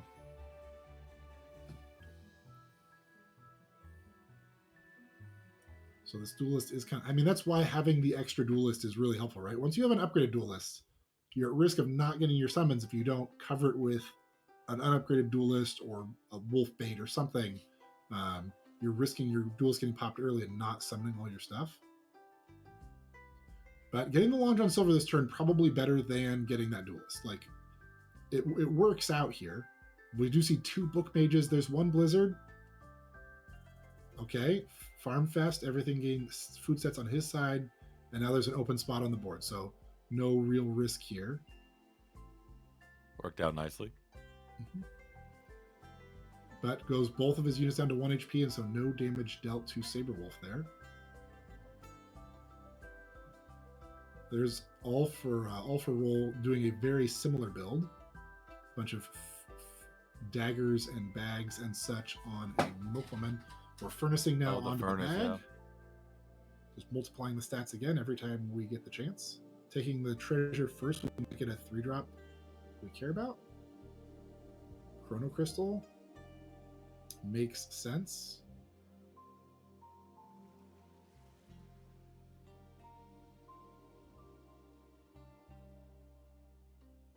We're on 5-2, I guess. Yeah, not valuing the Narcissist very high. Brave little Taylor Taylor. just pretty good. Yeah, I was gonna say at any point. Yep. Now you're summoning the Taylor into the Duelist slot so that it can immediately wreck something. The Duelist is giving it +2/+2, so the Taylor still won't have 6 attack. Yeah, maybe he's thinking about that. You could resolve here. You do have 2 gold, and you're going into 6. Ooh, There's hey, another buddy. Duelist. That's kind of a high priority. You could sell the 3 things out of your hand for that. Yeah, he's Agreed. jumping on that opportunity. It's just such a big risk. Ooh. Just delaying the Frank coming out. These are risky ways to summon Frank. I protect him at all costs. I mean, they're better, right, if they work out. But it's just Yes. like I'm always like, I need Frank on the board. It's got to Yeah, happen. yeah. This is the higher roll direction, right? You're this way. Your Frank is much more likely to get the stats from the Long John Silver and the Captain Hook. But you're leaving in a position where if your Duelist gets hit, you don't see your other Duelist or your Frank if there's no open spot on board, and you still have a cat on board filling up the first spot that empties. They have the giant chameleon this time. That is a big chameleon. Sherlock Holmes Sherlock not Holmes what they're now. looking for here, but it is still a lot of stats. Oh, they get zeroed out by the Taylor coming out. So this is a pretty resounding win for Tiku. He gets his free tier 3 treasure. Jack's magic being his back. He's just getting rid of Is that +10 attack? Yeah. Are we past that +10 attack? I think we are, but I guess we'll see. Nope. Wants the 2 gold instead. There's a good boy here, but good boy is not here to save Tiku Wabu. Not interested. I mean, you do have a Milkwoman that's giving a lot of boosted stats. You're not wrong. Maybe he's thinking that too. And it can buff the Long John Silver as well, right? And if you only have 3 targets those are 3 pretty good targets. Long John Silver, Hardworking Milkwoman, and Apollo. Yeah. 2 Iron Will units and something else that then shares the stats again. Oh, there's some more saw stats. That and slammed it. So that's the magic sword.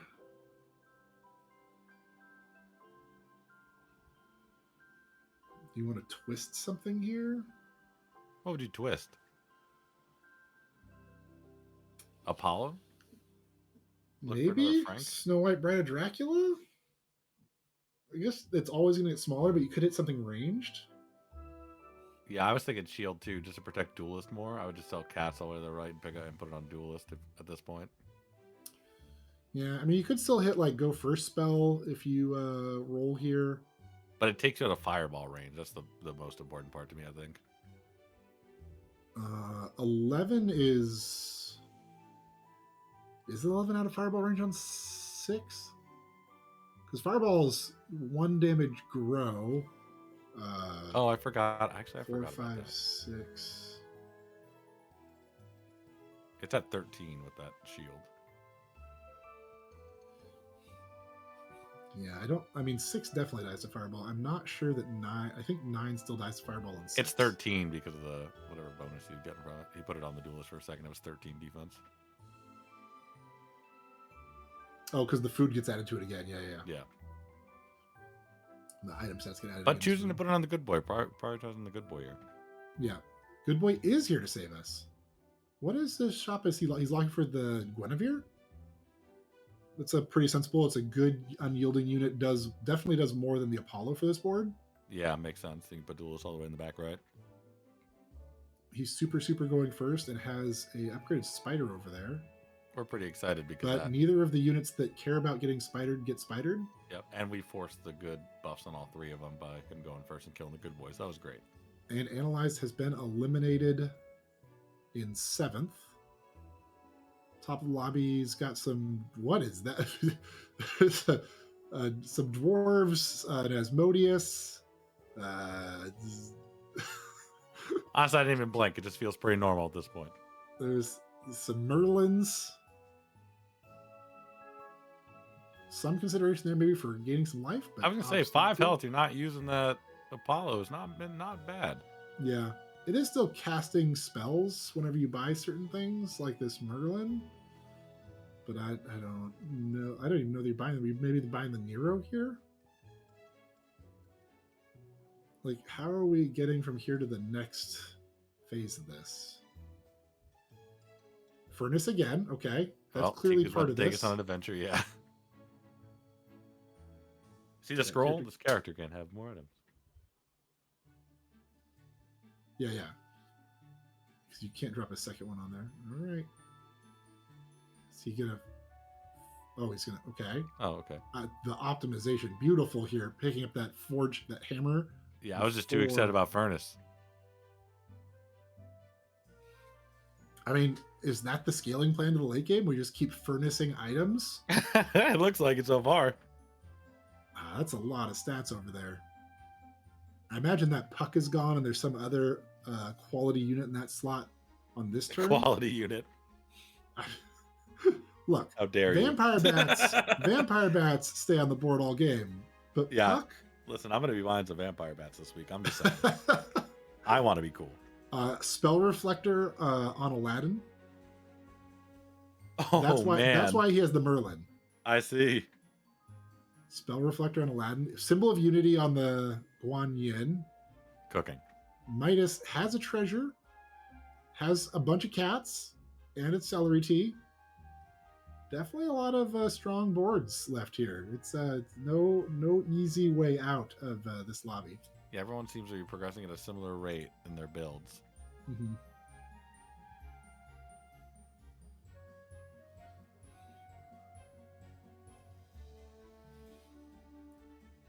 Oh, upgraded the Hecate. There's 2 Merlins. How did he? What? Where did all that stuff come from? He must have upgraded the board. He probably bought another Merlin, sold 2, upgraded board. Yeah. Oh, look at all the damage from this. Oh, it was the one. Saves the Chrono Crystal. Saves the Chrono Crystal. Now you have to fight this cat board with the Pandora's box. Nobody got eliminated that turn. Can't believe we went to 1 there. I mean, you're in kind of a hand summon comp, but there's not a lot. Like, it's hard to get from here to there. I mean, you need the Spell Reflector and to upgrade the Good Boy and the Long John Silver and your hardworking Milkwoman. Like, yes, that would be great. Starlight Strike. Maybe snipe a key unit here. Herding Dog. No, another Good Boy. Okay, more Good Boys.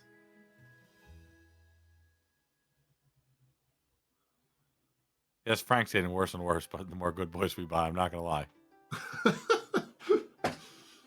I mean, we haven't been summoning it for a while anyways.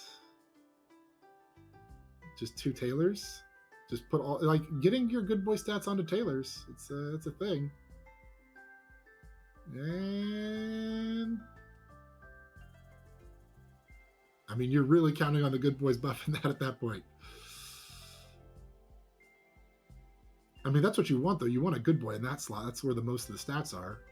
Yeah, I agree. I think you just have to hope that it hits Long John Silver. But that you're fighting somebody that's a celery tea in 1. Like, your whole front line is 10 pieces. No. And you don't want to get Cersei's cupped. And you're just, I mean, you're hoping your Starlight Strike hits the Cersei's cup, right? Hits the teacup. Yeah, maybe that's exactly why Tugu bought that. Okay, we got the Good Boy with the sword. I'm kind of surprised we're not putting Good Boy in 1 and 2, but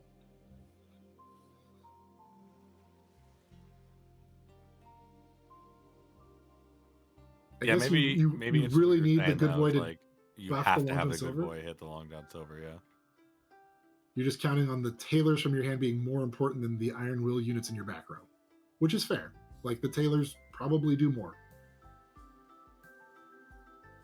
Even as 3/5s. He does still have the Chrono Crystal, though, so can't get knocked out here.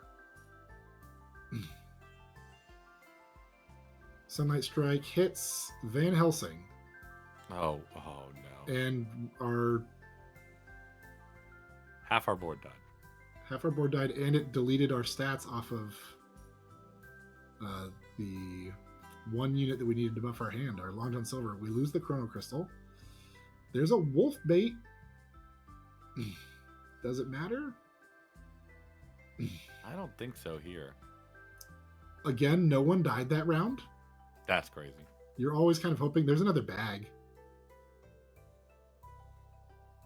I mean, this is more of a straight up stat fight. There's no scam on that board. Look, I opened the other board, and I thought we were looking at our board again for a second. Yeah, this is a straight up stat fight. So you could go for the hardworking milkwoman and the bag and hope to triple up the milkwoman this turn. Doesn't take the bag. Okay, upgraded good boy is here to save us. Doppelganger diamond. Maybe he was thinking about the band. Not what you want to see here, I don't think. I mean, plus 20 to your front row isn't bad. But you're trying to outstat this? Your good boy's upgraded there isn't. Sentami Stone Hurricane. I don't think you can take Sentami Stone. You're skipping the tier 6 treasure. It feels rough. There's another good boy.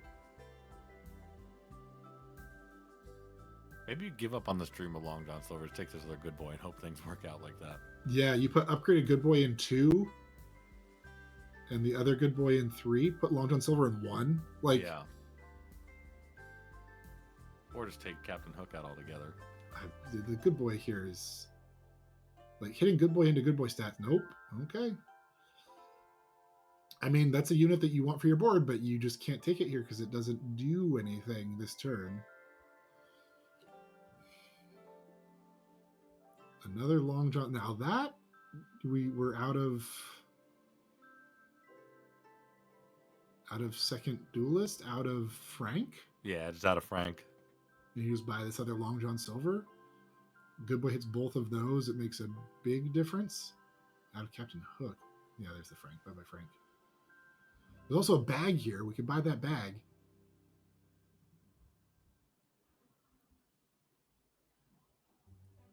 Oh, summon one for more stats. I think did he get it in there?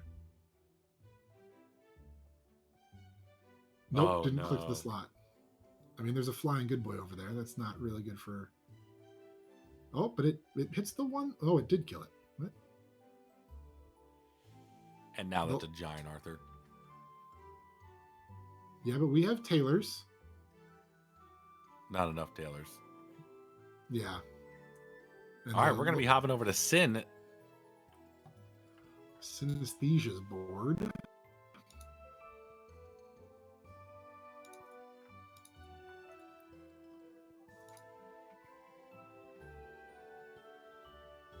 Okay, we're jumping into Synesthesia's board, but it might be a little bit wonky. Yeah.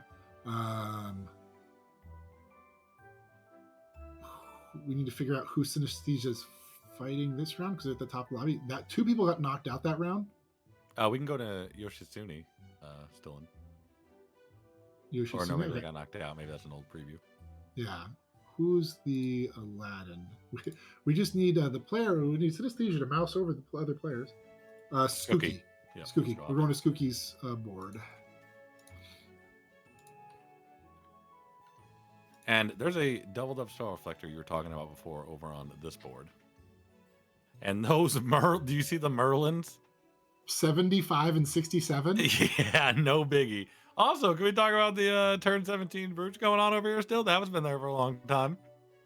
Locking for this next Hecate. He's got a book on this fire mage, and that fire mage is angry and ready to fight. Yeah, to slot large. 1.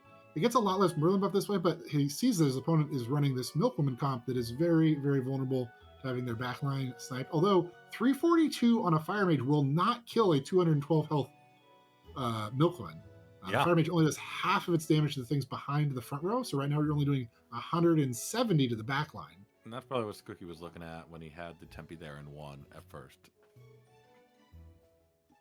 Also, all of his board is evil. He has an Asmodeus. He's clearly doubled up the health on his board at least once because there's a 200 health Snow White. I didn't even notice. It just blends in over there.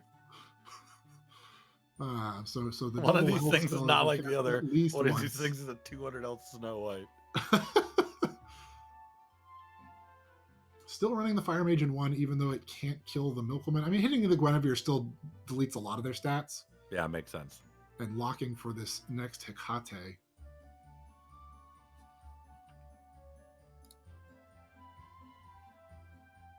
And he hits that pirate. Oh yeah, it was close. If he hits that pirate, it's just beautiful. And that 1419 Ori looking out of place in this battle between units that have 3 and 4 digit stats. Yeah, you're not kidding. Oh, lived at 5 there, but oh, so Man. close. And still a Chrono Crystal on that other board. Oh, Ghost Fight.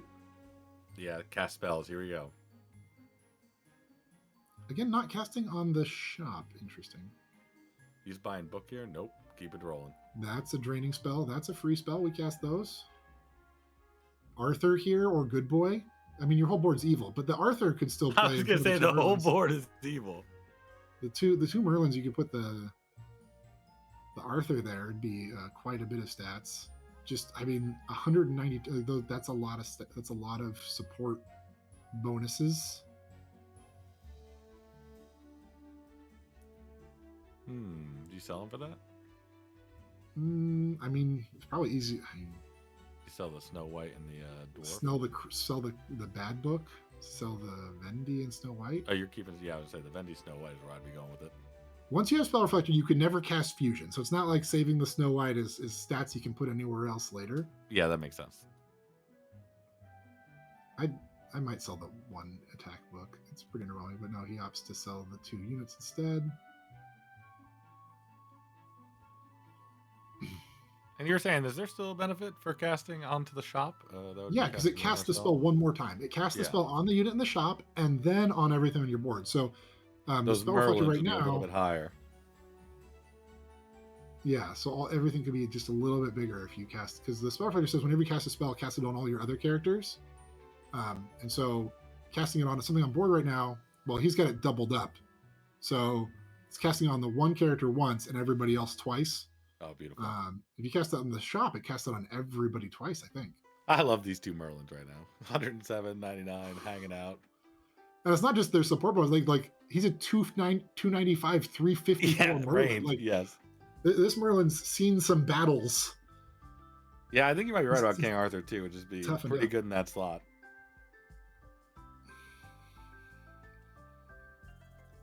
But like, you know, putting a Fire Mage there isn't bad.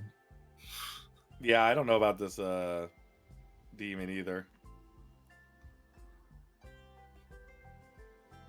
I mean, summoning demons in front of these Merlins is still stat multiplying, right? It is, yeah. He needs to hit the right side of the board. He does. What a shot. So now the aura's gone. Shot. This is still a really big box. Like, it still summons something with its stats. Yeah. I mean, it would be much scarier if that tree was on the board still. Like, 1 Merlin is supporting that, and it's a 200-200.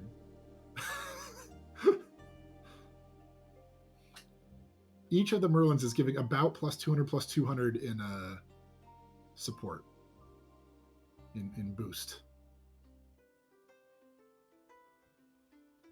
No interesting book. We double cast this. Life. Opponent does not. Oh, opponent's got 2 upgraded mirrors and a chain of scam units. Oh boy.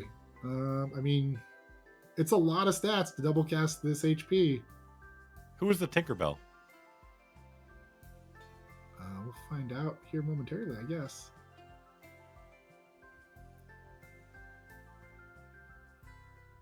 You take that, Frank, and play it over the Asmodeus.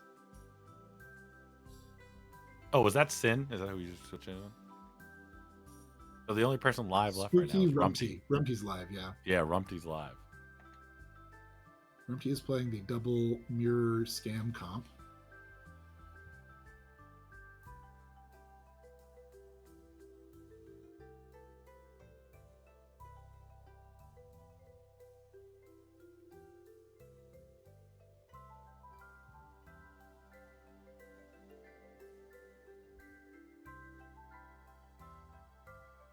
This Fire Mage needs some buddies. Having 2 Fire Mages does a lot more cleaving to these boards that summon stuff than having the 1. Fishing rod here. Okay, we're gonna go fishing for their entire board. That aura is kind of sweet. You see what's going on over here?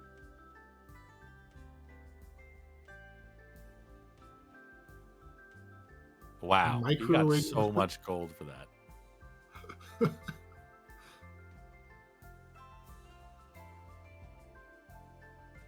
We're going fishing again.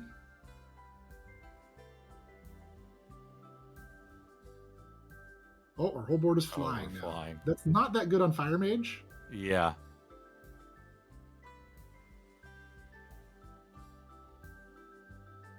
Yep, Rumty's the only one live here. They cast Circe's Cup. It hits the Fire Mage. Asmodeus down, but they still have the Summon Chain coming from the Pirate. And they have a Cat Altar with it as well. Oh man, these Succubus hits are brutal. Nothing wants to hit the Succubus. Oh, he has Franks in the back. There's just not enough HP. Oh man. Rumpty. Okay, we're jumping to Rumty's. Rumty's got a shot. He's in the top 2 now with a chance to win the game, win the tournament. Yeah. This is it. With a very, very strong looking scam board. We hadn't checked out that board in a while. We had no idea those Dr. Frankensteins were coming out of the back there. Like that, and he has he's a Dying Breath rune on it now. So now he's just summoning that whole back. Yep. Opponent did just hero swap into Savitri. Unclear. Actually, they're at 1 HP, so it's unclear if they got to 1 and then hero swap to Savitri and have that extra life, or if they lost that extra life last turn. Yeah, we won't know till the fight starts if they have that extra life still. But they're running a Flying Celery Tea. But like it doesn't. We've got 2 upgraded duelists. It doesn't matter. They can hit either of these duelists, and we still get to summon pretty much the whole hand. Like we still summon 5 things from hand if they Celery Tea one of the duelists. Yeah, I think that's the entire reason he's playing both those duelists. I think you're exactly right. The thing I never do with my pirates, cover them so you don't get blown out by the 1 Flying Celery Tea. Yeah. Switching the order here in case there's not enough space on board. Because it's very possible. Things could definitely get wacky. Yeah. You do really want the 2 Dr. Franks. Those are the most important units for scam purposes here. There is a large Good Boy and a large Arthur. So the backline here will be almost 2,000-ish, almost 2,000-ish units. Opts to run the mirror over the... Yeah, I can see that. The Succubus the 2 isn't biggest going to trade that well. Trying to guess where things will be. This is what we've settled on. This is the potential final matchup of Lobby 5 and maybe the tournament. There is that extra life still on the Savitri. Yep. He loses a lot of his stats because his quad aura guy dies, but he does get both Franks, but there's no evil units dead yet. But he did scam some of the good units. There's still 1,000 Angel Warrior over there. It got deleted. So we're just 1 more life. That was crazy how everything happened. Yeah, I think you got to put those pirates back another row. I don't think having it at 5 is the play. I mean, the Count Dracula getting hit early was just a lot less stats, but for real. And it takes away an evil unit, right? If a duelist gets hit and dies, he doesn't lose an evil unit. Like the Dr. Franks just didn't summon a lot, but it was still enough. You'd rather the Asmodeus get hit? I think they're thinking like what I said too, because I think you just need those duelists farther back to get the full summons, because they only got half their summons. Yeah. And Succubus in front, if you hit their Celery Tea and hit their Good Boy or their Arthur, that's a pretty brutal hit for them.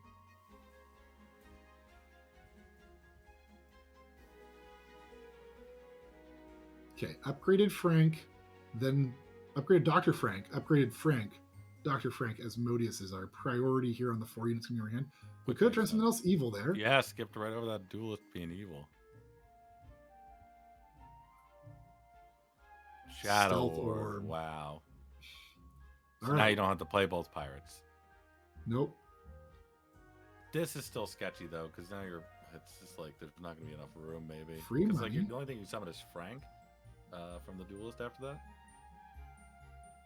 set something tilt to 1. You hit the good boy, you hit the chair, you hit the Pandora's box. Oh You yeah, take a you're lot of feeling their pretty stats great. away. Even Milkwoman's fine. I'll hit any of those, and I'm happy. Wait, didn't they have an Arthur? What happened to their art? They had the one turn there, right? That's what I was thinking too. One turn it, or they Grimm's twisted it and got the box out of it. That'd been good. Wow, right past that Frankenstein's monster. I would have taken that over the aura guy at the end. Also put the aura thing on the upgraded Frank's monster. Frank instead of on the yeah, the thing that you're gonna summon. Maybe last you'll get there. Maybe you get there. You got a couple seconds left. Your mouse is in the neighborhood.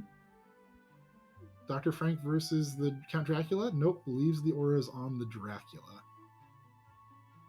But I agree that would probably help. There's now 2 flying teacups. Good thing he got that stealth orb. Yeah, it doesn't matter how many there are as long as they're not killing these pirates. Now the summons for the other side come out, but we mirrored up their biggest unit, and that is GG and the tournament. Was that? And you said that was the first time day 2 for Rumpty, right? That is the first time Rumpty has played in day 2. I mean, Rumpty's got some seriously good stats. I mean, I looked up before the tournament, looking at how these players do on the ladder. One of only 2 players in the tournament with a sub-2 average finish this month in ladder matches. 58 games, 1.95 average finish. 15th on the leaderboard as of this morning. Really showing it off. And showing it off here in the tournament. Like, you know, a lot of times ladder matches and tournament matches feel a lot different. But if you can get to that sub-2 average finish in the ladder, you're making good enough decisions consistently enough that you can do that in the tournament as well. And Rumty, let's see, his run through the tournament, 1 in round 1, 4th, 7th, tough round 3, 2nd in round 4, and now the big win in round 5 to close it out. Yeah, man, those were some really great games too. And like Runty really took us by surprise with that dwarf board, the like pure dwarf board in round 1, and to making it full circle all the way back to watch this game with some of my favorite cards. So that was awesome. Yeah. Double Dying Breath Pirates is right up my alley. Couldn't ask for a better last game on the night.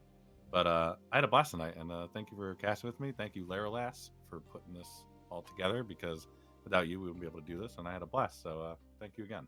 Yeah, congratulations to all these top competitors. I mean, making day 2 in and of itself is a feat. Qualifying for these tournaments is a feat. And so they get some rewards of crystals for those. The top 8 here get a pay. The top 3 get a payout. First place, $60. And that monthly tournament winner border will go to Rumpty. So we have now a 4th person that will sneak into your ladder games and have that tournament winner border to show you how afraid you should be. I am every time I see it. Second place is, let's see, we got 30 points for Alpha Roll. We'll get second place and 25 points. And third place will go to Tiku Wabu. Another podium finish for Tiku Wabu, now podiuming in 4 of the 7 tournaments. Alpha Roll podiuming in 5 of the 7 tournaments. But Rumpty taking down the 2 monsters to get his first championship. With monsters. With monsters, in fact. Yeah. Frank's monsters, lots of mirrors and pirates. So yeah, congratulations on those rewards that the people get. Chat, you have a few minutes left before the stream ends to get your rewards by hitting !crystals in the chat and going and redeeming that in the game client for those crystals. Also, you can leave a review of the game in Steam or on the game store on iOS or Android. Also encourage you to !Discord and swing by the Discord. That's where these tournaments get organized. That's where there are practice lobbies for these. That's where patch notes and news about the game and opportunities pop up. So you should definitely be on the Discord. Appreciate you all hanging out with us today. It's been a pleasure casting with Moo for you in the community for the last 5 hours or so. I hope you have an amazing rest of your Sunday. If you have some Sunday left, I know some people it's already rolling into Monday, so if you have a good Monday to start your week. But I think that wraps us up for us here. So have an awesome afternoon, morning, evening, wherever you are, and a good rest of your fairy tale adventure in life. We'll see you later. Bye, everybody. Bye, guys.